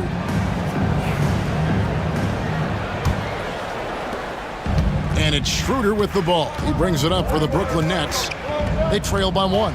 They'll be playing host to Chicago for their next game. They start a 3-game homestand with that game. We've got Cunningham. Sharon Jackson is out there with Peyton Watson. Then it's Castle. And it's Okongwu in at the 5 spot. That's the group for Memphis to kick off the second quarter. Greg, in January 2024, Pascal Siakam was traded out of Toronto. And he came into the league an older player from a mid-major school. The Raptors did a lot to help Siakam, turning him into an all-NBA caliber player.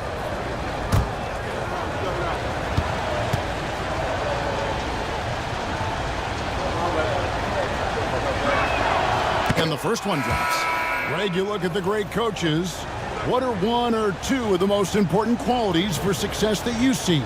Well, for me, Kevin, I think you got to be able to adapt tactically. I mean, that's huge, and especially in the playoffs. But most important, can you motivate and unify a locker room? That leadership quality is what really puts a coach over the top. And he makes the first, but misses the second. Following some ups and downs, Richard, the Brooklyn Nets, and you know this, they're back in rebuild mode.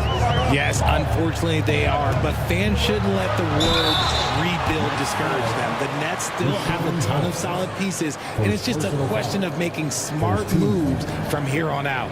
And what strikes me about Cade Cunningham is he's still growing. He's still capable of doing more on the floor, and he has the work ethic and attitude to make those improvements and become a real factor on the floor. McDaniels, he's checked in for Peyton Watson. And the Nets making a change here as well. Williams is checked in.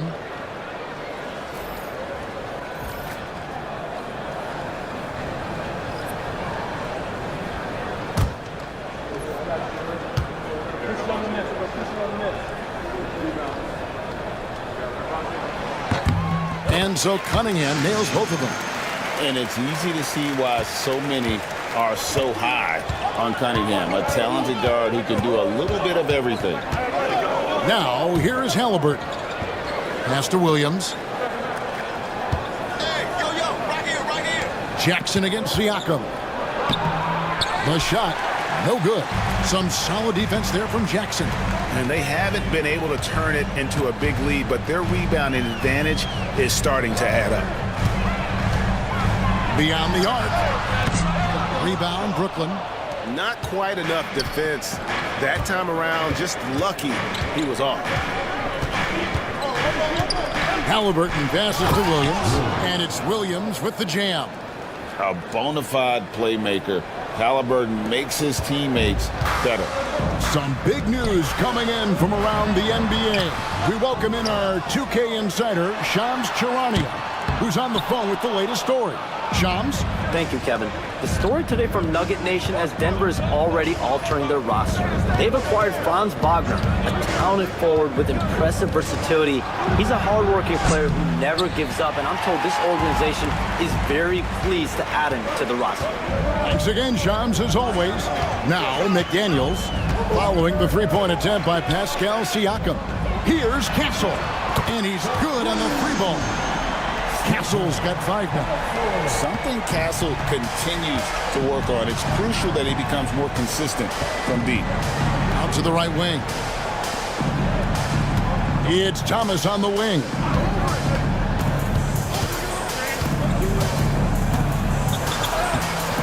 Rebounded by Castle. Memphis leading by 3. Driving inside. And he makes the bucket, gets the whistle, and now a three-point play chance here for him. Well, Castle showing his ability to create and finish when the defense overcommits. GA, there is a lot to like about the game of Stephon Castle. His size, playmaking, defensive intensity. I guess the question, is there that one thing that he can do at an elite level? That will be a crucial step if he's to become a star. Simons, he's checked in for McDaniels. That's good from Castle.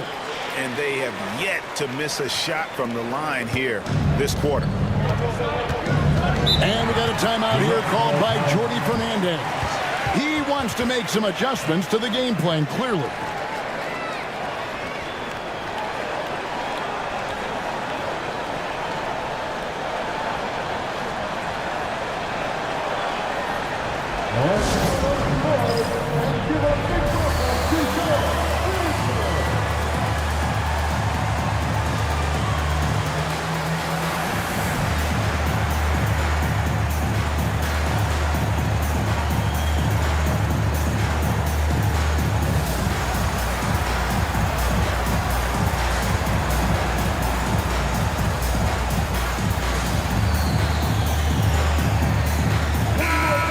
Check out the stats for Thomas. He had a strong showing last season.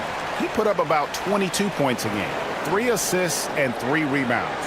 And you look at his huge role in their offense, a major contributor as far as putting up points. He's just a natural scorer and someone this offense leans on to help shoulder the load and lead the charge.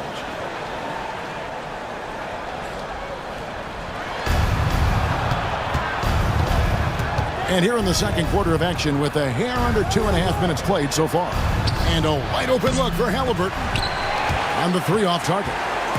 Another rebound hauled in. They're hitting the glass with a lot of passion. Cunningham's shot is off. Nets trail by 6. Marshall dishes to Williams.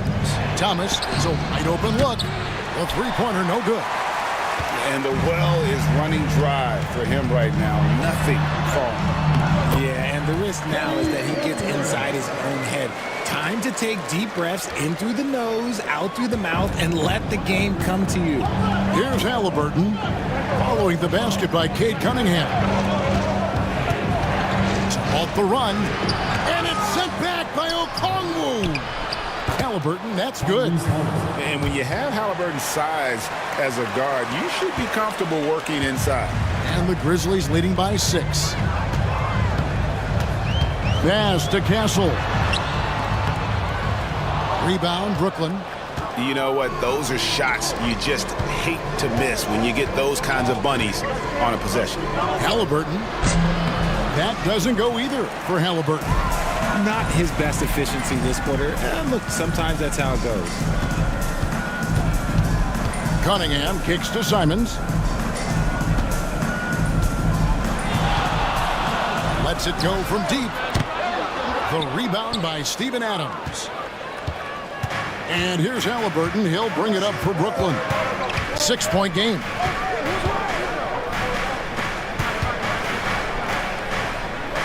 Williams passes to Thomas. Clock at 6. Lets the 3 fly. Buries it from 3-point range. Thomas got himself going with the triple, his first basket of the game. Memphis has gone 1 of 4 from 3-point range in the second. Not a whole lot dropping out there for them. Cunningham passes to Simons. To the middle. Oh, and he misses the dunk. Oh, no excuse for a guy of his caliber. You've got to finish that slam. Got to be a little embarrassed by that one. Now, here is Halliburton. 11 points in the game. Outside Thomas. That doesn't go on the chance to tie. He is just really almost playing for the other team. The shooting has just been poor. Pass to Cunningham. Here's Castle. Trying to get something going. And another miss by Memphis. That was a good possession. They got a clean look. The shot just didn't fall. And here's Halliburton.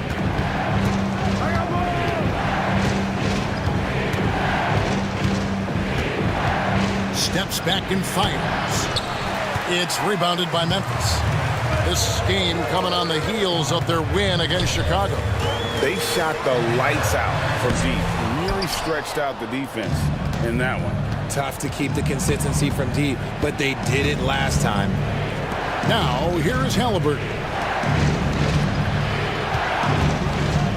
Now, here's Marshall. He makes another one. That's 4 up and 4 in to start his game. And it's Taylor Jenkins calling timeout here. He's made the decision. He wants to huddle up with his guys.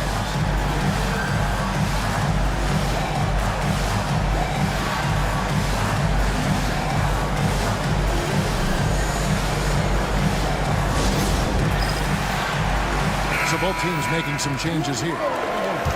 Here are the top distributors from last season. These guys always seem to find the open man. Tyrese Halliburton on top. And it was the kind of season that he'd like to repeat over and over. Nobody was better at creating easy baskets for their teammates.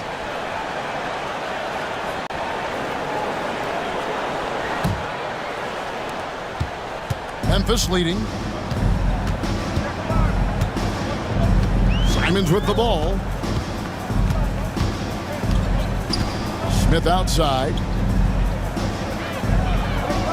Pass to Watson to end the cold streak. It's good. The assist that time from Smith. Watson's got 7 points in the game. And what kind of defense was that? You can't give up wide open threes like that. What are you doing? And while we've got a moment, let's send it over to our terrific reporter, David Aldridge. David? Kevin, thanks very much. Tyrese Halliburton is a person who's in control. He says, I want to win, so I'm just trying to figure out the right way to do that. Right now, it's get the ball in my hands and just make the right reads. I can facilitate probably better than the majority of people in the league. So that's what I want to do. I want to get my guys involved. Kevin? He does, doesn't he, David? Every single time. And, David, we thank you for that report. For real. come at us, and we're coming right back at you. Yeah, I love the competitive fire right there. You drain a triple on us, and I'm coming for my revenge. Now here's Schroeder. He's coming off a 16-point game against Denver. Fast break Memphis. Simons with the ball. Now guarded by Schroeder. And while he's not the biggest guy in the world, Simons will battle and make some tough shots like that one. Halliburton against Simons. Now here's Holmes. Guarded closely. Mathurin passes to Holmes. And Holmes throws it down. He gives up a bit of size at the center position, but his leaping ability, well, let's just say that makes up for it. Pass to Watson. Screen by Smith from downtown. A rebound by the Nets. Here's Mathurin. Shooting foul as the whistle blows. He'll shoot 2 free throws. Yeah, that athleticism of Mathurin is what makes him such a tough one to guard. For Brooklyn, they had made 1 of 3 free throws in the game. And going back a season ago, they were a pretty average team at the line, about 76% altogether.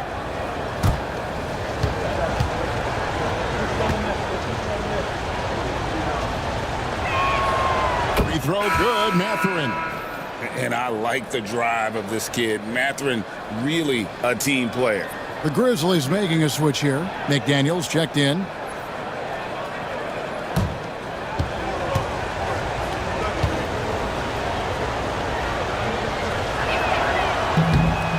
Mathurin hits them both. And they're getting to the line a lot in this quarter, guys, and it hasn't been by accident.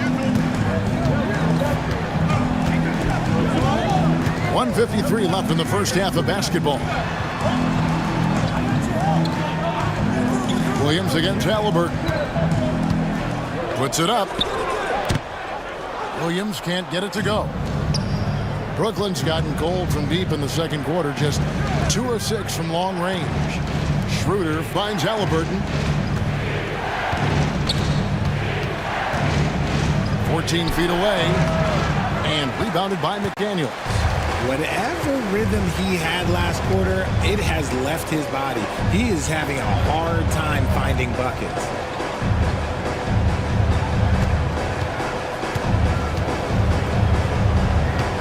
We've got 1:18 left in the first half. And the rejection by Holmes. Wesley against Schroeder.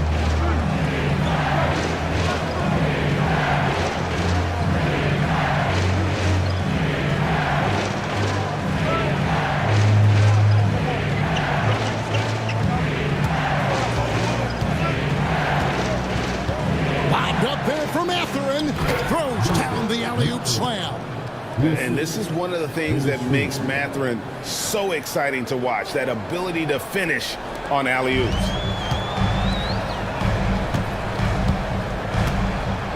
Wesley against Schroeder. Wesley the pass to Watson. Screen by Smith. Here he goes. Watson's shot is good. Watson's got 5 points in the quarter. Love how selfless he is setting brick screens like this. Plays like that right there are what help create easy scoring opportunities. Now here's Schroeder to the paint. And he could not get that one to go. A lot of contact, and he'll go to the line for 2. And battling against the interior of that defense, nice to see that Mathurin has that toughness. This is his second trip to the free throw line.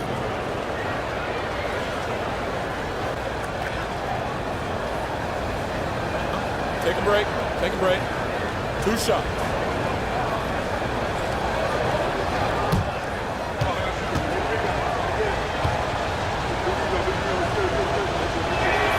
The first one falls. And here in the second quarter, he's starting to work himself to the free throw line. That's a good move.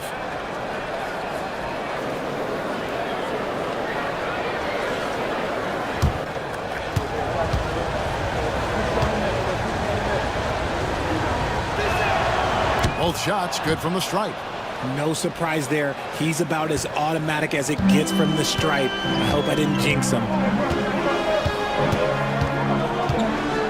Schroeder against Wesley. Smith outside. Watson for three. It's rebounded by Schroeder. And the rebound battle split evenly thus far. And no need to rush this. Let the clock run down. Yeah, and you don't have to be quick. You just have to be deliberate. 11 seconds left to play in the first half. Now McDaniels from deep. And that shot was up in time, but doesn't go in. Benedict Mathurin has been leading the charge for Brooklyn. He finishes with 9 points in the quarter. The D is having all sorts of problems with them. Don't go anywhere. We'll be right back.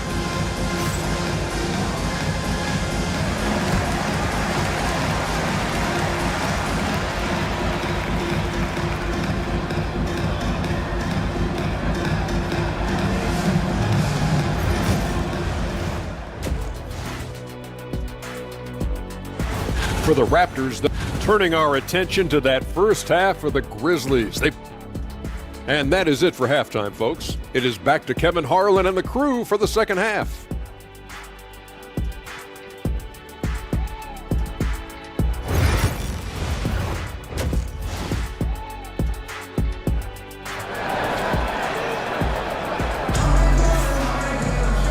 And we're halfway through this one. Plenty of basketball left in a game that's been fairly even so far. Nice game. Great performance by Benedict Mathurin. And how about the amount he's contributing in the scoring column? Through 2 quarters, he has been terrific. He always wants to be a go-to guy for them. I'm sure he'll be calling for the ball even more in this half.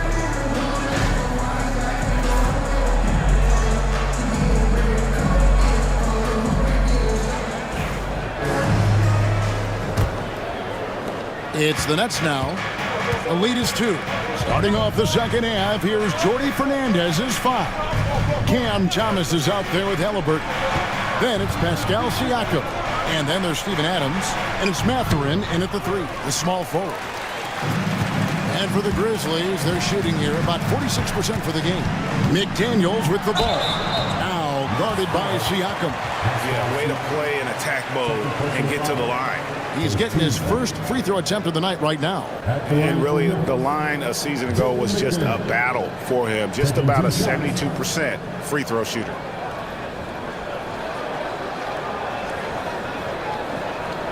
Take a break. Take a break. 2 shots.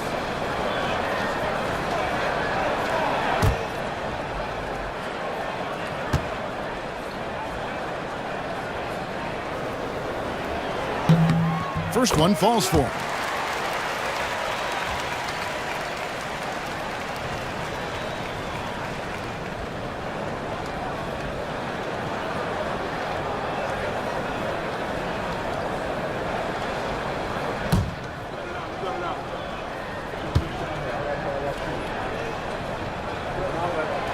And he can't hit the second. And Halliburton's got the ball here for the Brooklyn Nets. It's a 1-point game. Puts the move on. It counts. And the foul. It's going to be on Kate Cunningham. Did you see that? Crossed the defender up and left him grasping at air. Oh, that's a move he'll be bragging about all night. It's going to be online everywhere. Anytime you get a guy on the ground, you've got the right to talk some trash.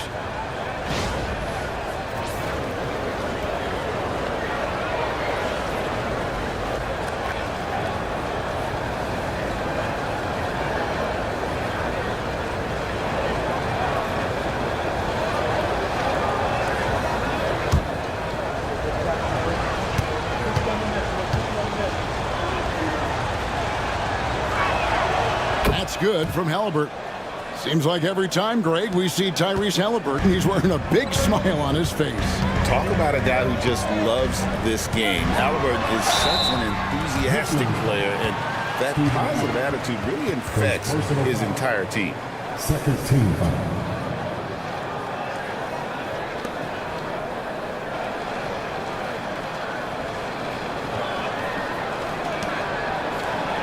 For Memphis, they have made their free throws at a pretty good clip. They've hit 8 of 10.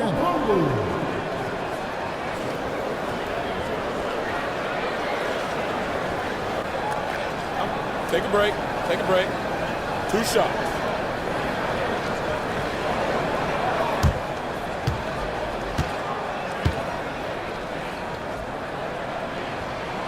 And that one falls for Okongwu.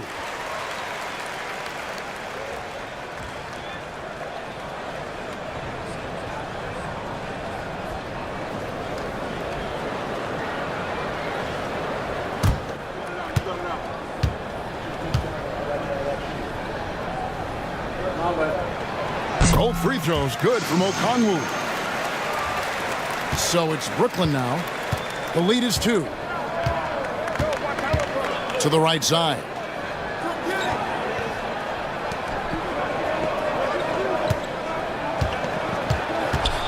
Siakam against Jackson, and he gets contact and the whistle on the shot. 2 shots coming up. And this is what the schedule looks like coming up for Memphis.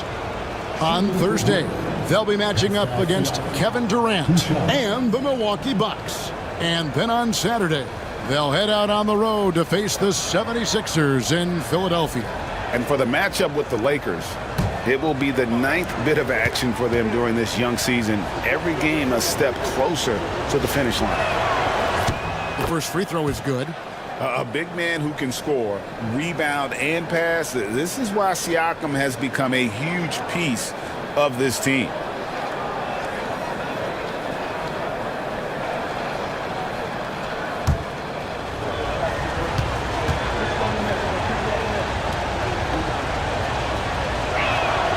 Siakam hits them both. And a minute played as the second half gets going. With the step back, here's Cunningham. That one doesn't go. Excellent defense there from Halliburton. Here's Thomas. Okongwu grabs the board. Okongwu's now got rebound number 8 here tonight in the game. McDaniels against Mathurin. With the drive, that is good. And the Nets' lead is cut down to just 2 points in the bucket from McDaniels. Brooklyn's got the three-point bug tonight. They've taken 15 shots outside the arc, 6 of 15. Now, here's Halliburton. He's got 14. In for his 7th make in 14 tries. Terrific concentration from Halliburton. His poise is what allows him to convert through the contact. That's a 2 from Cunningham. And some very quick points for him on that possession. Cunningham's got 10. The Nets have gone 2 of 4 here to start the second half. Siakam kicks to Adams. Pass to Mathurin. Now, here's Siakam. A three-pointer off the mark. Thomas against Simon. Now, here's McDaniel. He's covered closely. Jackson finds Simons. Just 5 on the clock. Thomas with the steal. Inside. Here's Mathurin. Oh, and he can't cap off the break. I mean, that can happen to anyone, but it's ugly every time it does. And you have to feel for him. That's the kind of miss that will stick with you for a little bit. Now, here's Cunningham. 10 points for him. Over Halliburton. And it comes off the front of the rim. And so Thomas will bring it up for the Brooklyn Nets. A 2-point game. Mathurin passes to Halliburton. Nets passing it around. Pass to Thomas. That's good, and it's Halliburton with the assist. Halliburton's got 3 assists in the game. And for Memphis, they're shooting 47%, pretty solid. We've got a timeout called by Taylor Jenkins. This will give them a chance to discuss some potential alterations.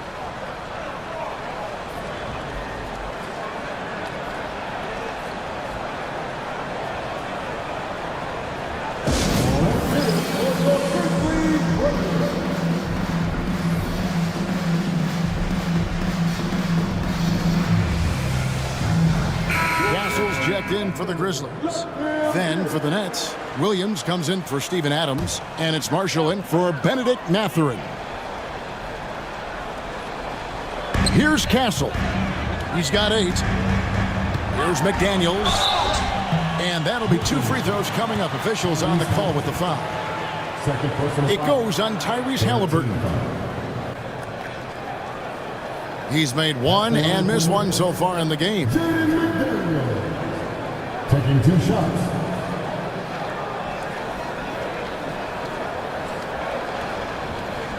Take a break. Take a break. 2 shots.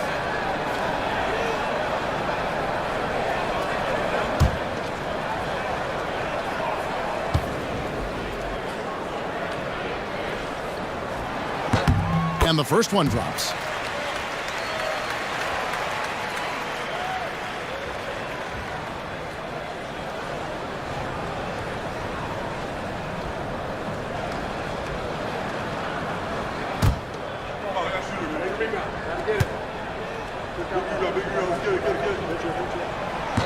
That one misses, so he goes 1 for 2.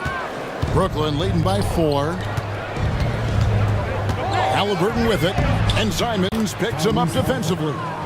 And Halliburton not afraid to work for it on offense, taking the contact and still getting the finish. Here's McDaniels. Williams with the block. Here's Halliburton. It's rebounded by Memphis. Back to Simons. Jackson deciding where to go with it. Back to Simons. Shot clock at 6. Jackson finds McDaniel. Stolen by Thomas. And they're on the break. Siakam trying to free himself up. And he uses the glass on the layup. Thomas got the lead up to 8 now for the Nets. Simons against Halliburton. McDaniels gets a wide open look. It's good from long range. McDaniels got 7 now in this quarter. Outside Williams. Pass to Marshall. Lets it go with a 3. It's rebounded by Memphis. Okongwu's now got 9 rebounds now tonight. Now Simons. Back to McDaniel. Takes a 3. And again, it's Memphis with a 3. And really the scoring this quarter has been just off the charts, doing all he can to bring them back. And Marshall kicks to Halliburton. Williams, a screen on Simon. Here's the 3. And it's Williams. That time the assist by Halliburton. 7 points for Williams. The real. Come at us, and we're coming right back at you. Yeah, I love the competitive fire right there. You drain a triple on us, and I'm coming for my revenge. It's good, and the Brooklyn lead is cut down to 3 on the bucket from Simon. Oh, gritty inside. Simons amongst the big bodies. And Jordi Fernandez has called a timeout. Wants to talk some things over. Might be seeing some things to adjust.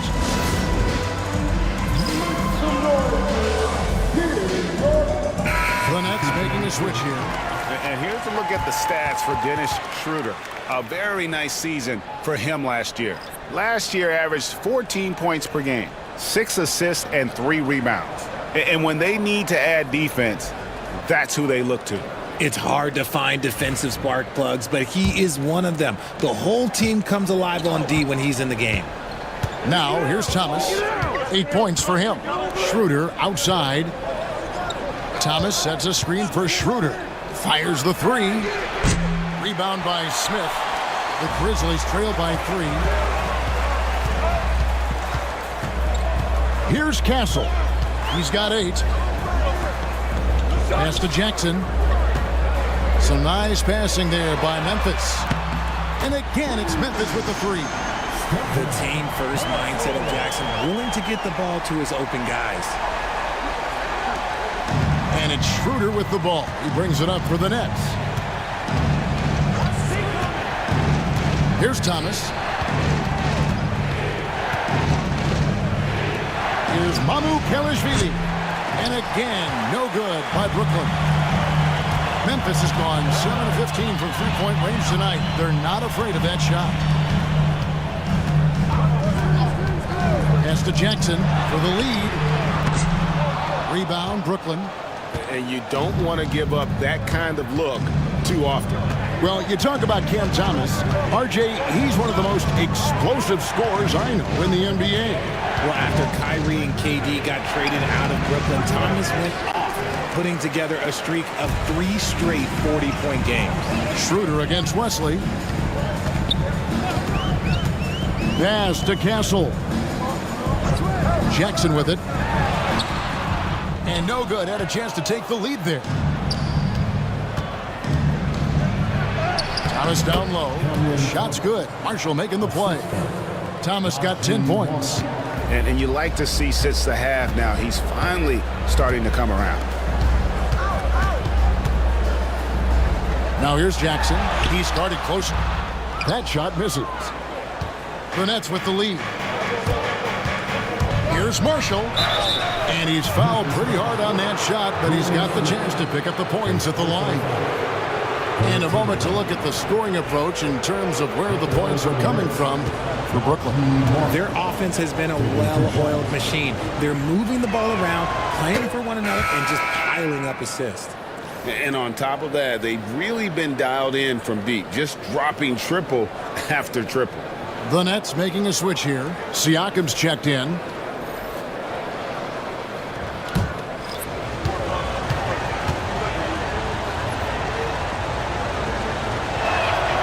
Marshall hits them both. Impeccable from the line since halftime. The Grizzlies trail by 4. Here's Castle. 11 points in the game. Smith the pass to McDaniels. 2 minutes remaining in the quarter. 5 to shoot. Fires top of the key. And it's Mamukelashvili with the rebound. Mamukelashvili has got rebound number 5 here tonight. Here's Schroeder. The Grizzlies pull it in. Smith's got his 5th rebound in this one. Memphis has gotten going here in the second half from outside, nailing 3 of 4 from the arc. Cunningham kicks to Smith. Here's Castle. He's guarded by Thomas. Jackson a screen on Thomas. And again, Memphis no good. Nets leading by 4. Takes the 13-footer, and the jumper is good. Marshall's got 4 points in the quarter. Look, they are in front right now because of him. He keeps draining these shots at a ridiculous clip. Smith outside. Back to Cunningham. Offline with his 3. Brooklyn's gone a less than productive 2 of 6 from three-point land in the second half. It's Thomas, high post. 10 points for him. Hands it from downtown. And now it's a 9-point Brooklyn lead. Quality pass by Thomas. He was paying attention out there. Pass to Castle. Schroeder against Cunningham to stop the run. Hits some rim on the way in, and the bucket's good. Cunningham's got 12 in the game. I love the mentality of Cunningham tonight, looking for his shot, and boy, is he producing. Siakam against Jackson. And here is Siakam. Puts up a deep 3, and he was able to put it up in time, but doesn't fall. And we've watched 3 so far in this one. Nets out in front, up by 7. And we're just moments away. And a chance right now to show you our State Farm assist of the game.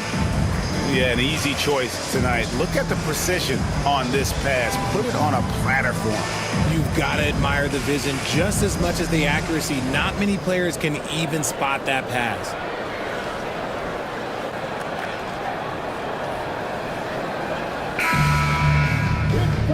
And with 3 quarters behind us. Let's see what this 4th period holds in store for us. And it's Cunningham with the ball for Memphis. We've got Anthony Simon. Smith is out there with Okongwu. And it's Cunningham, and it's McDaniels in at the small forward. That's the lineup in the game for Memphis. Simons against Schroeder. Here's Okongwu, and Adams sends it back. Adams puts every ounce of energy into his defense. He's not out there to contest shots. He's out there to reject them. Now, here's Halliburton. Fires the 3. And the rebound goes to the Grizzlies. Okongwu's now got rebound number 11 for him here tonight. McDaniels with the bounce pass. That one's good, and the Brooklyn lead is cut down to just 3 in the basket from Okongwu. And that's right in his wheelhouse, looking to make an impact when it counts. And his team needs every bit of his production if they want to pull this one out. It is neck and neck here in the final period. I'm just so impressed with Siakam's offensive improvement over the years. I mean, he's mastering the ability to play in attack mode. And he makes the first. Jaren Jackson's checked in for Jalen Smith.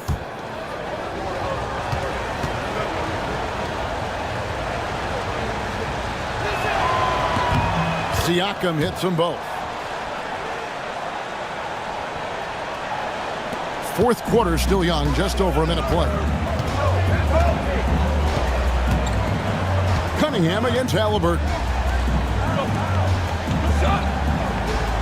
Cunningham looking it over. Takes it inside. Comes up empty down low. Brooklyn leading by 5. The drive by Schroeder. It's not going to go for him. Some solid defense there from Jackson. And they're up right now, but it hasn't been because of him. He's really struggled on offense. McDaniels passes to Cunningham. And foul on the shot, so he'll get a chance at the line. A nice up fake by Cunningham. He does all the little things that help him generate points. Right here, he just gets himself to the line. Take a break. Take a break. 2 shots.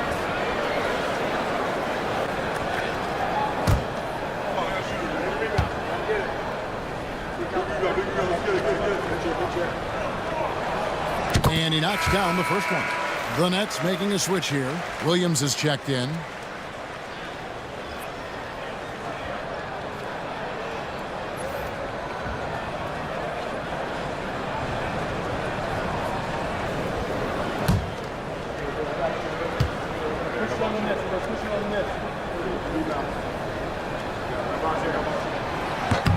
And so Cunningham nails both of them. Brooklyn leading by 3. Game moves along. 2 minutes gone here in the 4th. Cunningham against Halliburton. Mathurin passes to Adams.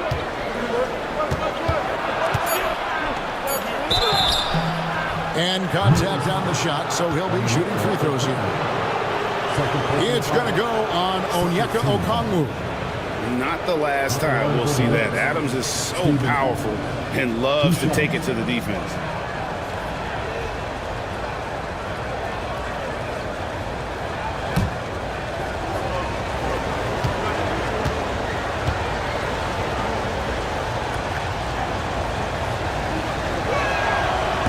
And that one misses.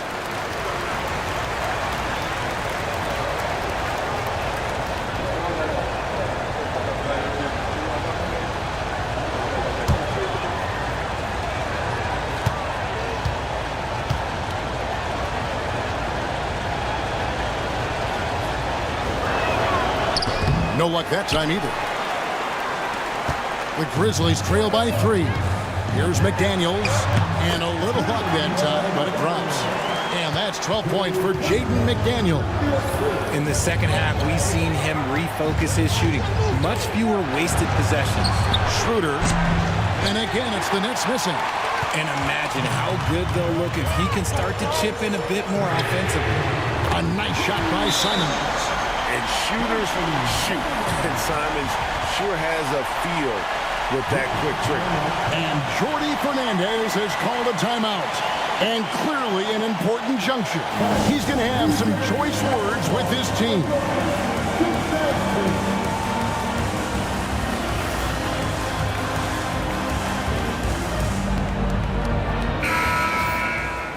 With a short break in the action gives us a chance now to send it over to David Aldridge. Thanks very much. During that last break, I heard Jordi Fernandez as he talked with his team. Now, Coach talked all about fouls in that huddle. He reminded them, play defense with our feet. Beat them to the spots. Hands straight up. Don't give them a chance to blow the whistle on us. Back to you guys. Thank you, David. Schroeder outside. Bounce pass from Williams. Mathurin passes to Schroeder. Who's watching here? Halliburton outside. The shot's good on the assist by Schroeder. 3 points. Schroeder's got his third assist on the night. We're in the final quarter of play here, 3 minutes in. Outside, Simons. Back to Cunningham. Here's McDaniels. And he can't answer back. The three-pointer offline. And Schroeder's got the ball here for the Brooklyn Nets. Their biggest lead of the game was 9. Outside Mathurin. 6 to shoot. Halliburton against Cunningham. And it's Halliburton missing. For Memphis, they've gone 4 of 7 from the field since the beginning of the fourth. Okongwu finds Simons. Cunningham outside. Bangs home the trifecta. Cunningham's got 11 points here in just the second half. And you can play Cunningham on the ball, off the ball.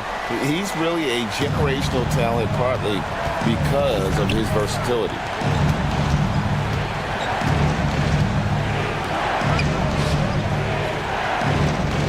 On the wing, Mathurin. McDaniels defending. He muscles it in through the contact, and they call the foul. And he's on his way to the free throw line. A skillful move there by Mathurin against the contact, somehow finding a way to get the shot to fall. Thomas checked in for Brooklyn. The line for 1.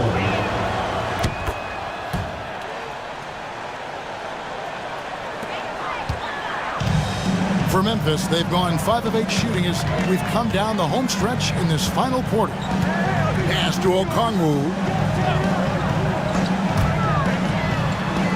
Cunningham against Thomas. Cunningham outside. And it's Halliburton with the rebound. The Nets have gone just 33% from the field in the fourth quarter so far. They are 2 of 6. Offensive rebound. Mathurin, good. Mathurin's got 19 points. And using that body to his advantage, Mathurin will learn to control his strength as he grows in the league. Here's Simons. It's good. The assist this time from Jackson. Taking it up strong against size. He does not lack for confidence. Really putting the bigger defender on his heels. I love seeing aggressive finishes like that. Thomas against Simons. Halliburton feeling it out a bit. He takes it in, and he drops in the layup off the glass. Halliburton's got 5 points now this quarter. When he wants to, Halliburton can get to the hoop. Boy, he is tough to slow down. Stephen Adams. Second personal foul. Second team foul. At the line for Memphis, Billy Cunningham, taking 2 shots.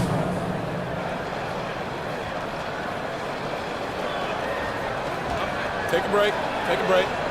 2 shots.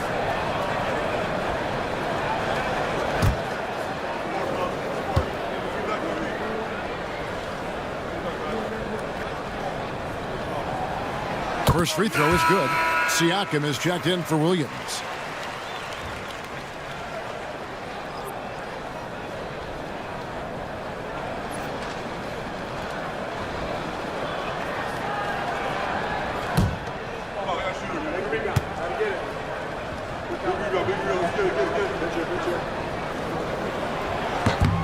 And so Cunningham nails both of them. Brooklyn's gone 1 of 3 from outside the arc since we've reached the fourth quarter. Siakam outside. Pass to Adams. Outside Thomas. From past the arc. Rebounded by Cade Cunningham. Memphis trailing here. And Cunningham with the slam. And the challenge defensively is to find Cunningham at all 3 levels. He can beat you at the rim. He can beat you from 30 feet out and everything in between. Here's Adams. Lands soft on the front of the rim and drops. Boy, right down to the wire here. Still anyone's ball game. Yeah, and after all the energy both sides have expended, both teams still hungry for the win. Here's Simons. Rebounded by the Nets. Siakam's got 6 rebounds here tonight. Halliburton in the corner.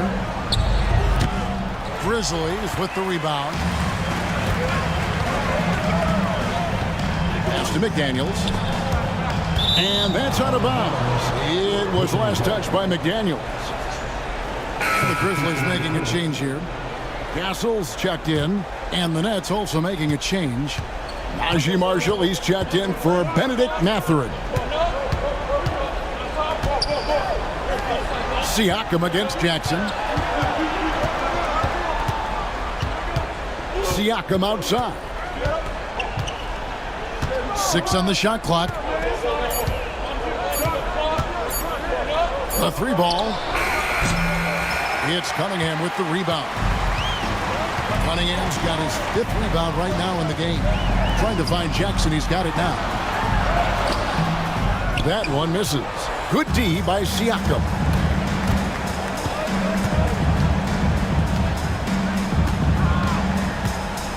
Pass to Halliburton. And here is Thomas. Shoots over McDaniel. Thomas, no good. Going inside, and the basket by Castle. And the Grizzlies lead by 1. Even in his rookie season, it's easy to see Castle's leadership. And we got a timeout here called by Jordi Fernandez. It's a chance for them to regroup and refocus.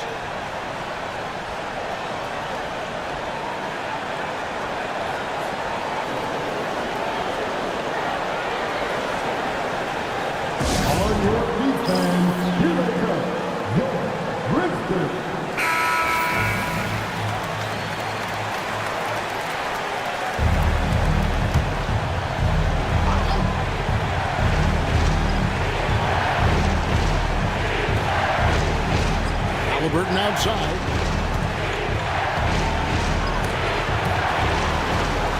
Here's Siakam. And that'll be 2 free throws coming up. Officials on the call with the foul.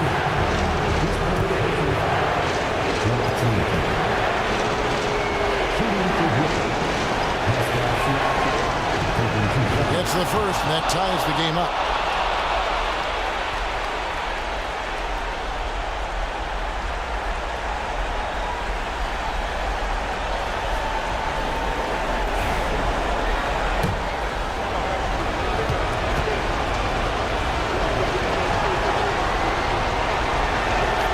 And so both free throws good that time. He puts him ahead. Tight game. He is exactly who you wanted at the line. And it's Taylor Jenkins calling timeout here. And he wants to see some changes out there right away and right now.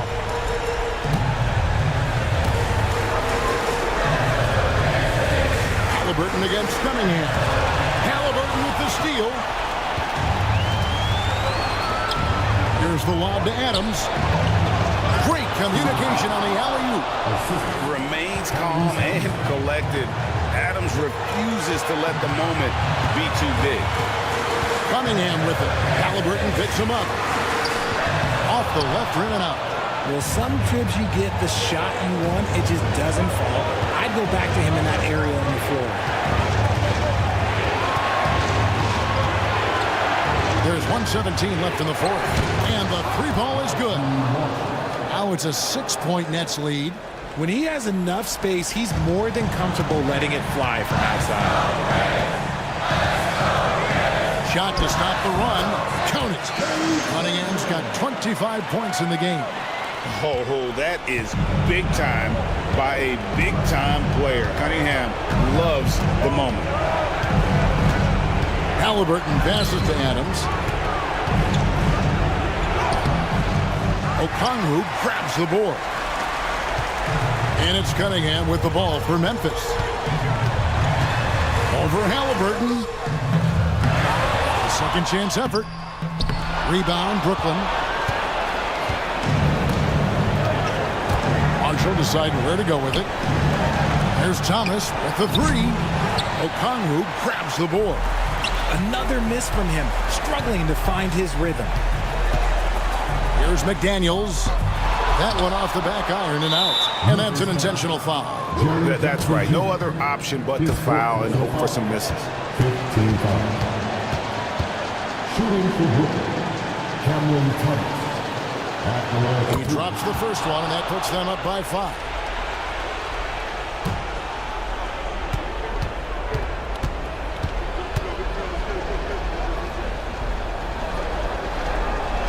And so he drops them both. It's a 6-point ball game. I'm not going to lie, that's big, making all of those, giving them a little bit more breathing room. Now a timeout called by Memphis. They're trailing by 6. What do you think we're going to see coming out of this timeout? Still a sliver of hope. We've seen teams come back from this before. Smart to take the timeout and get everybody focused on exactly what needs to be done.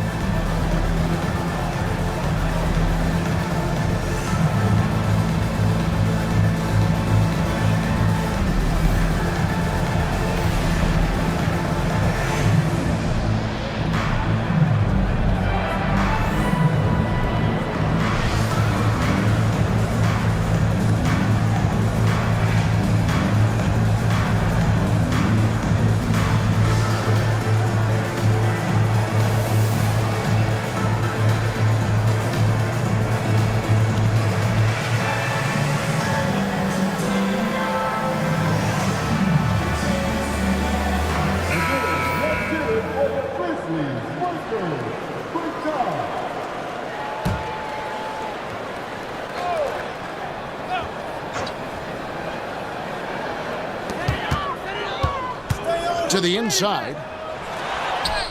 It's in! And now they trail by just 4. And really with a pass-first mentality, Cunningham, the type of player that you like to play with. Now a timeout called by Brooklyn. 16 seconds left in the fourth quarter. 16 seconds left in the fourth quarter of this one. And they stop the clock as soon as they can with the intentional foul. No choice but to foul there, but he's probably the last guy you want to see on the line. 2 shots.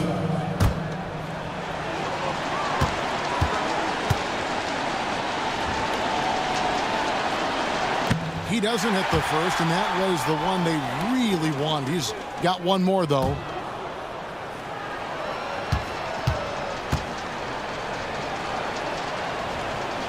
He's able to hit the second one, and that puts them up by 5. No time to waste on this possession. Clock working against them right now. Jackson from long range. No good that time. And he commits the intentional foul. First personal foul.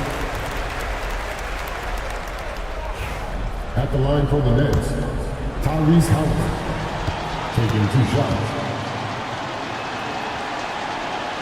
First free throw is good, and that increases their lead to 6.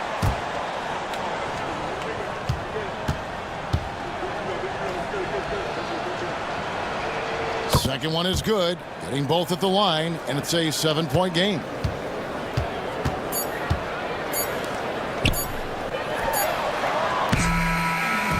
So it's Brooklyn with the win.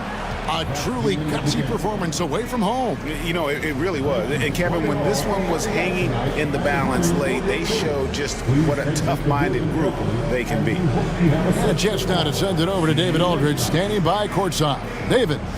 Thanks very much. Pascal, you've been getting stops, getting out and running. What is working defensively? Our energy was where we wanted to be, and that's how we got to play every single night. We can't come in and not play that way, because that's the way we play. So we got to play like that every single night, and it starts with me. You know, like I have to bring my team to that energy level every single night, and you know I'm gonna try my best to do that. It was successful tonight, man. Congratulations on a big win. Back to you. Thank you, David. Well, folks, that's going to do it for now. And so for Richard Jefferson, Greg Anthony, and our reporter David Aldridge, I'm Kevin Harlan. Thank you for tuning in to watch the NBA on 2K Sports. But first, let's reveal our player of the game, Tyrese Halliburton.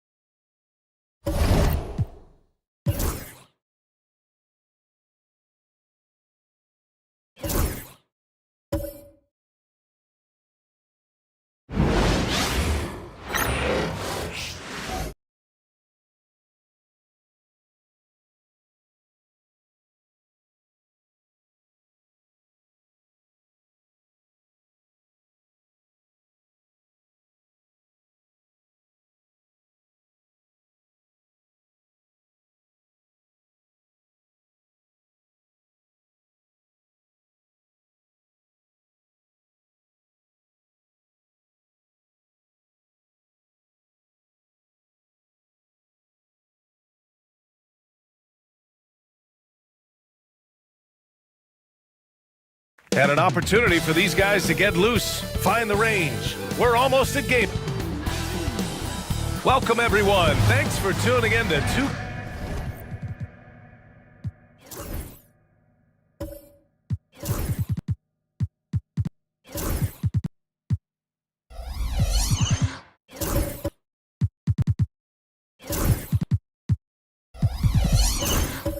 K Sports for this NBA presentation. Grant, looking at these two teams, my attention is drawn to the front court matchup. Oh, yeah. This should be a battle on the baseline. Great to watch skilled bigs trade blows and show off what they can do down low. Now here's Powell. Now the starting group for San Antonio. They've got Shai Gilgeous-Alexander. Kenrich Williams is out there with Miller. Then it's Kristaps Porzingis. And it's Powell in at the shooting guard position. No debate there. He got hammered. These are his first free throws of the game. First one falls for him. Stan, one of the most impressive streaks in sports history. The San Antonio Spurs, one of the smallest markets in the NBA, making 22 consecutive playoffs. Yeah, and Brian, there's nothing that I respect more than consistent success year after year. I think it's harder than having that one great year. What San Antonio did in those years is incredible. And they had a great sideline reporter, I hear, too. Good-looking guy. They get it again. Davis. And you really can't sleep on Davis's length, especially on the offensive glass. On offense, here is San Antonio. Gilgeous-Alexander feeling it out a bit. It's rebounded by George. And here's George. He'll bring it up for Oklahoma City. Here's Davis. So it'll be 2 free throws. He was fouled in the act of shooting. Despite entering his 30s, Anthony Davis is not slowing down, Graham. Yeah, B.A. And last year, A.D. put up the best rebounding numbers of his career. And his shooting percentage also very high. And just watching him, Davis is still an all-NBA caliber player capable of taking over on both ends. So he makes 1 of 2, and the second one misses. Quite simply, A.D. is one of the most impactful players in the league. Can take over a game on both ends. Porzingis finds Gilgeous-Alexander. Clock at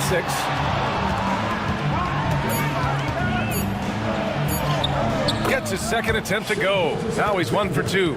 Yeah, and Gilgeous-Alexander is a fighter, someone that challenges the defense and bullies his way through contact. Pass the ball. Now here's McCollum. Here's Davis. Kessler with it. And the whistle blows. It's going to be on Brandon Miller. That's his first foul. Second team foul.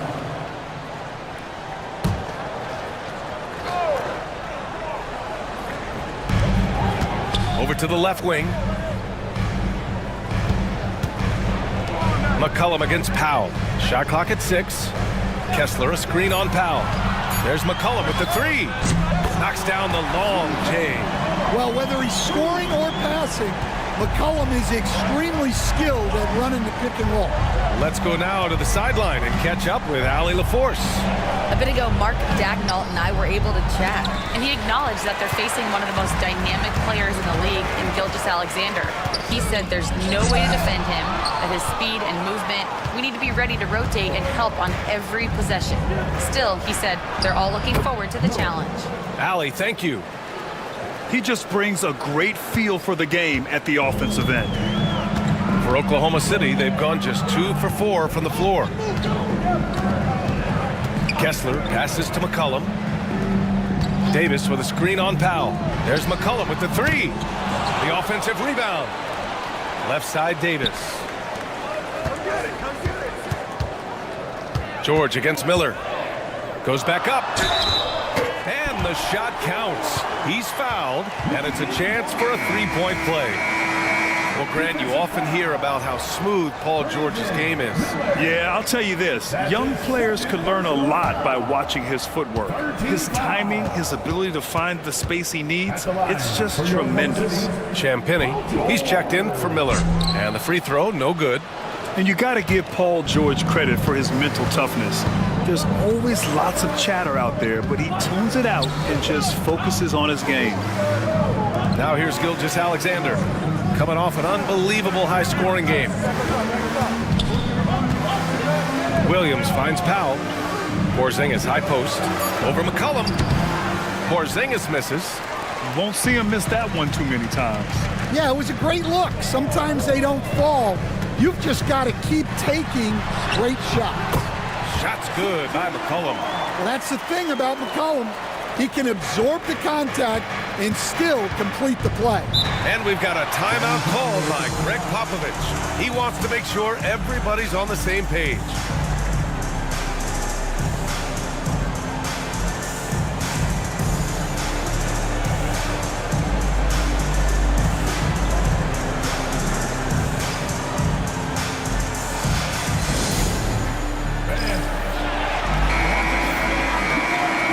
Take a second to view the 2K leaderboard and look at last season's top scoring squads. In third, the Thunder. And last year, I liked watching this team operate on the offensive end. The ball movement, the patience, the confidence. You love seeing all that come together.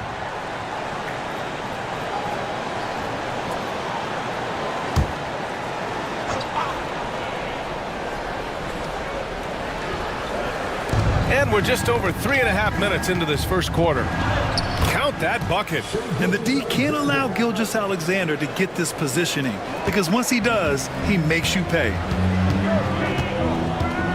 Pass to George.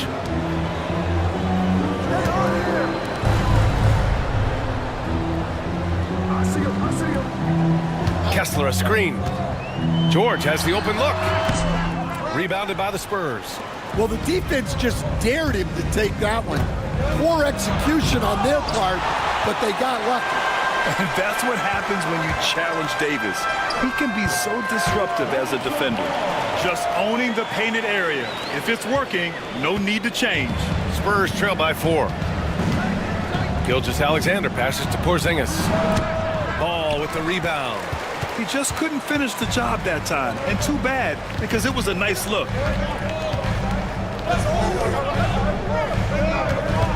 Takes a 13-footer. The rebound by Shai Gilgeous-Alexander. For San Antonio, they've gone 3 of 8 so far. And looks like an illegal pick was set. That gets the ref's attention. The screener was leaning a bit right there. His feet may not have been planted. Pretty obvious call by the officials. Look, you can get away with a lot in terms of screens today, but you can't make it that obvious. It's great to see a fantastic block on replay once again. That'll put some fear into the shooters, and he made sure to do it early, too. Fires from deep. George's shot is off. Yeah, and the defense has really got to tighten up on him. I mean, he's just too dangerous from the three-point line. Powell passes to Williams. From deep, Gilgeous-Alexander drills it from deep. Gilgeous-Alexander's got 7 points in the game. Well, what a quarter he's had. You can tell he's in the flow.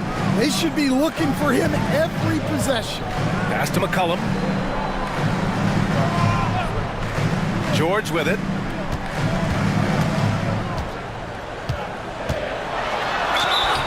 And he's going to the line for two. The official saw contact while he was going up. Well, Coach, we're still very early in the NBA season. When you were coaching, what was your focus around this time? Early in the season, Brian, really in the entire season, but especially early, you just want to try to be getting better every single night, making the corrections from one night to the next, and just keep growing as a team. So for Oklahoma City, Wiseman, he's checked in for Kessler, and it's Dunn in for Ball.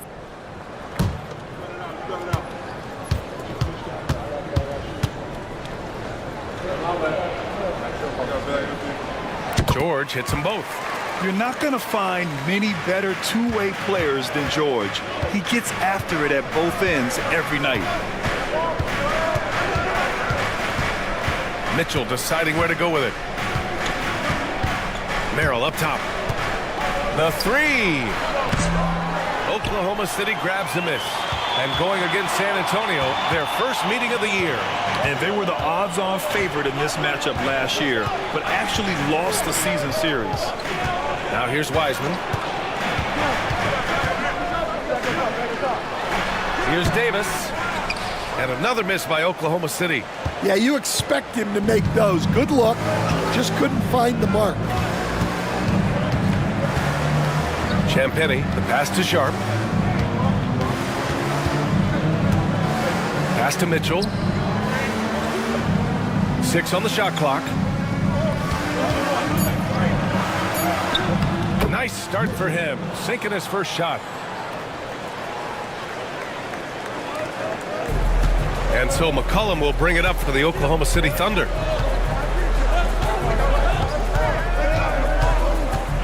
Wing shot on the way, and that one's good.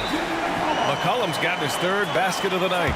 Well, you just got to love the control McCollum possesses on those in-between jumpers. And Greg Popovich has called timeout. A moment to rest and confer on the game plan.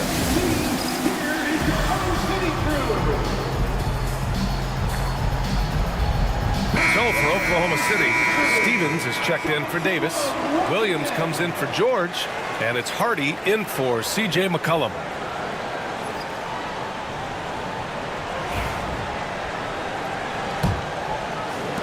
Spurs trail by 3. And now let's check in with Shams Charania, who apparently has news from Nugget Nation.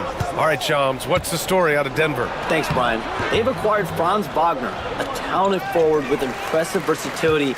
He's a hard-working player who never gives up, and I'm told this organization is very pleased to add him to the roster. Always great to hear from you, Shams. Thanks so much. Now here's Dunn. He's scoreless. Nice shot by Stevens. And now a 6-point Oklahoma City lead. He's consistent from out there, especially when you give him that kind of room.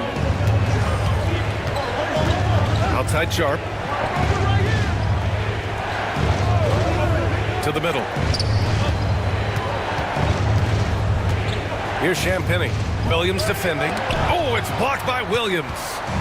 Grab that one. However, so far they're getting a little out-hustled on the boards. Nice one-handed jam. Simple and effective, PA. Hey, with the lead, I'm surprised he didn't come up with something a little more creative. Boy, they need something to go to regain some confidence. No question. Way too many empty possessions for them. Mitchell, the pass to Merrill.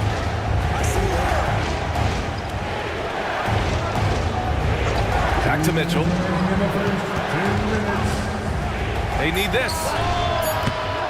Williams grabs the board. Thunder leading by 8. Dunn outside. And he's going for the oop here. Throw it down on the lob.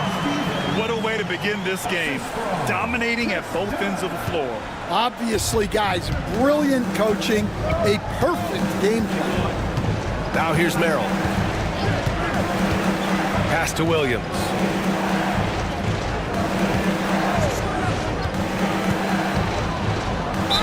Ooh, plenty of contact on that shot. Officials call the foul, and he'll take 2 free throws now.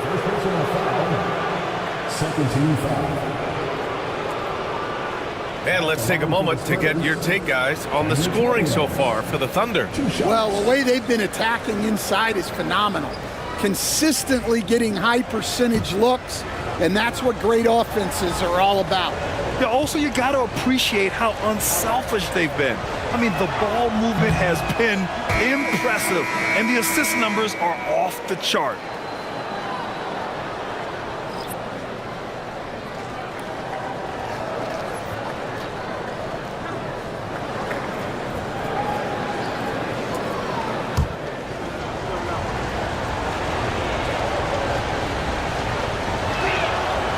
That one's no good.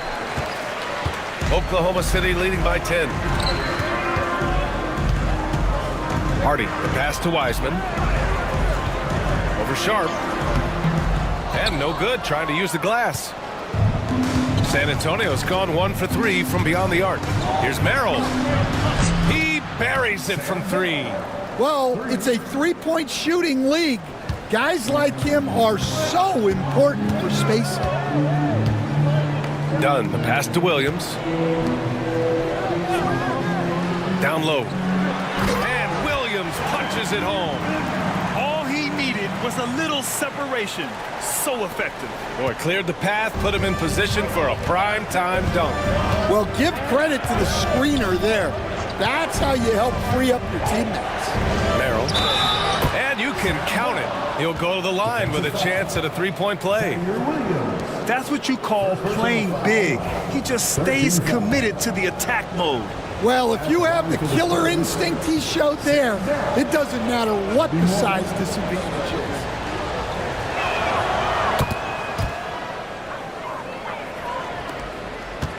Thunder leading by 6. Pass to Wiseman. Now Dunn. From outside the arc. Offensive rebound. And they pick up 2. And they've come out with a fearless approach on the boards. Spurs trail by 8. And here's Mitchell. His last outing, we saw him score 13.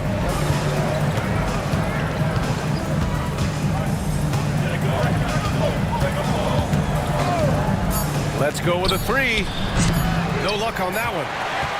And so it's Oklahoma City finishing the quarter with an 8-point lead. Getting lots of great looks, shooting it well. That's why they're up. And more NBA action on 2K Sports.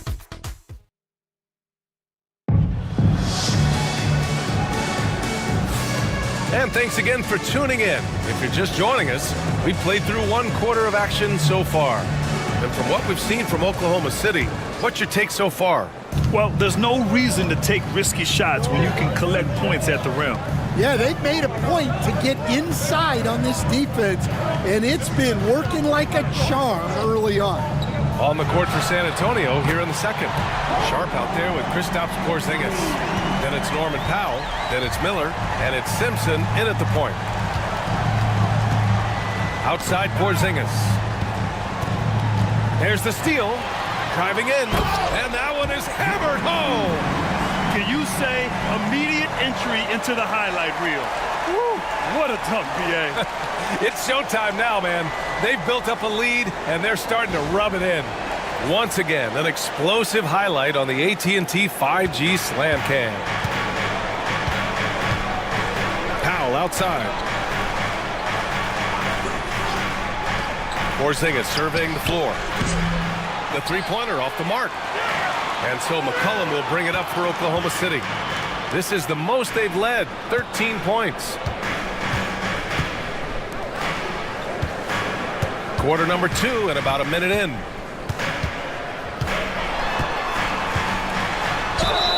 And count that. 2 points and a chance for one more at the line. Time and time again, they're creating good looks from close range. Well, one of the sharpest players off the floor, C.J. McCollum. Well, Brian, he also did a great job as president of the Players Union, and he's great on his podcast, too. I'm sure he'll be doing games with you soon enough after his playing career. Yeah, I just hope he's not taking my job.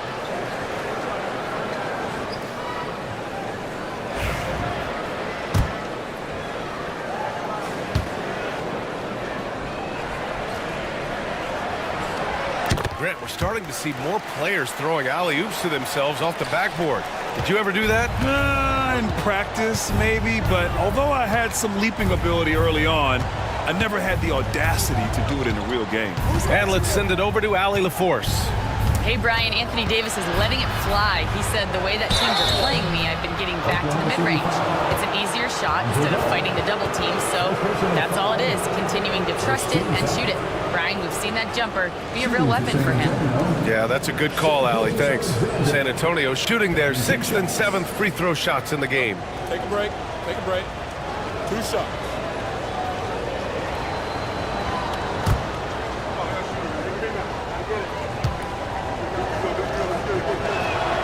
And he knocks down the first one. The skills of SGA, they're so unique. His ball handling, shooting, length. Not a lot of guys like Shea in the league. Champagny, he's checked in for San Antonio. Yeah, great effort tonight, and he's been rewarded with trips to the line. McCollum, the pass to Kessler. Now approaching 2 minutes of action here in the second. Outside Davis.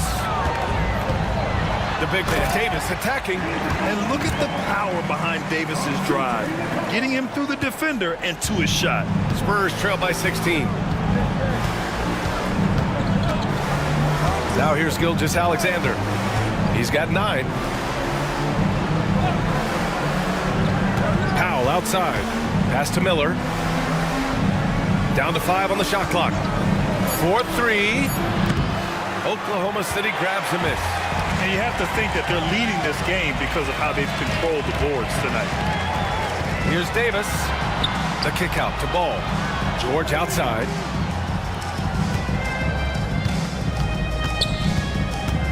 Now Davis. Powell covers. Lets it go from 11. Davis can't hit. San Antonio's gone 0 for 2 from outside in the second quarter. Gilgeous-Alexander on the wing.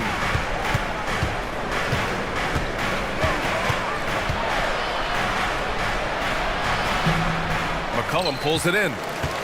And it's Oklahoma City's ball. A big stretch here going. 10-2. And that one's good. Davis. And I'll tell you what, if you're going to mix it up with Davis, you better be on your game. He's so powerful inside. Offensively, it's been a struggle for him. Yeah, they need to string together some shots to have any kind of chance. And we've got a timeout called by Greg Popovich. And we might see some changes. Coach potentially looking to adjust.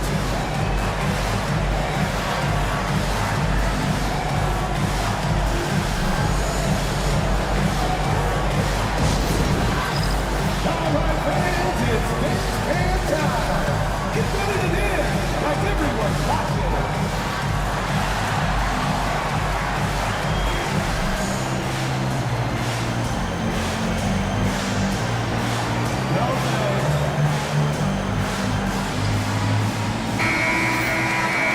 Taking a look at last year's stats. Here were the players that led the way in terms of steals.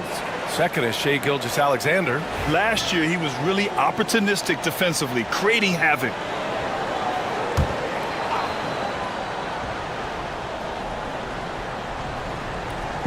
On defense, the Thunder. They've only given up 2 points this quarter. Powell against McCollum. Powell, it's good. Here's Oklahoma City now. They're on a 12-4 run. Foul against McCollum. Inside. And stolen by Porzingis. Powell in the post. McCollum defends. McCollum with some nice D. And right now they're +8 in the rebounding category. That's helping them run away with this. George's shot is off. Spurs trail by 16. 18 feet out. And he tries it off the glass, but it's no good. Oklahoma City's gotten 3 of their 7 threes to find the net in this matchup. Sinks it from distance. George has got 6 here in the quarter. That's been typical of their performance today. They're sharing the ball and creating good shots. Gilgeous-Alexander passes to Miller. Powell with it. Porzingis sets a screen. Powell, it's good. Powell's got 6. Rock solid screen right there. The defender got completely lost. Yeah, you've got to lock and trail hard. You can't allow him a clean look for that. Here's George. Great D that time from Miller. Oh, you got to finish at the rim right there. You hate seeing those opportunities go to waste. Pass to Champagny. Now Gilgeous-Alexander. Gilgeous-Alexander drills a 3. Outside, inside, in between. It doesn't matter. SGA is lethal. George against Miller. From outside the arc. Oklahoma City gets it back. McCollum's shot is off. Spurs trail by 14. Miller with it. Guarded now by George. Pass to Gilgeous-Alexander. Kessler with a rebound. Kessler's got 4 rebounds in the game. Here's McCollum. And he was fouled in the act of shooting. Opportunity for a 3-point play here. And now almost all their points coming from the paint. You were there, Stan, in Miami at the inception of Heat culture. Give us a taste of it. Well, it's a little bit overblown in one way, in that everyone basically wants people who work hard and get in shape and compete. The difference maybe with the Heat is they just have a lower tolerance for players who don't meet their standards.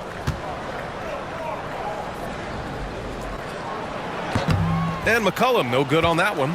Yeah, for some reason, McCollum has always flown under the radar, but he's a constant threat to score 20-plus points, and he does it efficiently. Done. The pass to Ball.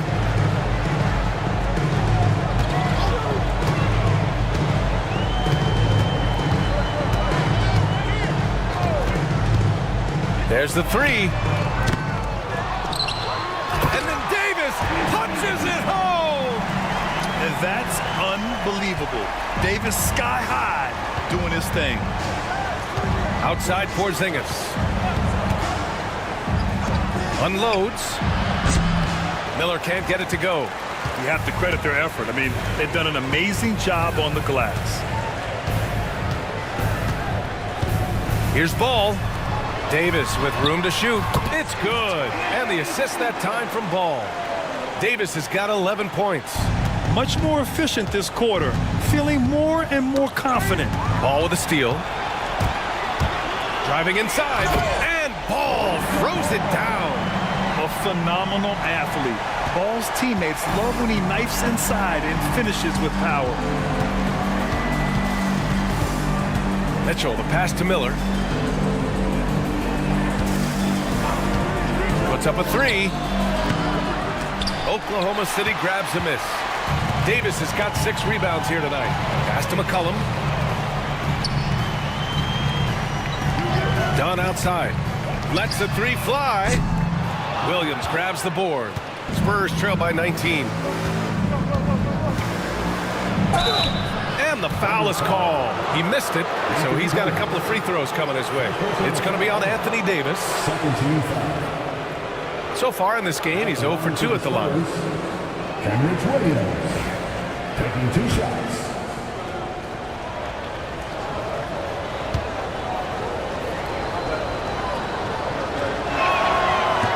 Free throw drops for Williams. They've been flawless at the line this quarter. They need to stay aggressive and keep drawing fouls. That'll help them chip away at the lead.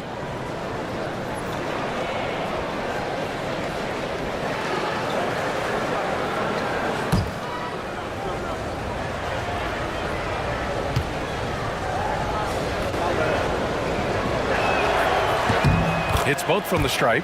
Well, Grant, we've heard some out there say dynasties are dead. And these days, there are a lot of teams contending for titles. Well, the NBA is happy to see all the competition. But, you know, this league has been defined over the decades by dynasties. We'll see if their epitaph has been written. This shot by Hardy, no good. Spurs trail by 17. Now Mitchell, outside, Williams. Back to Mitchell. Miller outside.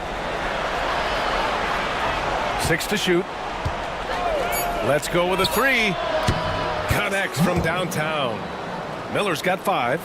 Slow reaction from the D, and it cost him 3. And we've got a timeout called by Mark Dagnall. He'll take the opportunity to regroup. They want to keep rolling here following a win against Atlanta. Yeah, and that one came down to their rebounding.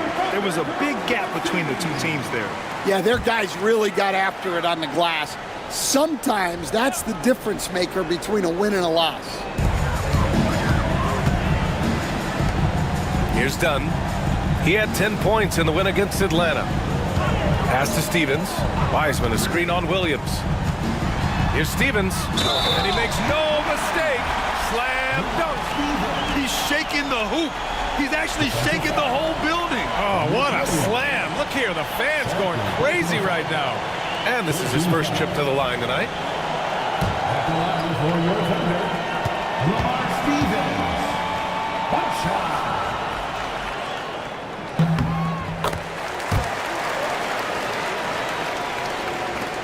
1:44 left in the first half. And it's Mitchell with the ball for the San Antonio Spurs. 17-point game. Porzingis finds Miller. That three's off the mark. Finding space on the perimeter, but he couldn't capitalize. Here's Wiseman, and he banks in the layup. Wiseman's got his second basket of the game. And force feeding the ball inside. I mean, no reason to go away from what's working. There's a minute 12 left in the second quarter. Here's Mitchell. And a foul called on the way up. So he'll take 2 from the free throw line.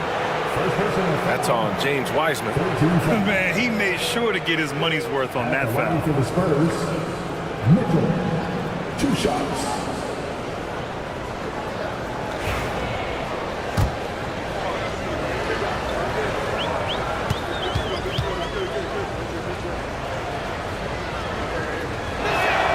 That free throw is good from Mitchell.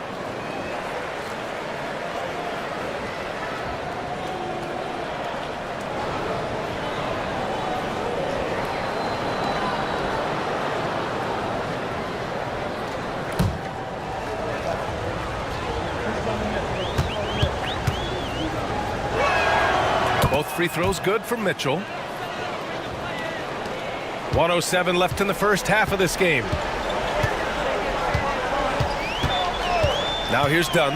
Checked by Mitchell. Here's Wiseman. And fouled as he went up to dunk. Good aggressive move. He'll shoot a pair.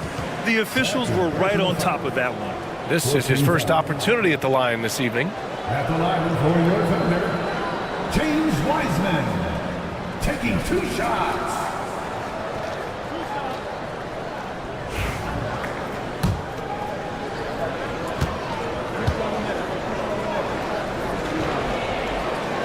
The first free throw is good.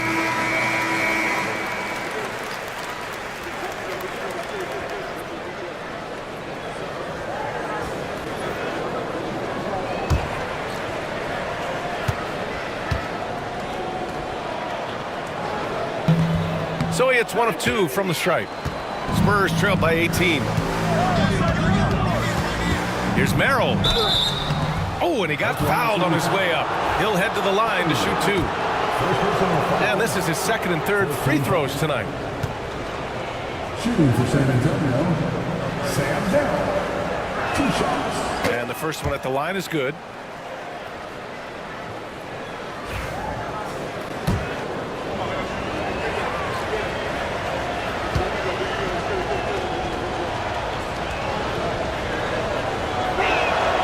He's perfect from the line this time. Thunder leading by 16. Dunn, the pass to Stevens. Wiseman, a screen on Williams. Here's Stevens. He drops it from range. Stevens has got 13 now. In terms of offense, they've been the more efficient team by far. Well, I think it's because they're calling sets that really match up well with their personnel. From 6 feet away, count it.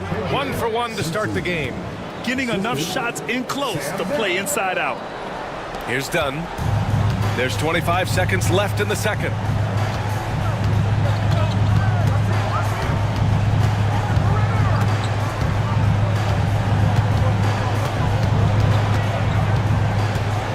The kick out to Williams.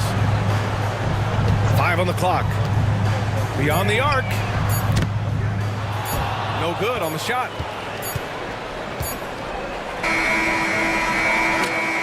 And so it's the Oklahoma City Thunder leading by 17 at the end of the period. Boy, they've been playing at a fast pace, beating the defense in transition and adding to that big lead. Well, now we have some time to check in with Allie LaForce. Allie.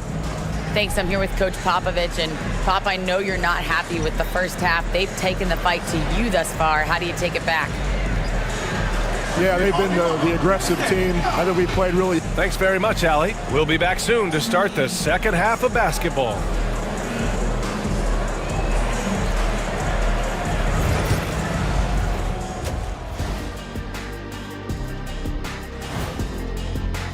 Over at Spectrum Center, the Hornets will face off against the Raptors.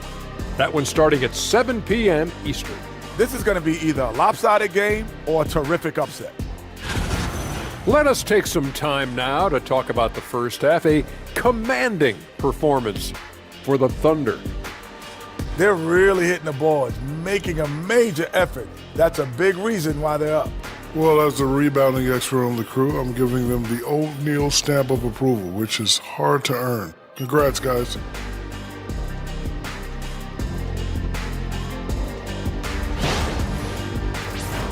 And that's it for halftime. Thank you for joining us. We send you back to Brian Anderson for the start of the third quarter.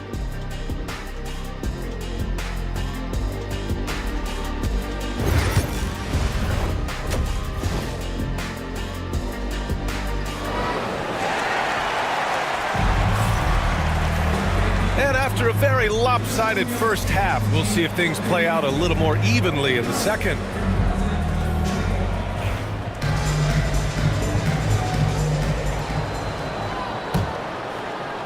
And the Thunder in possession here. C.J. McCollum is out there with ball. Then it's Anthony Davis. Then it's Walker Kessler. And it's George in at the small forward position. That's the group for Mark Daigneault starting the second half.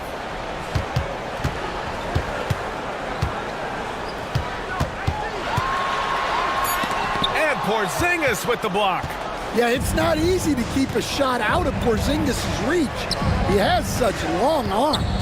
Here's Gilgeous-Alexander, and they're going to count that bucket, and they'll send him to the line. It could be a three-point play. Stan, you've coached so many rookies over the years. What are some key things you like to see from a player coming into the league? Well, look, you've got to have the guy, Brian, that's ready to compete at that level and has to bring that every night. From there, it's just all about learning. There's going to be mistakes, but you want guys who can learn and improve at a consistent rate. Is it true that defense is the fastest way into the coach's heart? Well, it's certainly a way to gain confidence, that's for sure. That free throw good from Gilgeous-Alexander. And here's McCollum. He'll bring it up for the Oklahoma City Thunder. They lead by 14. They're off to battle the Trailblazers after this one, as they'll be playing at Moda Center. It'll be the front end of a two-game road trip. Well, no doubt, McCollum is dangerous from distance. Gilgeous-Alexander against Ball. Pass to Porzingis. Takes a three. Oklahoma City grabs a miss. McCollum's got rebound number 5 here tonight. Here's Davis. Porzingis grabs the board. Porzingis has got his 6th rebound on the night. Not a great start to the second half, just 1 for 4. Got to find ways to generate better looks here. I know he's on a cold streak, but he can't let that get in his head. Yeah, they might want to draw something up here to get him something at the rim or get him to the free throw line. Sometimes that's all it takes to snap a cold streak. Ball finds Davis. It's good. And the assist that time from Ball. Davis has got 13 now. He's been a steady presence for them. Nice to have that kind of safety net at the offensive end. Here's Gilgeous-Alexander. The Thunder with the rebound. Davis has got 8 rebounds in the game. And it's McCollum penetrating. And here we have the 2K leaderboard with last year's best three-point shooters. 5th on the list, Norman Powell. He shot with nearly unmatched confidence from the arc last year, and the numbers and his position on this list clearly reflect that. And this will be his 3rd and 4th free throws of the game here. And he drops the first.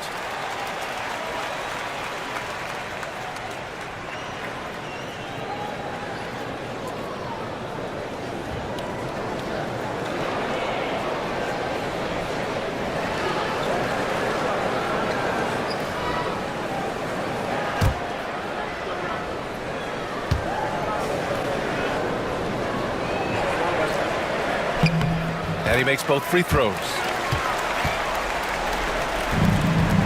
Spurs trail by 21. Powell outside. Pass to Williams.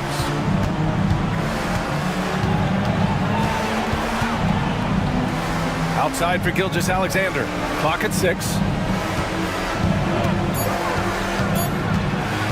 Looking to win the run. Paul George pulls down the board.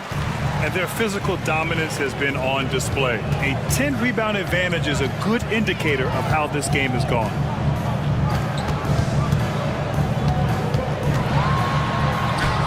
Yep, that one goes. 12 points for him. And just using balance and coordination, George can make plays and baskets that many can't. And we've got a timeout called by Greg Popovich. He wants to give him a breather and talk things over.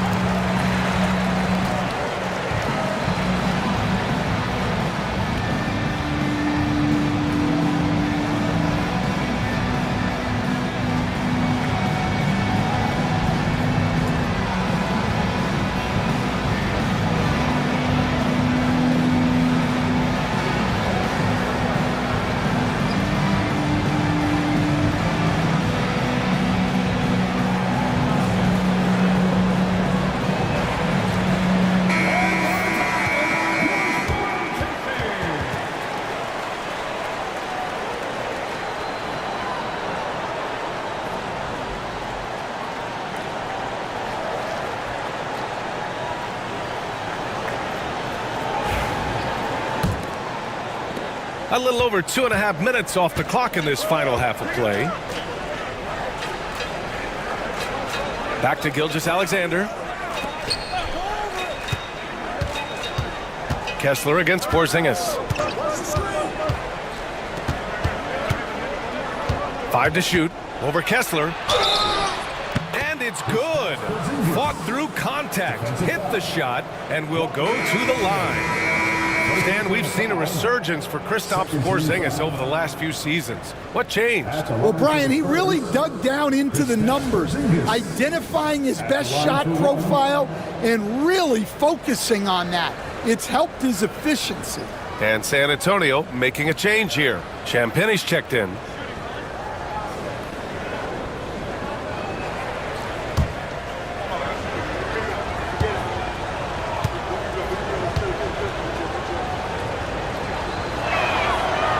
Porzingis, no good on the free throw.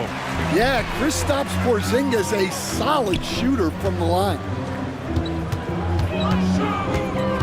McCollum, pass to Davis. Fades and shoots. Rebound by San Antonio. Well, he certainly had trouble finding the mark this quarter. Here's Gilgeous-Alexander, and so he draws the foul, headed to the line to shoot a pair. It's going to be on C.J. McCollum. He's 3 for 3 from the free throw line. Gilgeous-Alexander, 2 shots.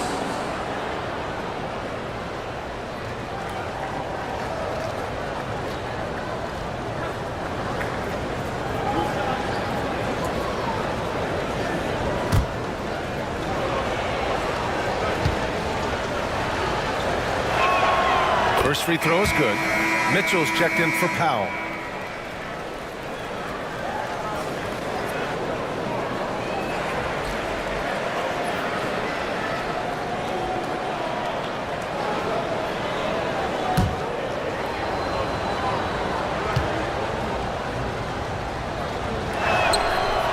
Good on the second, so he makes them both.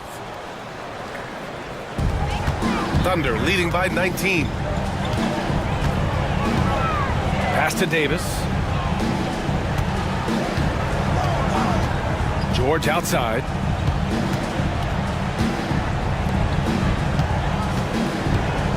Davis a screen. 6 on the shot clock. George's shot is off. Spurs trail by 19. Champagny, the pass to Gilgeous-Alexander. Oh, they get a hand on it. Oh, George with a steal. Pass to Davis. Up top ball. And here's McCollum. To the paint. And he got the whistle on the way up. So he'll be headed to the line for a pair. It's going to go on Shai Gilgeous-Alexander.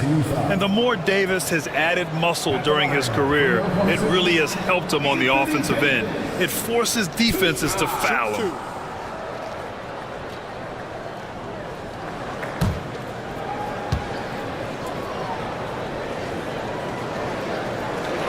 The first one falls.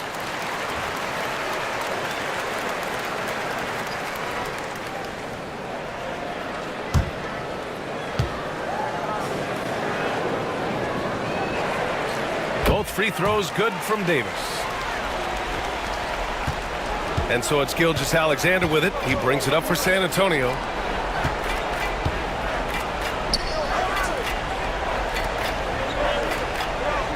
Porzingis with a screen on McCollum. Oh, it's Porzingis with the jam. Nice play. Porzingis, such a good finisher in the two-man game. Ball outside. Back to George. Back come the Spurs in transition. Here's Gilgeous-Alexander.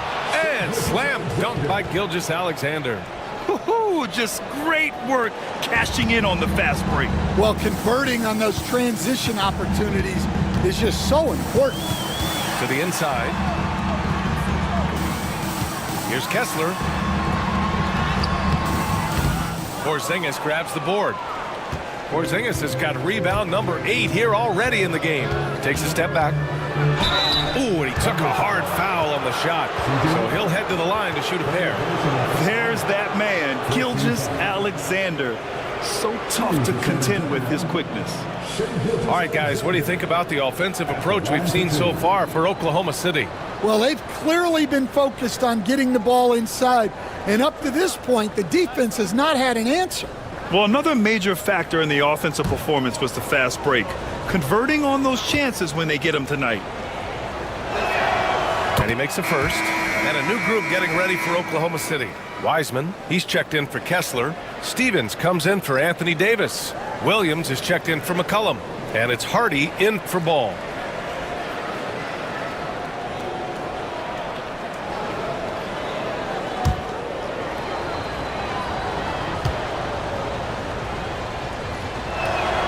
And that's good as he hits both shots.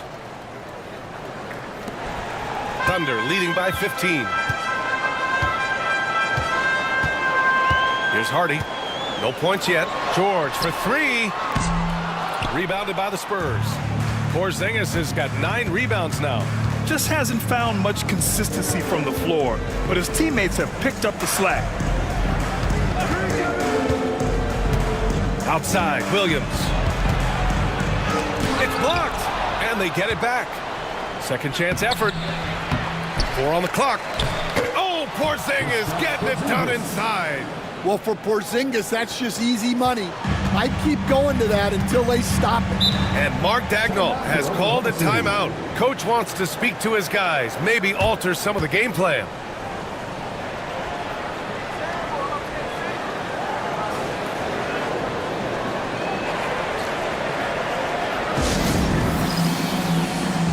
The Thunder making a switch here. Dunn's checked in. And San Antonio with a change here, too. Merrill's checked in.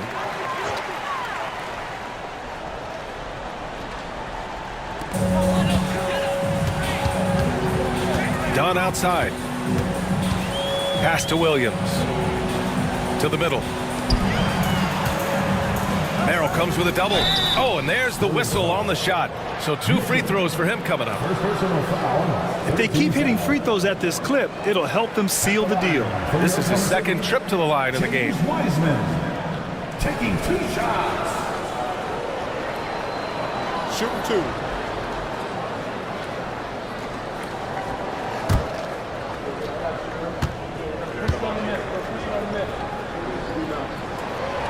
And he can't get the first one.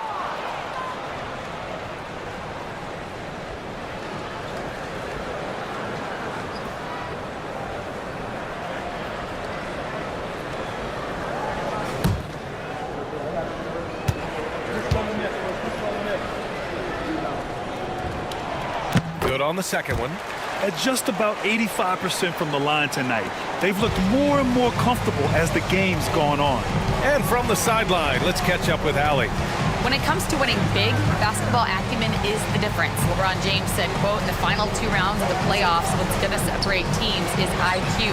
There's moments in the game that a coach can't prepare you for, where you have to make adjustments right away. It's not experience, it's IQ. He would know, Allie. Thanks.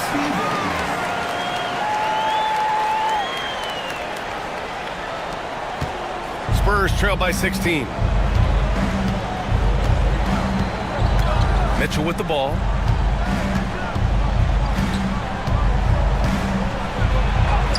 And he converts the layup. Mitchell's got 6. The D hasn't been quick enough to react to the ball inside.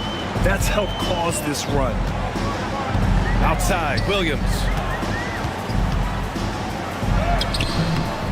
Unable to get that one. Great D that time from Porzingis. Here's Champagny. Still without a bucket. And the shot goes in. Well, it doesn't get any easier than this. They'll take these shots every time. Here's Hardy. Pass to Wiseman. Here's Hardy. Screen by Wiseman. Here's Stevens. And he gets it to go off the front iron. 17 points in the game. His play is a big reason why they're ahead. He hasn't missed a shot all night. And here's Merrill. He's got 11. Here's Porzingis. Guarded by Wiseman. Porzingis misses. And they need his offense right now. But his shot is just not falling. Here's Hardy. Screen by Wiseman. Inside. And stolen by Porzingis. Here's Mitchell. And Mitchell with the slam. Oh, wait. Big finish. Big time. And man, Did they need that? You can tell he's trying to get him going with that dunk. Yeah, he saw the opportunity to finish with some authority, trying to fire his guys up. Outside, Williams. And a quick check now on the teams that led the league from the charity stripe a year ago. The Thunder, 4th. Well, as a coach, it's a relief knowing free throws are almost automatic for your guys. Take a break. Taking 2 shots.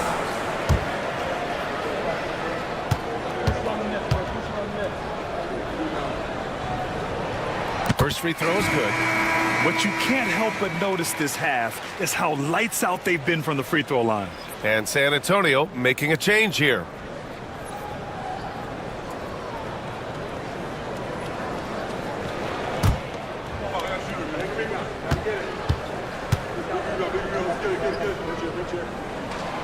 And so he hits both. A minute and a half left to play in the third quarter here. Here's Simpson, defended by Dunn. Miller outside. Shakes him. And the bucket counts. And he is on his way to the line. He'll try to make it a three-point play. Second personal foul. 15 foul. Shooting for San Antonio, Miller. 1 shot.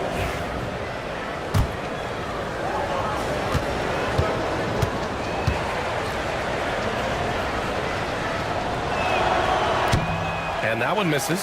Yeah, with the size and versatility Miller brings to the table, he's a tough cover for just about anyone.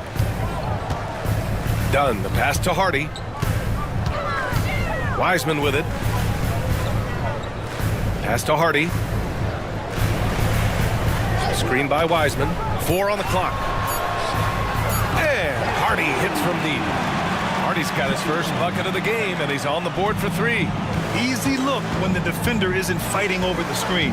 Yeah, it's certainly worth it to disrupt the offense. Coaches notice that extra effort. Now here's Porzingis. And here's Miller. Williams defending.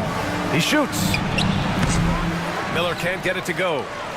About 7 seconds separating the shot and game clocks.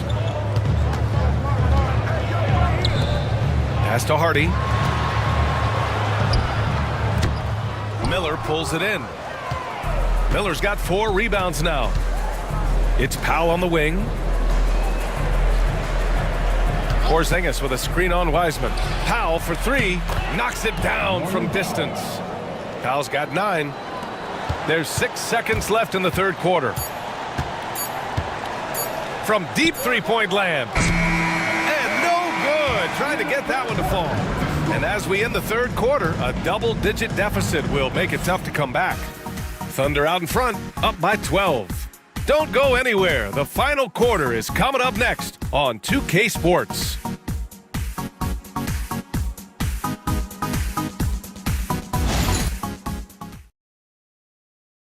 And while we have a chance, let's go to our State Farm assist of the game. You know, I'm kind of stoked that this was a choice because I love this pass. A remarkable find. He put his court vision on full display. Yeah, he puts that pass right on the money and made things look easy for his teammate. And 1 quarter to go in a game that, to this point, has not been an evenly fought contest. All right, on the floor for San Antonio starting the fourth quarter. Brandon Miller is out there with Norman Powell. Then it's Kristaps Porzingis. Then it's Shai Gilgeous-Alexander. And it's Simpson in at the point. Right wing. Kicks it to George. 11 feet out. Connects. The jumper drops. With how good PG-13's jumper is, that is an easy make. Gilgeous-Alexander passes to Powell. And a chance now to look at the schedule for San Antonio. On Thursday, they'll go up against the Jazz in Utah. Then on Saturday, they'll be matching up against Karl Anthony Towns and the Minnesota Timberwolves. The road is never the highlight of your schedule for any team, But for these guys, it is a chance to go out there, test themselves, and see how well they gel outside of home court. It could be a very valuable experience. Williams is checked in for San Antonio.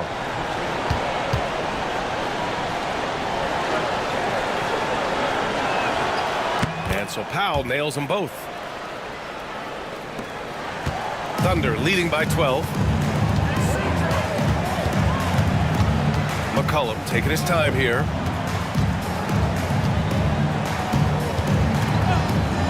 Pass to Davis. Lets it go from deep. Rebound by San Antonio. Well, when this game is over and done with, they'll be off to Utah to take on the Jazz. That'll wrap up this short 2-game road trip.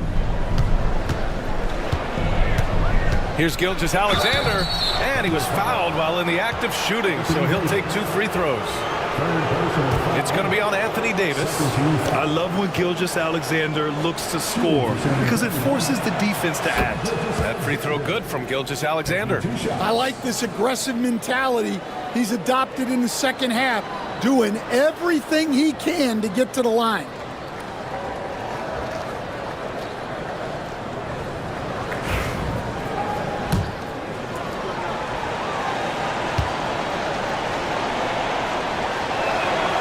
Both free throws good from Gilgeous-Alexander. Fourth quarter still young, just over a minute played. Outside Davis. George outside. From deep. Gets the 3 to fall. And the defense has to be more aware of Paul George. You got to know how fast his trigger is. Gilgeous-Alexander passes to Williams. Ball against Gilgeous-Alexander. Down low.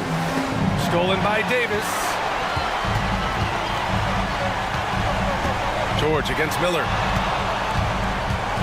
Outside Davis. Miller against George. Over Miller. And again, it's Oklahoma City. We've seen that more than once today. An effortless basket inside. Gilgeous-Alexander passes to Miller. Pass to Powell. Gilgeous-Alexander against ball. Williams up top. Shot clock at 6. And he'll draw the foul. He'll head to the line for 2. It's going to be on Anthony Davis.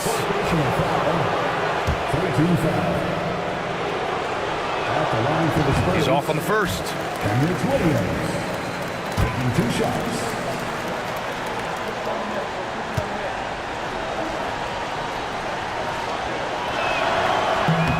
And the second free throw is good. Fourth quarter of play. We're about 2.5 minutes through it now. Davis against Williams. Outside Davis. Pass to McCollum. Jacks up with 3. And it's Shai Gilgeous-Alexander with the rebound. Spurs trail by 14. Now here's Miller. George defending. And Davis with the block. No chance. Davis just too much to handle on the defensive side. They get it back. Again, Oklahoma City. More points coming from inside. In that respect, they've been the more aggressive team. Outside, Williams. Pass to Porzingis.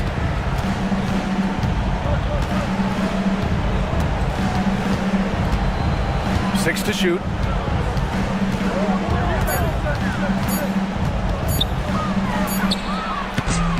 San Antonio again can't hit. When the defense is playing off you like that, you want to be able to convert.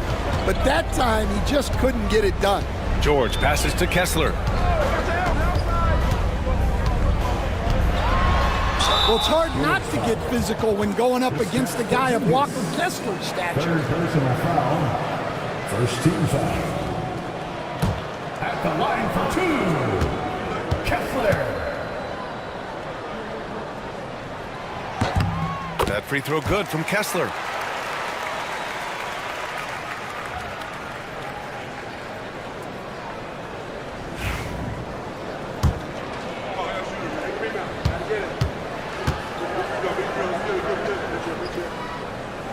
No good on the second free throw. And Kessler is just a steady, reliable big man because he shoots a good percentage and defends the rim well. A dynamic finish, then decides to hang out a little for good measure. Yep, that's the exclamation point right there. McCollum finds ball to the paint and stolen by Porzingis. Miller against George. Pass to Porzingis. Porzingis with a screen on ball. Lets it go from 14. And off the front iron, and in it goes. Gilgeous-Alexander's got 13 points here in the second half alone. And we've got a timeout called by Mark Daigneault. He's looking to make some very important adjustments here. All right, let's check in with Allie LaForce. Thanks, guys. Mark Daigneault had some words for his team over the last break. He said to his guys, this one is not over yet. You have worked hard for this lead, and we are not about to give it up now. Stay focused and keep hustling. Back to you guys. Okay, thank you, Allie.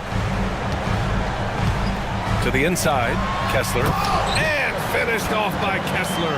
Well, what I love about Walker Kessler, he's a 7-footer who plays like a 7-footer. Here's Gilgeous-Alexander. Oh, the determination from Gilgeous-Alexander. And he was dominant in their last outing. And the same thing here tonight. He is in a terrific groove right now. Yeah, for sure. He is just oozing confidence. Thinks every shot is going in. They should just keep running sets for him. Davis hits. Here in the second half, they're really focused on stretching the floor. Yeah, and where has the defense been? They've been content to let them fire away. They've got to close out to the arc. And the foul on Anthony Davis. That'll be foul number 5 on him. Look, he's got to play smart now. One more foul and he's gone. It's time to take a glance again at that superb block. Yeah, good offense comes from great defense. This lead is only getting stronger with plays like that. San Antonio with the ball. They trail by 16. Williams a screen on George. Miller the pass to Williams. Out to Powell. Down to 5 on the shot clock. Miller can't get it to go. Oklahoma City has got 2 of 5 threes to go here in the fourth. Pass to Kessler.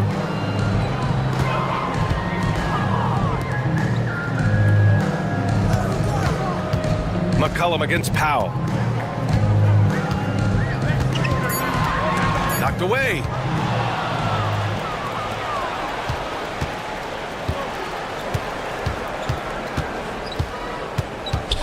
Right side, Gilgeous-Alexander. And here comes the break. Oh, there's the alley. And Davis slams it home. Throw it AD's way, and he'll take care of the rest. A huge alley-oop target for his teammates. And Gilgeous-Alexander's got the ball here for the Spurs. It's an 18-point game. Powell outside. Porzingis with a screen on McCollum. Outside Gilgeous-Alexander. Just 4 to shoot. Fires from deep. The Thunder with the rebound. George has got his 5th rebound in this one. Well, he had 6 points from beyond the arc in the first half, but yet to get it going here in the second. Davis, the pass to George. Not going to go that time. Great D that time from Miller. Spurs trail by 18. 17-foot shot on the way, and he drops that one in. Miller's got 4 points this quarter. Well, he got to his spot in the mid-range, and that's a shot he's going to make more often than not. And we've got a timeout called by Mark Daigneault, rallying his guys to make sure they all know the plan. Dunn, he's checked in for ball.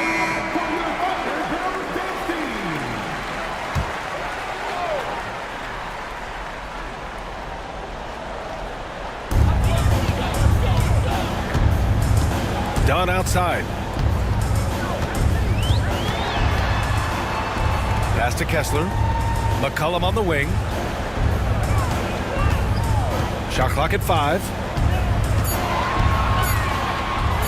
Shoots. And he hits the jump shot. McCollum's got 19 points. And this is what you want to do when you've got a big lead. must stay aggressive. Yeah, they're being absolutely relentless, building this lead in every way possible. A nice shot by Gilgeous-Alexander. There's so many facets to SGA's game. He's equally good from all three levels. George passes to Dunn. Down low. Here's Kessler. 1:51 left to play in the fourth. Pass to Gilgeous-Alexander. To the middle. Miller outside. Here's Porzingis. Over Kessler. Porzingis misses. Yeah, you wonder what is he thinking right now. He's not shooting the ball well, and shots like that only hurt his team more. And this one hasn't been in doubt for a bit now. They came out on a mission, and you can bag up this win for the Thunder. Man, the bench brought lots of energy tonight. I'll tell you, when your reserves can score like that, it puts your team in a great position to win. And they'll chalk this up as their third win of the year. Always good to start a season series off with a W. They showed tonight they take this team seriously, and the next two matchups between these two should be fun. And we get spoiled sometimes, but we should take a second to appreciate what a sensational performance this has been for Anthony Davis. He came out with great energy and effort, doing everything he could possibly do to help his team. Now here's Gilgeous-Alexander. He's closely guarded. From downtown, knocks down the triple. Gilgeous-Alexander's got 32 points. 32 seconds left in the final quarter. George against Miller. Stolen by Miller. Outside, Williams. Pass to Miller. Williams against Davis. Miller, a screen on Davis.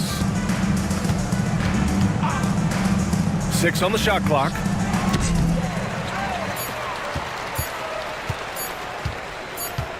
And so it's the Thunder taking care of business in this one. We saw two different teams tonight. One played with confidence, operating flawlessly. The other just looked lost. And the energy in this building was awesome. The crowd was involved from the jump. And once they started to really pour it on, it was fun to see how it all came together. All right, Allie's ready to go. She's courtside. Hey, Allie. PG, you just looked confident out there. How were you able to be so effective offensively?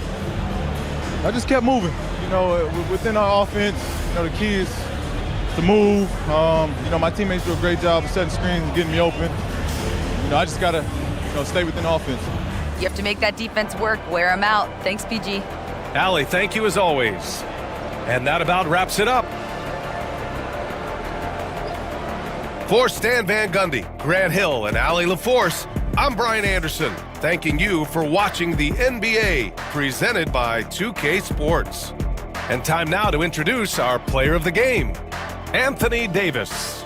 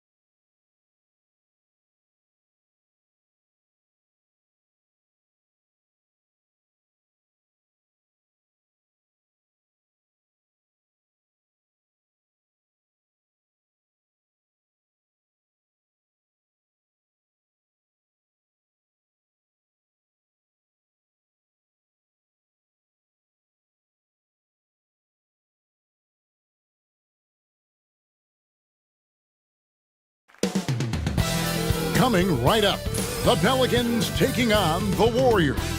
For New Orleans, a slow start to the season. A win tonight can bring them closer to 500. That's the goal.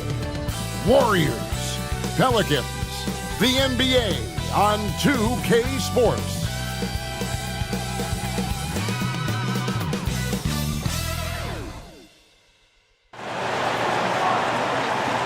Welcome, sports fans. Thanks for joining us. It's the NBA on 2K Sports.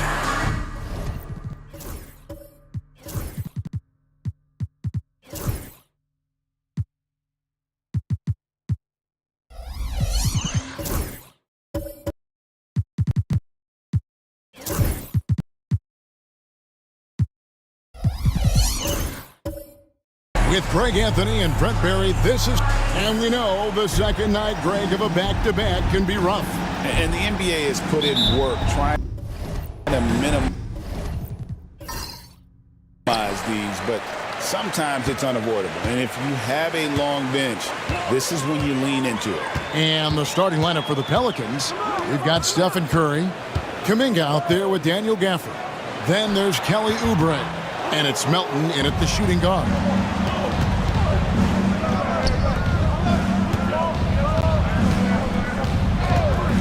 Pass to Kuminga. Got it. Good job in the low post. With his finesse and his power, Kuminga can make it real tough inside. And here's Brown. He'll bring it up for Golden State. Spins. Scores off the spin. Uncovered at the rim, finding cracks in the defense here early on. Just really smart basketball and exploiting whatever holes that he's seeing right now in the defensive squad. Kuminga, no good. Here's the Warriors with the ball. Here he goes. Here's Sar. Cross contact on the shot, and now a three-point play chance as he'll head to the line. Yeah, that's just too much Alex Sar there. All at about 7 feet, he is a lot to handle. First trip to the free throw line for him tonight. Kuminga. First personal foul. First team foul. At the line for one, Sar. And that one misses. And while the offense is developing, Alex Sar is already a huge presence at the defensive end. Yeah, along with being a great rim protector, he's a 7-footer who can really slide his feet on the perimeter. He can switch on the guards and make them work for their opportunity. A three-pointer is right on target. And that's exactly what he's looking for, draining the triple. Poole against Curry. Pass to Sar. The three from Poole. Gets it to go from beyond the arc. And that's just Jordan Poole. You get 3, I get 3 back. New Orleans gone 1 of 2 from long range in the first quarter. Curry on the wing. Count it. Working his way for a high percentage look. That's just smart basketball. And that's a painted possession right there, a masterpiece, especially when the defense is not a factor. Jones kicks to Poole. Some nice passing by Golden State. And it's Brown missing. The Pelicans have gone 3 of 4 from the field to start out the game. Melton finds Curry. Melton with a screen on Poole. Curry passes to Melton. Clock at 6. New Orleans needs to get off a shot. Here's Gafford, and it's blocked by Şengün. He's using that length. Şengün timing the block. Shoots from the baseline, and too long on the shot. And it's Curry with the ball, bringing it up for the New Orleans Pelicans. They come in fresh off the win against the Warriors. Yeah, those road games are tricky, but they had a good strategy going in and stuck to what they do best. But watching that game quarter to quarter, they sped up, they slowed down, but they executed in every facet.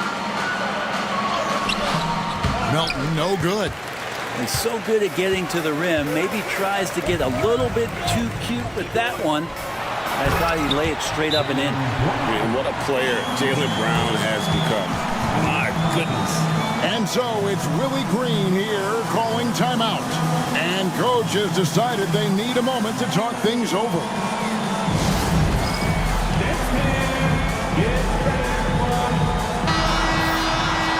With the break in the action, let's show you the teams with the most second chance points last year. Number 5, the Warriors. This was a team that was really savvy when it came to getting position under the boards and then getting those offensive putbacks. First quarter of action, just under 3.5 minutes played. Brown against Melton. Outside, Kuminga. Pass to Curry. Shoots over Poole. And again, New Orleans has no luck. Well, that mid-range, Jay, usually pretty much on the money. Maybe the timing just a little bit off on that one. Jones, no luck. The Pelicans trail. Curry with it. Last time, 45 points for him. Gafford with the ball. Şengün covering. Here's Oubre. Nice shot from the wing. Get Oubre in those spots, and he's going to go to work. Warriors have gone 4 for 9 from the field to start this game off. Pass to Sarr. Fires high post. It's rebounded by Kuminga.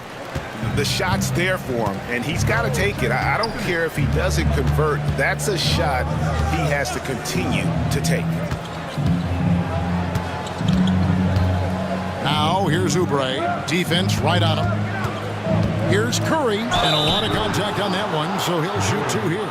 There's so many years in the NBA. You would think Curry would slow down, wouldn't you, Brent? But he remains at the very top of his game. I think the best part about what we're seeing with Steph right now, Kevin, is his competitive will. You get to this age and you get to this stage after accomplishing all the things that Steph has done, and it's still not enough. So let's keep enjoying him while we can. And more artwork from the greatest shooter we've ever seen, Curry making it look easy.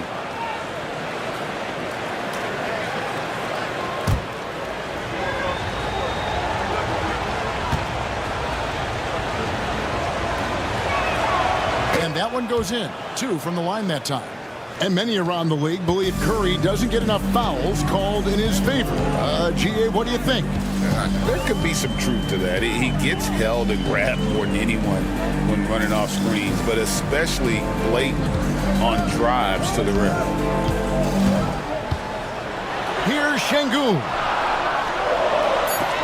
And the rejection by Gafford. The length of Gafford, a difference maker defensively here. Melton finds Curry. Warriors with the rebound. Yeah, one player sometimes can drag down your offense, and he seems to be an anchor here in this quarter.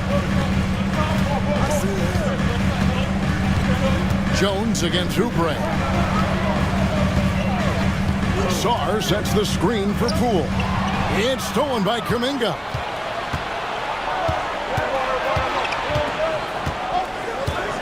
Oubre dishes to Curry.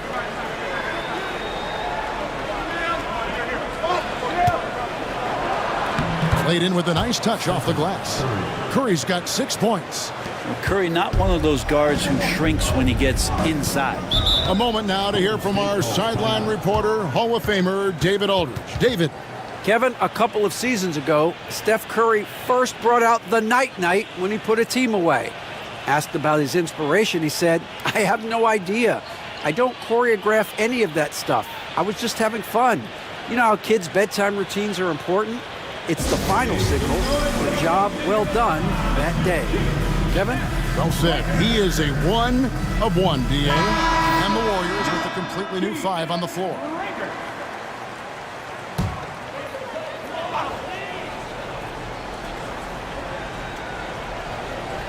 Here's Buzelis.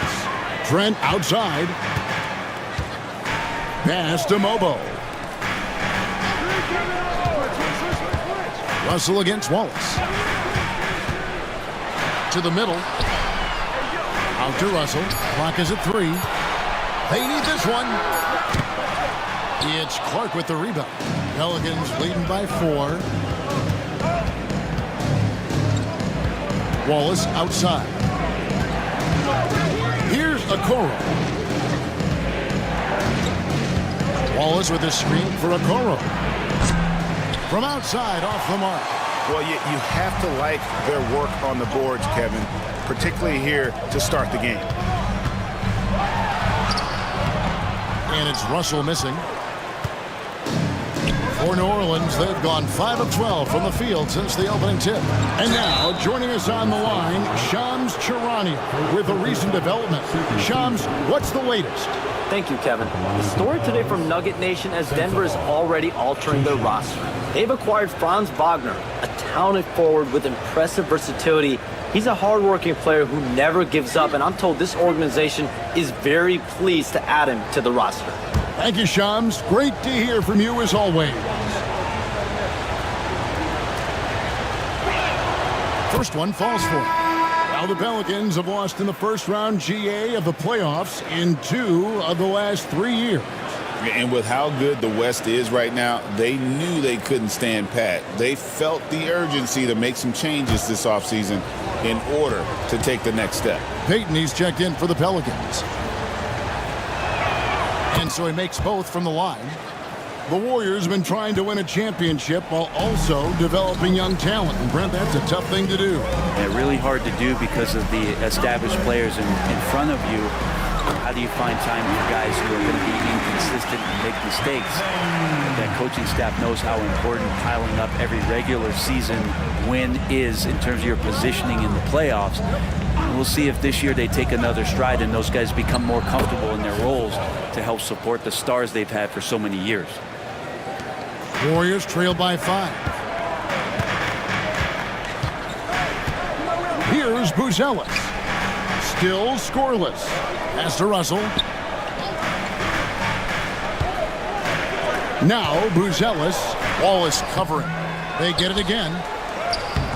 The shot by Buzelis, no good. And here's Wallace. He'll bring it up for the Pelicans.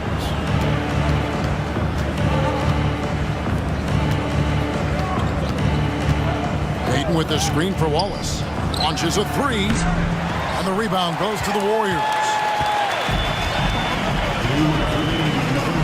Here's Mobo.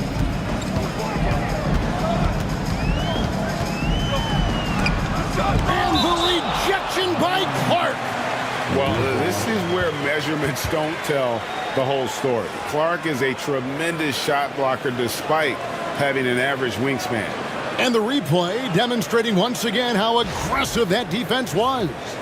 And a block like that sends a message. One that says we're not giving up this lead. 5 on the clock. There's the triple. Really having a difficult time getting anything to fall. The shot by Buzelis, no good. To the paint. Here's Payton. Misses the layup. He had him with that bump fake. Warriors trail by 5. Down low. Here's Koloko. Good for the basket. Starting off 1 for 1 with that shot. Just a late reaction there from the defense, and he is always going to finish that one. Now here's Okoro. Still without a basket. Clark a screen on Russell. Wallace the pass to Clark. And then Clark slams it in. Quick off the floor and powerful. Clark loves to attack that rim. Trent a screen on Wallace. Here's Russell. And the basket is good, and he's got a chance here for one more at the line. Yeah, heard the whistle and then kept his focus and able to still knock it down. And he's got his first chance at the line here. Edwards, he's checked in for the Warriors. Second team foul. At the line for the Dubs, D'Angelo Russell. Shooting 1. You know, Greg, it's been great to see the Pelicans get to the next level these past few seasons, hasn't it? It has, and they've become one of the deeper teams in the NBA over that time. It's not just about one guy. There's talent up and down that roster. Pass to Clark. Outside, Payton. Out to Wallace. Shot clock at 5. Drills it from outside. And the Pelicans lead by 5. A great job by Payton, just seeing the floor and then making the play for someone else. Here's Mobo. Trent with it. Jacks up a 3. It's up and it's off the mark. He's 0 for 1. Yeah, they got that one, but early on, it's really been a struggle for them to secure that defensive backboard. And stolen by Russell. Fast break, here they come. For the finish. And the rejection by Clark.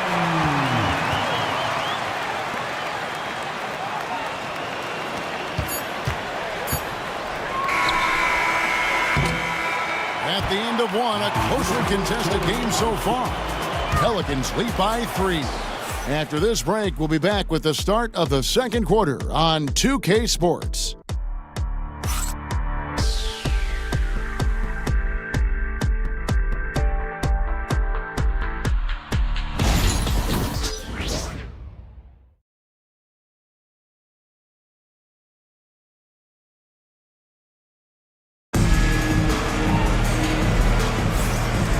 getting going again here in the second quarter. Fairly close game so far. And looking at what we've seen from the Pelicans, what do you guys think? Well, this is the edge that great rim protection can give you. Yeah, you can't be careless with your shot selection out there because some of them are getting thrown back. Here's Curry. On the court right now, second quarter for the Pelicans. Stephen Curry's out there with Isaac Okoro. Then there's Daniel Gafford. Then it's Kuminga. And it's Oubre in at the 3 spot. Such a wide open look. And it's 8 points for Stephen Curry. It doesn't matter if it's off the bounce or off the catch. Curry never loses rhythm on his jump shot. Pass to Şengün. Shoots over Gafford. Şengün with the bucket. Oh, what a great option he gives them on every possession. New Orleans leading by 3. Outside Curry. It's rebounded by Poole. The Warriors shooting 38% from the field. A pretty weak showing for them. Beautiful transition offense there. That's execution at its best. Yeah, once you burst through a seam like that, you got to look right towards the rim. Sweet play. Curry against Poole. Curry is inside. And it's blocked by Şengün. Brown with it. Guarded now by Okoro. And Greg, we were talking Jaylen Brown making the 2023 All-NBA second team. That was big for him, wasn't it? Yeah, Kevin, it made Jaylen eligible for the Supermax, signing for that 5-year extension in July of 23. At the time, the largest contract in NBA history.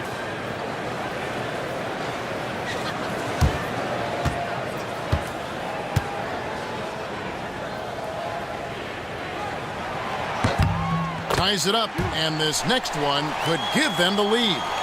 Where there's a lot of emphasis on three-point shooting, Greg, what's your opinion of that? Well, Kevin, you know, stretching the D isn't just about how far out they have to defend. It's the distance between that and how far in you have to defend. That's why analytics favors shots at the rim and from distance. A minute and a half gone here in the second quarter. The Pelicans have gone 1 of 3 to start out the second quarter. Curry against Poole. Oubre outside. Makes it off the glass. Stepping up in a tough spot. Like to see Oubre Jr. staying aggressive like this. Curry against Poole. Pass to Brown.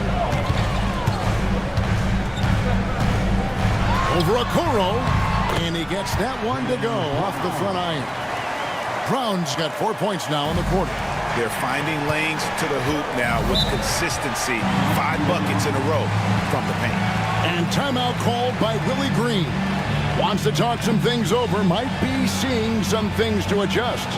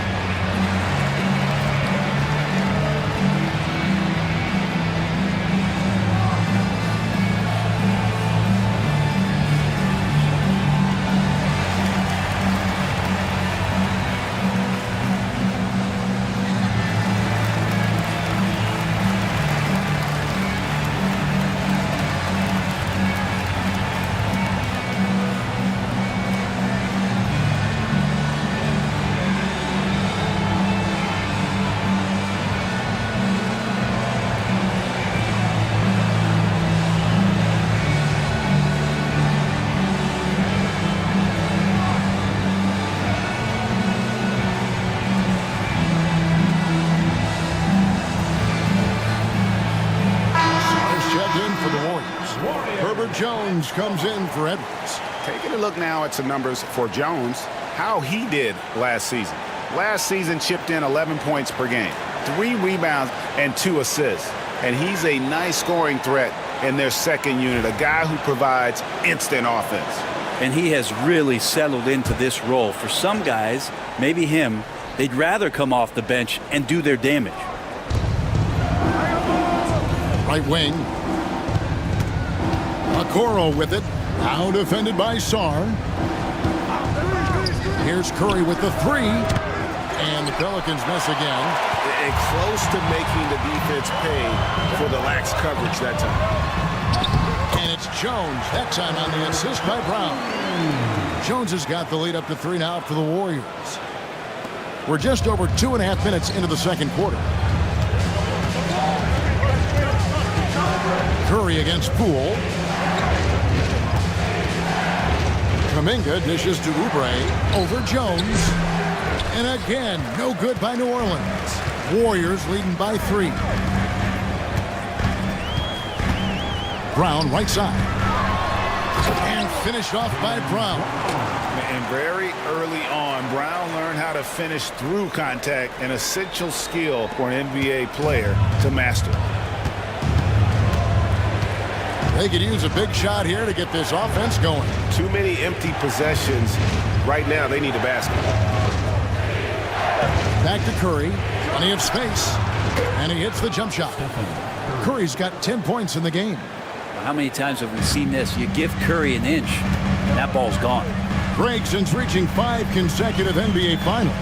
The Warriors have missed the playoffs 3 of the past 5 years. And to be fair, they did go 46 and 36 last season. They were 10 games over 500 last year. So they weren't a bad team, but Golden State doesn't just expect to be in the play-in. They want to be a contender. Back to Okoro. And Curry has it in the corner. Shot clock at 6. He can't get that one to fall. Some solid defense from Brown. Here's Sarr, defended by Kuminga. Brown the pass to Sarr, and Sarr throws it down. Most of Sarr's best work is done at the rim. Look at him just throwing it down with ease. Now Curry. He's got 10. Oubre outside. Curry setting the pick for Oubre. To the wing right side. And the call will go against Jonathan Kuminga. That'll be his second foul of the game. This is one where the second foul is probably going to cost you some minutes in this game. And some changes here for the Warriors. Coloco's checked in. And D'Angelo Russell subbed in for Jordan Poole. Brandon Clark, he's checked in for the Pelicans. D'Anthony Melton comes in for Stephen Curry. Good on the triple. Brown's got 9 points in the quarter. This looks like he's got more feel tonight, like he's really got a good grip on that ball as he's letting it go. And timeout called by Willie Green. Wants to regroup and go over the strategy. Brett, when you look at New Orleans, they've only finished higher than a 5th seed once in franchise history. Yeah, Kevin, that was all the way back in 2008 when they finished as the 2nd seed. And at that time, they were still the Hornets. And I remember playing against that team as CP3 was leading that charge. This team will be back. They've got the pieces to get there. And the Warriors with some changes. Bruce Ellis comes in for Herbert Jones. And Trent subbed in for Brown. And the Pelicans making a change here as well. Wallace is checked in for Okoro.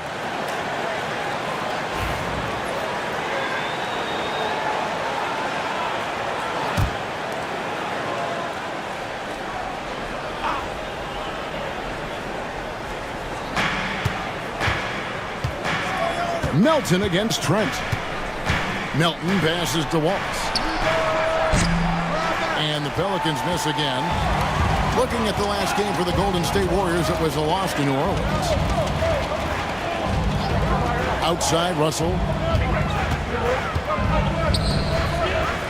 Melton against Trent. Here's the screen. A Chance there to push it to double digits, but it's off the mark. Pelicans trail by 8. And here's Melton.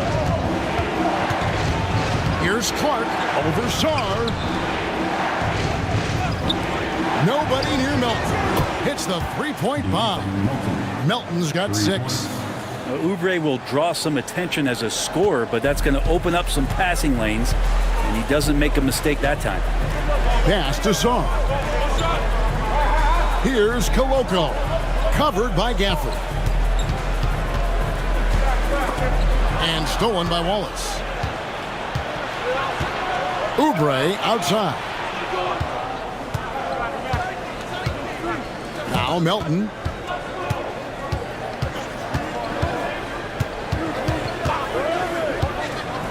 Six to shoot. Inside. And slam dunk by Clark. And he's an automatic finisher when he gets into that area. He is, and he picks the simple one-hand stuff to get the 2 points. Russell passes to Trent. Russell a screen on Melton. And here is Trent outside. It's rebounded by New Orleans. Clark's got his 4th rebound in this one. Wallace outside. Pass to Oubre. Launches it. They get it back. Clark. Oh, he jams it right over Alex Sarr. And all of his athleticism on display there. Clark's work ethic makes him lethal on that offensive backboard. Nice job capturing the moments on the AT&T 5G Slam Cam. Russell against Wallace. Knocked away. Melton with the ball. He has 6.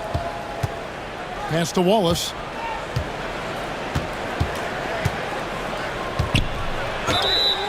And the call on the shot that sends him to the line. And you know what? You allow a guy to get right to the rim like that. That's your only option. Let's quickly check out the scoring breakdown here for the Warriors. And right from the jump, they've been working hard to establish themselves inside, using agility and power to get shots in the paint.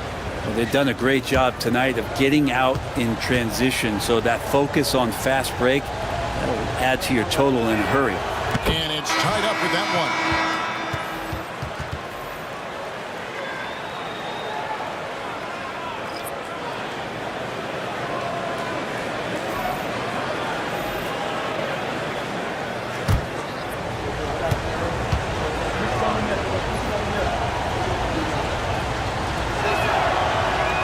Drops, so they now lead by 1. And it's Russell with the ball. He'll bring it up for the Warriors. Defeated by the Pelicans in their last game, they'll try to put that one behind them. Yeah, they came into that game a little flat for whatever reason and just couldn't tap into the energy you need to compete. Yeah, and that score got a little bit lopsided, so not the kind of effort that they want to repeat anytime soon. Here's Mobo. He's guarded by Melton. Trying to end the drought. That one wide left. New Orleans has gone 1 of 4 from three-point range in the second. Not a whole lot dropping out there for them. Here's Sensabaugh. Defended by Trent. Pass to Clark. Intercepted. Here's Russell. Scores for only the second time tonight. Now 2 for 6 from the field. And look at Russell bringing the intensity. He's stronger now, willing to mix it up inside no matter who's on it. Hayton from outside. And it's Russell with the rebound. The Warriors have gone 8 of 13 in the second quarter, well above the 50% mark from the field. And a moment here to check out who the Golden State Warriors have coming up. On Saturday, they'll be taking on Clint Capella and the Houston Rockets. Then on Monday, they'll be taking on Klay Thompson and the Washington Wizards. And for the matchup with the Celtics, it's the 8th time they'll take the floor in this fledgling season. They'll be prepared for a tough one there.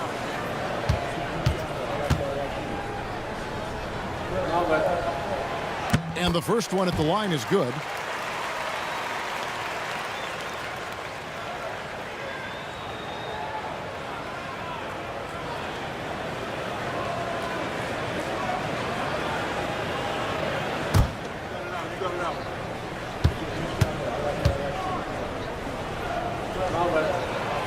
And that's good as he hits both of his shots. Yeah, nice job of drawing the contact and creating opportunities at the line.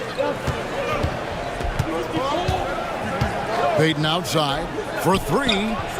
Bangs home the trifecta. Payton's got his first 3 points of the game.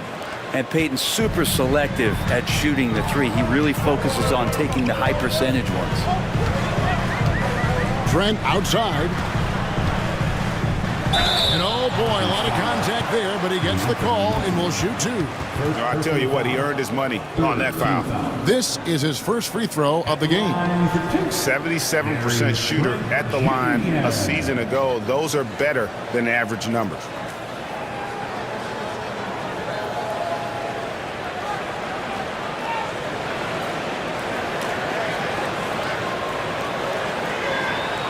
Shooting two.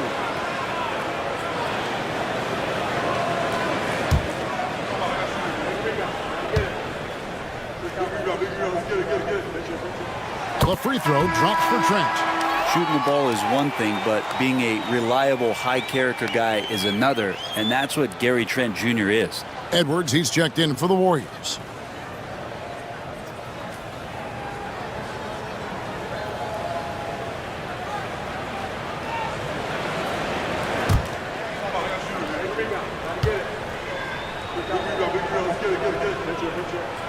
That one falls, so he hits both of them. Well, a great player on a great role at the charity stripe. The D has got to be careful about being too aggressive on him and sending him back for freebies. The Warriors leading. Here's Russell. He's coming off a 10-point game against New Orleans.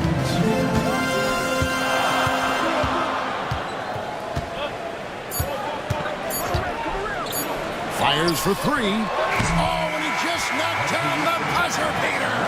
What a grand finale to the half. Great shot from distance to give his team the momentum right before the buzzer. Jaylen Brown has been leading the charge for the Golden State Warriors. He finishes with 9 points in the quarter. The D is having all sorts of problems with him. It's time now to go courtside as we send you over to David Aldridge from the sideline. David, take it away. Thanks very much, Steve. Some great engagement defensively. What's happening that's good at that end of the floor? I think they're just playing hard, rotating, playing for each other, and I think they've done a better job of avoiding fouls and just playing through. Steve, thanks for your time. Back to you. All right, Dave, thank you. And time now for the halftime break with the third quarter soon to follow. Right here on 2K Sports. Center court. And get ready for the fan. Half-court shot. Drop. They're measuring on the shot.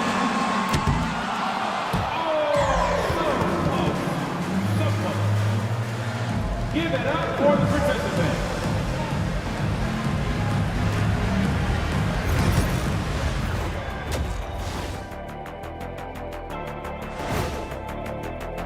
Over at Spectrum Center, the Hornets will face off against the Raptors.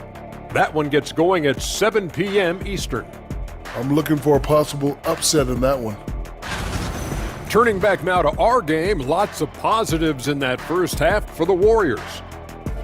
Getting points from that second unit was clutch. Depth protects you against injury, but it can also win a game for you. Yeah, and those starters are going to have the fresh legs for the second half. Thanks for spending halftime with us. Time to get it back out to Kevin Harlan for the start of the third quarter.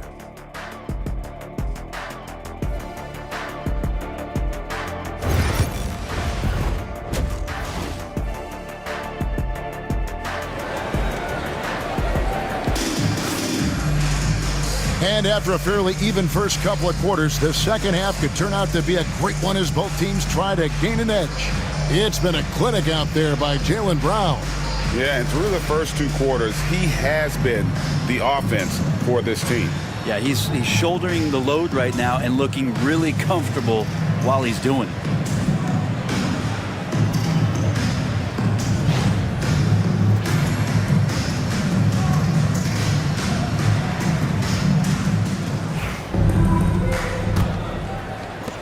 Pelicans trail by 5. Jaylen Brown out there with Jordan Poole. Then it's Jones. Then it's Alperen Şengün. And it's Sarr in at the 4-man position. That's Steve Kerr's 5 as we get into the second half.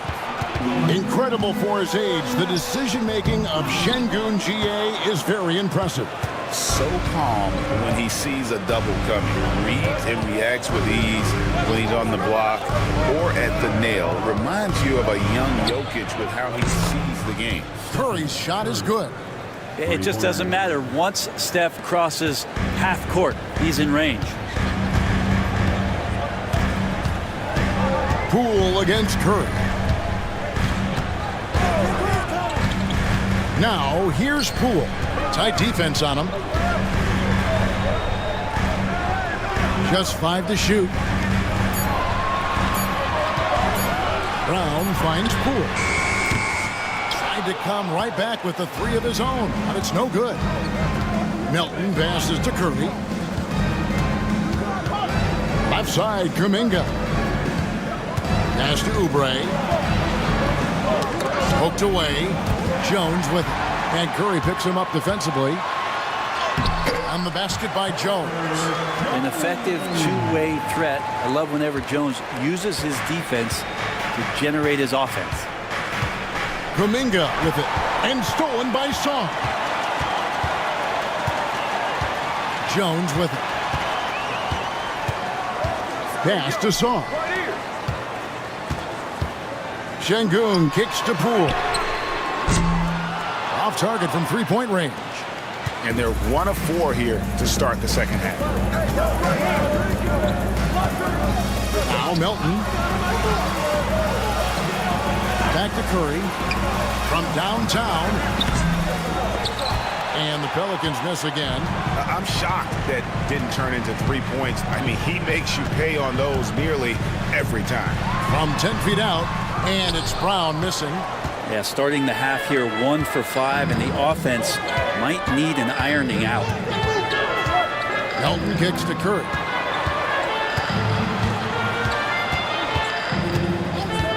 Oubre outside. And a great assist by Curry as that one goes in. Oubre's got 7. So big for this offense and crucial that Oubre can continue to knock it down from there. Pass to Jones. 2 free throws coming up, and they call the shooting foul. Yeah, the defender all over him. First team foul. And he's got his first free throw of the game. And looking back last season, how about 87% from the line? So that's obviously nothing to sneeze at.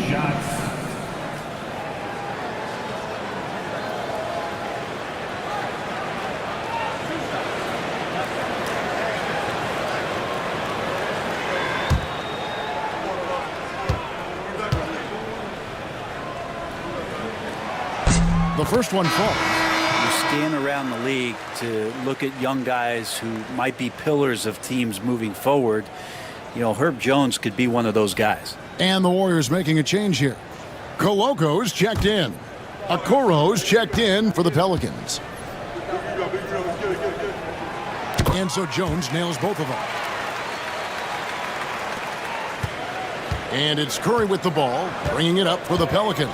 Next up will be a home game matched up against the Pacers. That'll be the first of 4 played at home for him. And so it's Willie Green here calling timeout. He wants to check in with his team and regroup.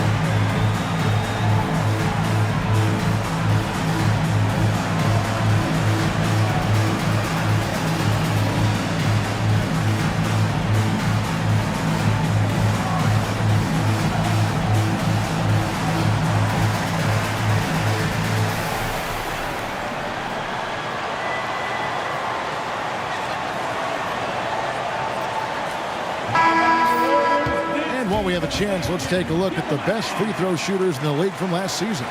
Second, Stephen Curry. He was locked and loaded from the free throw line all season. Never suffered through any real lulls in that department.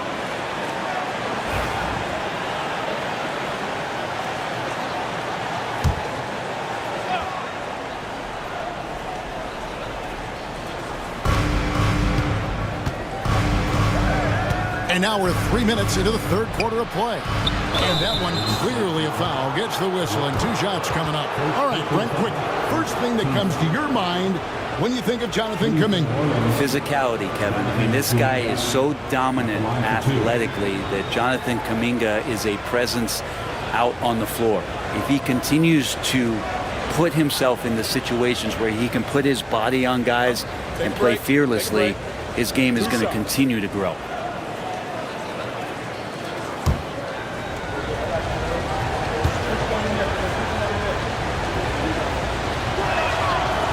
He's off on the first.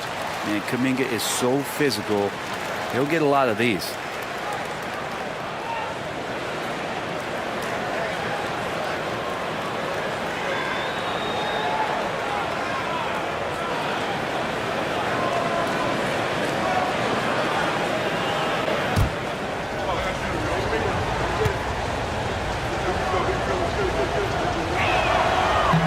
So neither attempt will fall that time for him. Warriors leading by 3. With the fadeaway. Brown, no good. New Orleans has gone into the three-point range 4 times since halftime and buried 2 of them. Curry, a screen on Brown. Okoro up top. He's covered by Brown. 5 on the clock. And again, no good by New Orleans. Golden State's gone 0-2 from deep to start things here in the second half. Here's Jones, and Jones slams it home. Nice jam by Jones, popping off the floor. Pelicans trailed by 5. Now here's Curry. He's got 13. Kuminga sets a screen for Oubre. Puts up a 3. Buries it from three-point range. Oubre's got 10 points. The defense a step slow, and you can see the result. Now Brown. He's got 13. If the drive, on target from 13 feet. 15 points in the game. And not the easiest shot on the floor. And Brown sticking with that one, showing his confidence. Outside, Kuminga. The 3. It's rebounded by Şengün. Şengün's got 6 rebounds now in the game. And there's Brown. That's good on the assist from Poole. Poole's got 3 assists now in this one. Pelicans trailed by 6. Oubre outside. It's Curry outside. And the rebound goes to the Warriors. Şengün's got his 7th rebound here tonight. Well, his shots aren't dropping, and they haven't been able to keep pace, but they trust him enough to keep going to him, see if he can find it. Takes a step back. And looking at some numbers for Kuminga. Good season for him last year.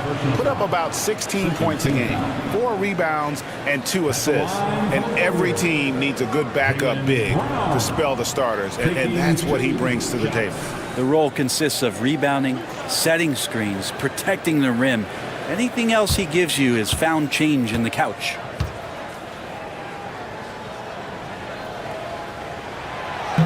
And he can't get the first one. A fearless athlete. Jaylen Brown competes every single night on both sides of the ball. Something you want as a teammate.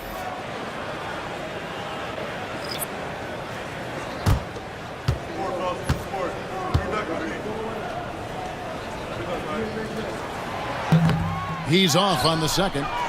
Pelicans trail by 6. Here's Payton.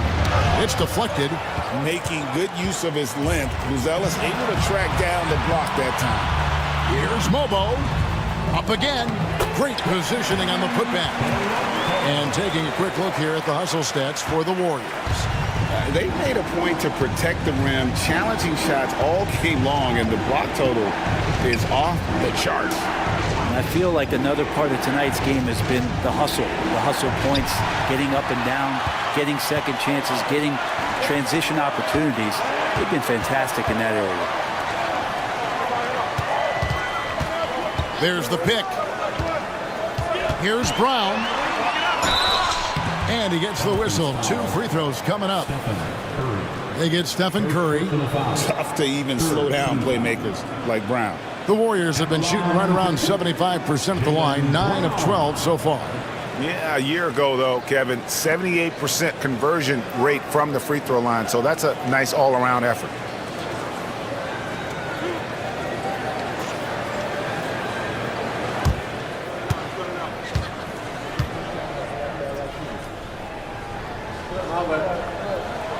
And he makes the first. And the Warriors making a change here. Edwards is checked in, and the Pelicans also making a change. Cason Wallace, he's checked in for Kuminga.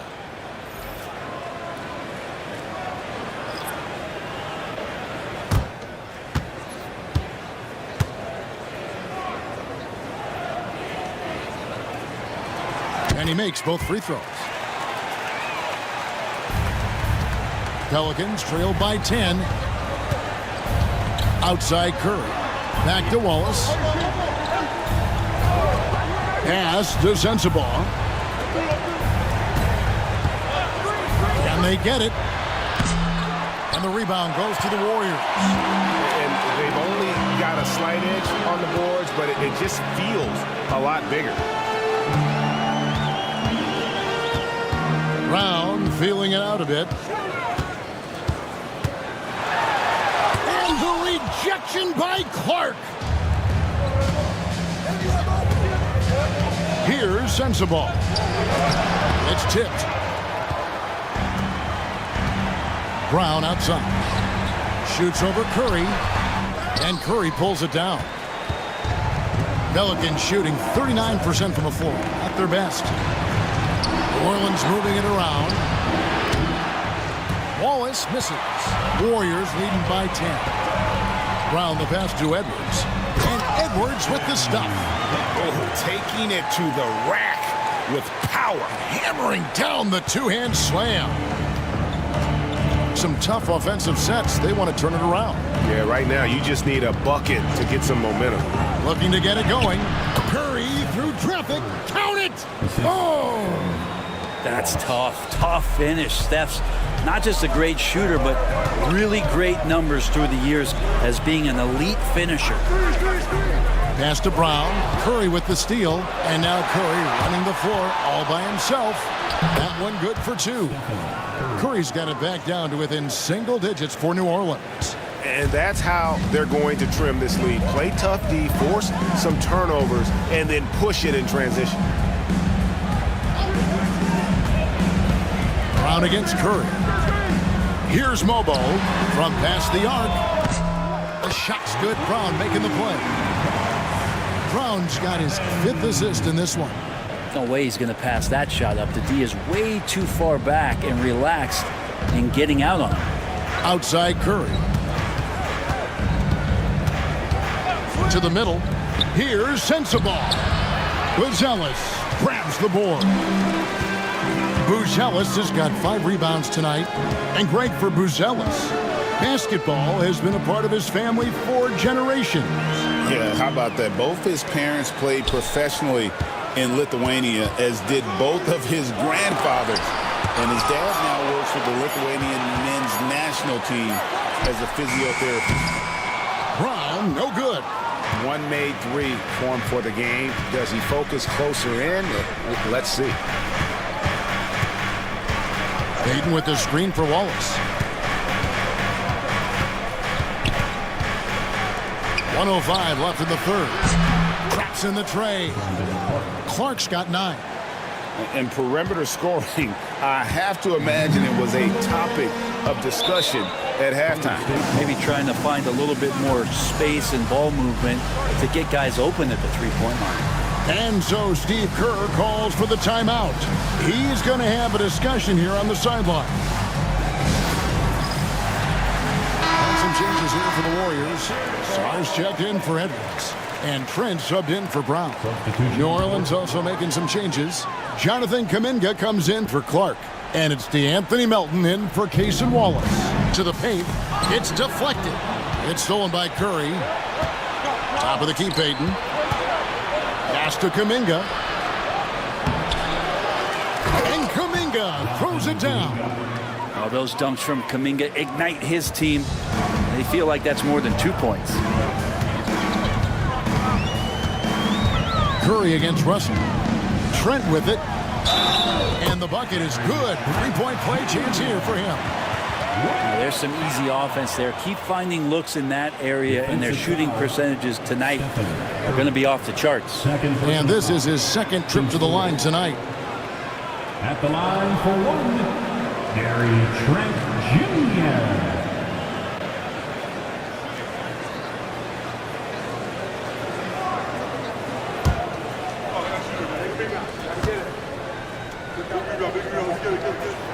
The free throw drops for Trent.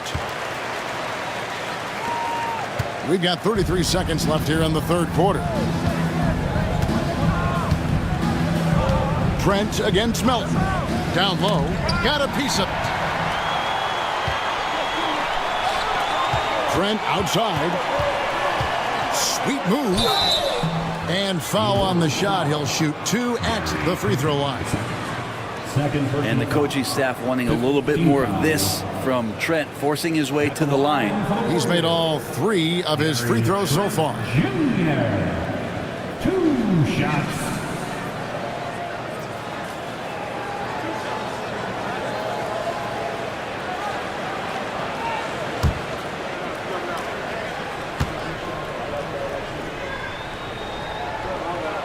The free throw drops for Trent.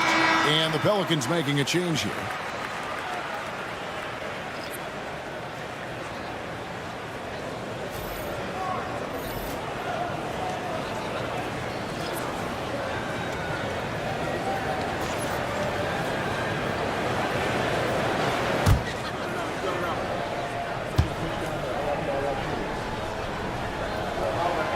Trent hits them both. Pelicans trail by 11. And here is Curry. He's got 17. Fires the 3. Here's Gafford. Oh my, what a slam right at the buzzer. Solid finish to the quarter, making sure that one went in. And so it's the Golden State Warriors in control with a 9-point lead to end the quarter. They're pounding the ball inside, and that's where they've gotten their best production tonight. Back to the action in just a minute.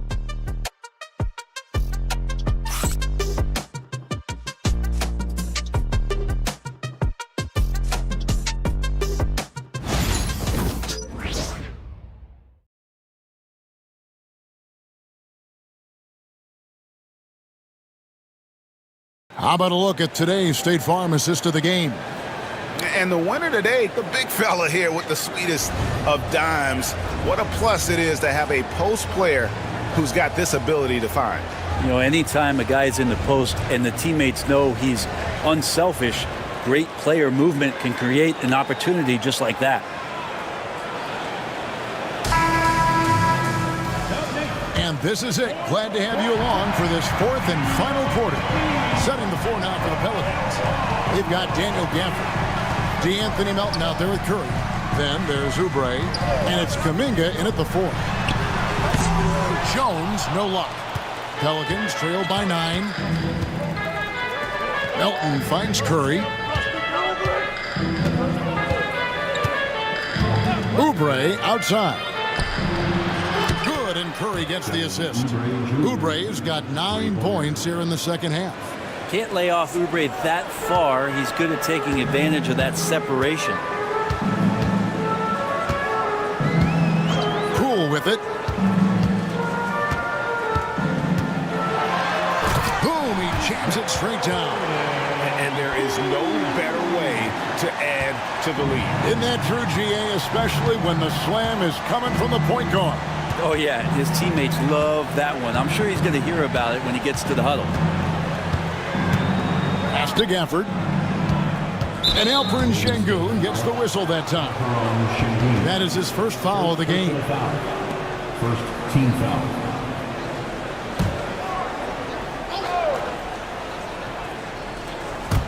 A little over a minute of the fourth quarter gone right now.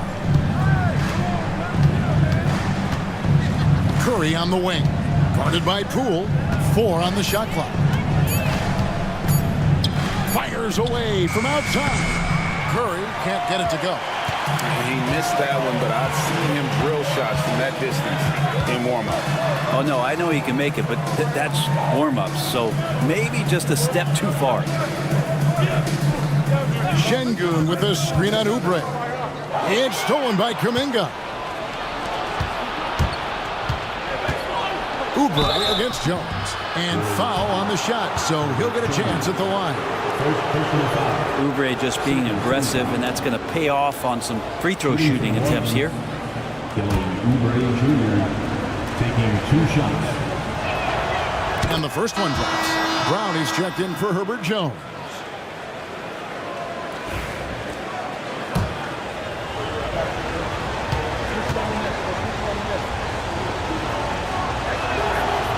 That misses, so he splits the free throws. I think a lot of teams around the league are looking for this kind of player and this kind of versatility that Kelly Oubre shows off. And right now his teammates are feeding off that toughness. Yeah, easy call. Team foul. At the line for the Dubs. 2 shots.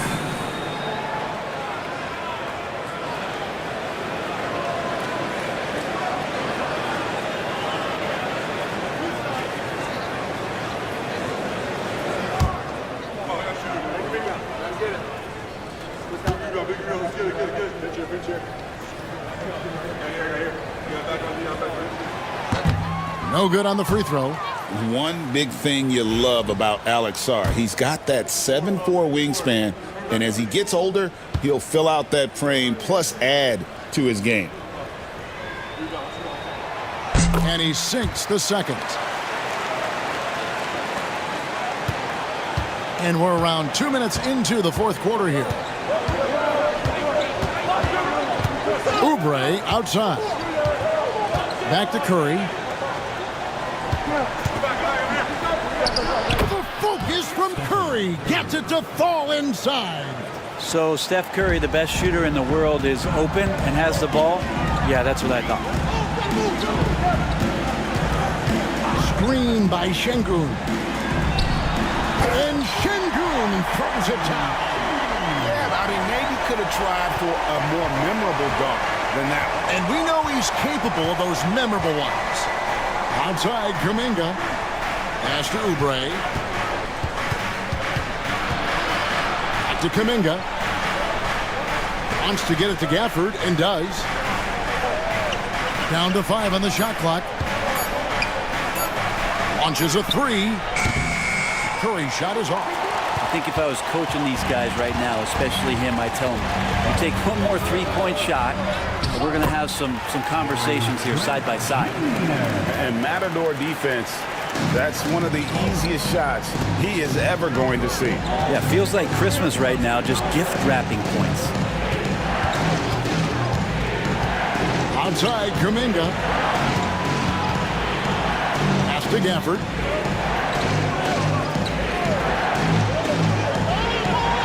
Now Oubre for the 3.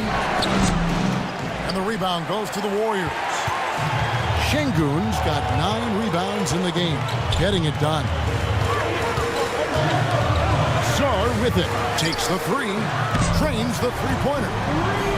Sarr's got the lead up to 13 now for the Warriors. Well, Sarr continues to develop that three-point shot, hoping to make it a reliable part of his game. Oubre outside. And a great assist by Curry as that one goes in. Oubre's got 7 now in this quarter. Warriors leading by 10. Poole the pass to Sarr. Down low. He's guarded by Melton. Fades back. Almost, but it rolls out. Well, after an impressive first half, he's just not been able to get the room or get anything going here in the second. Curry dishes to Oubre. Curry setting the pick for Oubre. There's the drive. Doesn't go for him. And so Poole will bring it up for the Warriors. 13 points was their biggest lead in the game. Count the bucket, and he's got a free throw coming up as well. Pretty much all of their buckets coming from inside the paint now. I tell you what, Brett, this Jordan Poole is one confident player. Yeah, his mindset, though, Kevin, has to shift to being more consistent. So we've seen these outbursts in scoring from Jordan Poole, but really you want to have a more reliable player in what he does both offensively and defensively. Hopefully he finds that. Brown against Melton. Pass to Gafford. Curry on the wing. Guarded by Poole. Curry can't get it to go. And they've got a big lead, not just on the scoreboard, but really in the rebounding numbers as well. And here's Brown outside. Pelicans pull it in. Kuminga's got rebound number 8 now on the night. Well, you know, they're in the lead, but he's still been frustrated from an offensive standpoint. Now here's Curry. Pass to Gafford. Oubre, right side. Got it. Number 7 on the night. 7 for 11 from the floor. Not sure which clips they watched at halftime, but he has figured out how to attack the D, and they kept him in check in the first half. He's flipped it. Curry against Poole. To the inside. Here's Şengün.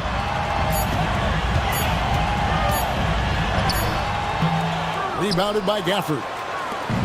Gafford's got double-digit rebounds now in the game. Curry against Poole.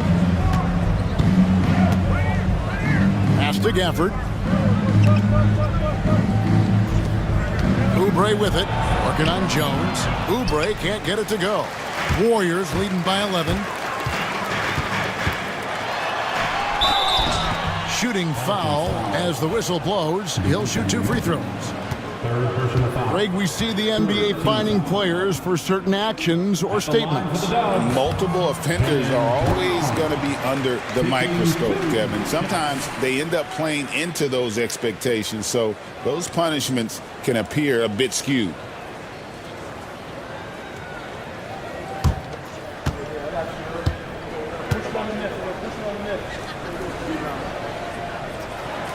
And Brown drops them both. Well, he's putting his game right in the face of the defense right now and just driving into the paint to get contact. They've been looking out of sync offensively. Yeah, their offense has ground to a standstill. Oubre, a screen on Poole. Jones against Oubre. To the left side wing. Here's Gafford. And it's blocked by Şengün. Just a solid performance on the interior. The rebounding has been off the charts. Brown against Melton. And the Warriors miss again. Pelicans trail by 13. Here's Oubre. Pulled the shot a little left, but the bounce goes his way. Oubre's got 21 in the game. This is a one-man show right now. He's on a mission to get him out of this hole. And so Steve Kerr calls for the timeout. He's clearly intent on wanting to lock in and make sure everyone's on the same page.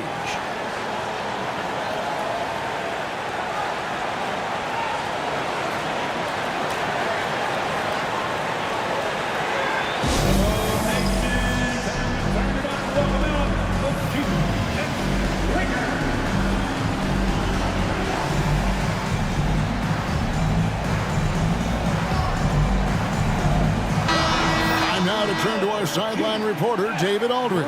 David. Thanks, Kevin. Well, Steve Kerr talked to his team during the break. Now, he heaped praise on the defense. He said, the pressure's great. I love it. keep making them make mistakes, guys. It's working.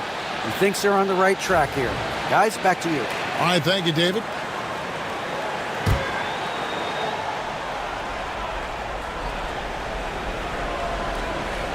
Pelicans on D. And here's Poole for three. Rebounded by Gafford. And the great shooters know when they've got enough opening to go for the three. I didn't think it was a bad choice on that possession. And there hasn't been anything easy for him in this period. No, I haven't seen him in comfortable spots, or at least spots we've seen in this offensive set that are allowing him to settle in. Now, say what you will about the value of the three-pointer, but those close-in looks are always plan A. Every trip down, get to the paint, get deep, score. At the line for the Warriors, Herbert Jones. Shooting one.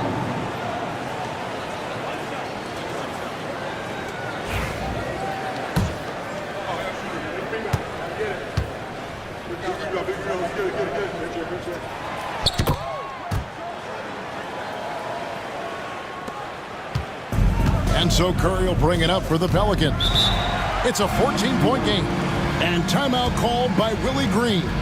He's not taking any chances. He wants to huddle him up right away.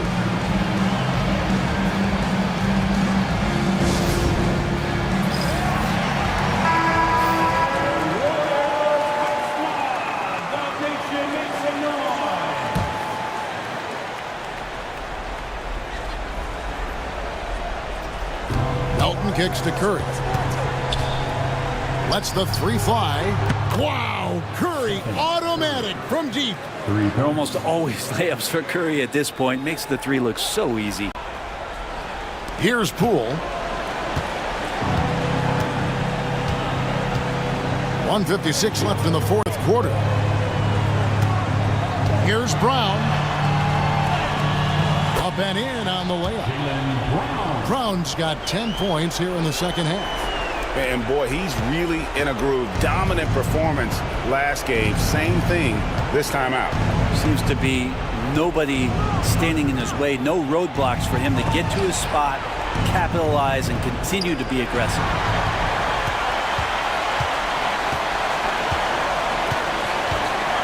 Shot from 16. Here's Jones. And the rebound goes to the Pelicans. Outside Curry. There's 1:17 left to play in the final quarter. Kuminga throws it down. Oh, nice feed. You can see how Curry makes their offense flow, even when he's not scoring. Guys, a good chance for them to slow it down. Yeah, they definitely should use some clock here. Guys, I think this is a game they have to feel good about as we wind through the final moments here in what looks to be a solid win for the Warriors. And it may be a comfortable win for them, but they had to weather a few storms along the way, and that's all part of the story. Yeah, Kevin, this was by no means the runaway that it might appear to be. It was a scrappy performance, though, all the way through. And so with this, they'll end up with their second win on the year. And with this win now, we're all square, 1-1. 2 more games yet to come in what's proving to be a very competitive season series. And as usual, some excellent work tonight in what was a quality big impact game for Jaylen Brown. So sharp on the passing tonight. Guys can get into a rhythm that way too. And that one is stuffed right through. Saw the opportunity to put this away, and you could see the killer instinct take over. Yeah, up until that point, a competitive game, but once they broke through that barrier, it was all them. Complete control. Outside, Kuminga.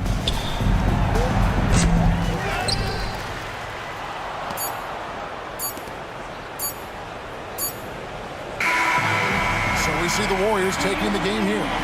Some good moments throughout this one, but they had the clear advantage down the stretch. Yeah, I love the way they executed on both ends of the floor, completely under control for the vast majority of the game. And whenever there was a misstep, they just didn't allow it to fester, and that's why they're going to walk away with the win. And now let's go over to David Aldridge from the sideline for an interview with our player of the game. Hey, David. Thanks very much, Jalen. On a real roll right now. How much pride do you take in the win streak? Let's just keep it going. Just keep playing basketball, keep having fun, keep smiling, and it's fun when you win. That alternative's not very good, so you want to keep winning. Thanks again, man. Back to you. Thank you, David. And that's going to do it tonight, folks, for our broadcast. For Brett Berry, Greg Anthony, and David Aldridge, this is Kevin Harlan along with our 2K Sports crew. And now, our player of the game, Jaylen Brown.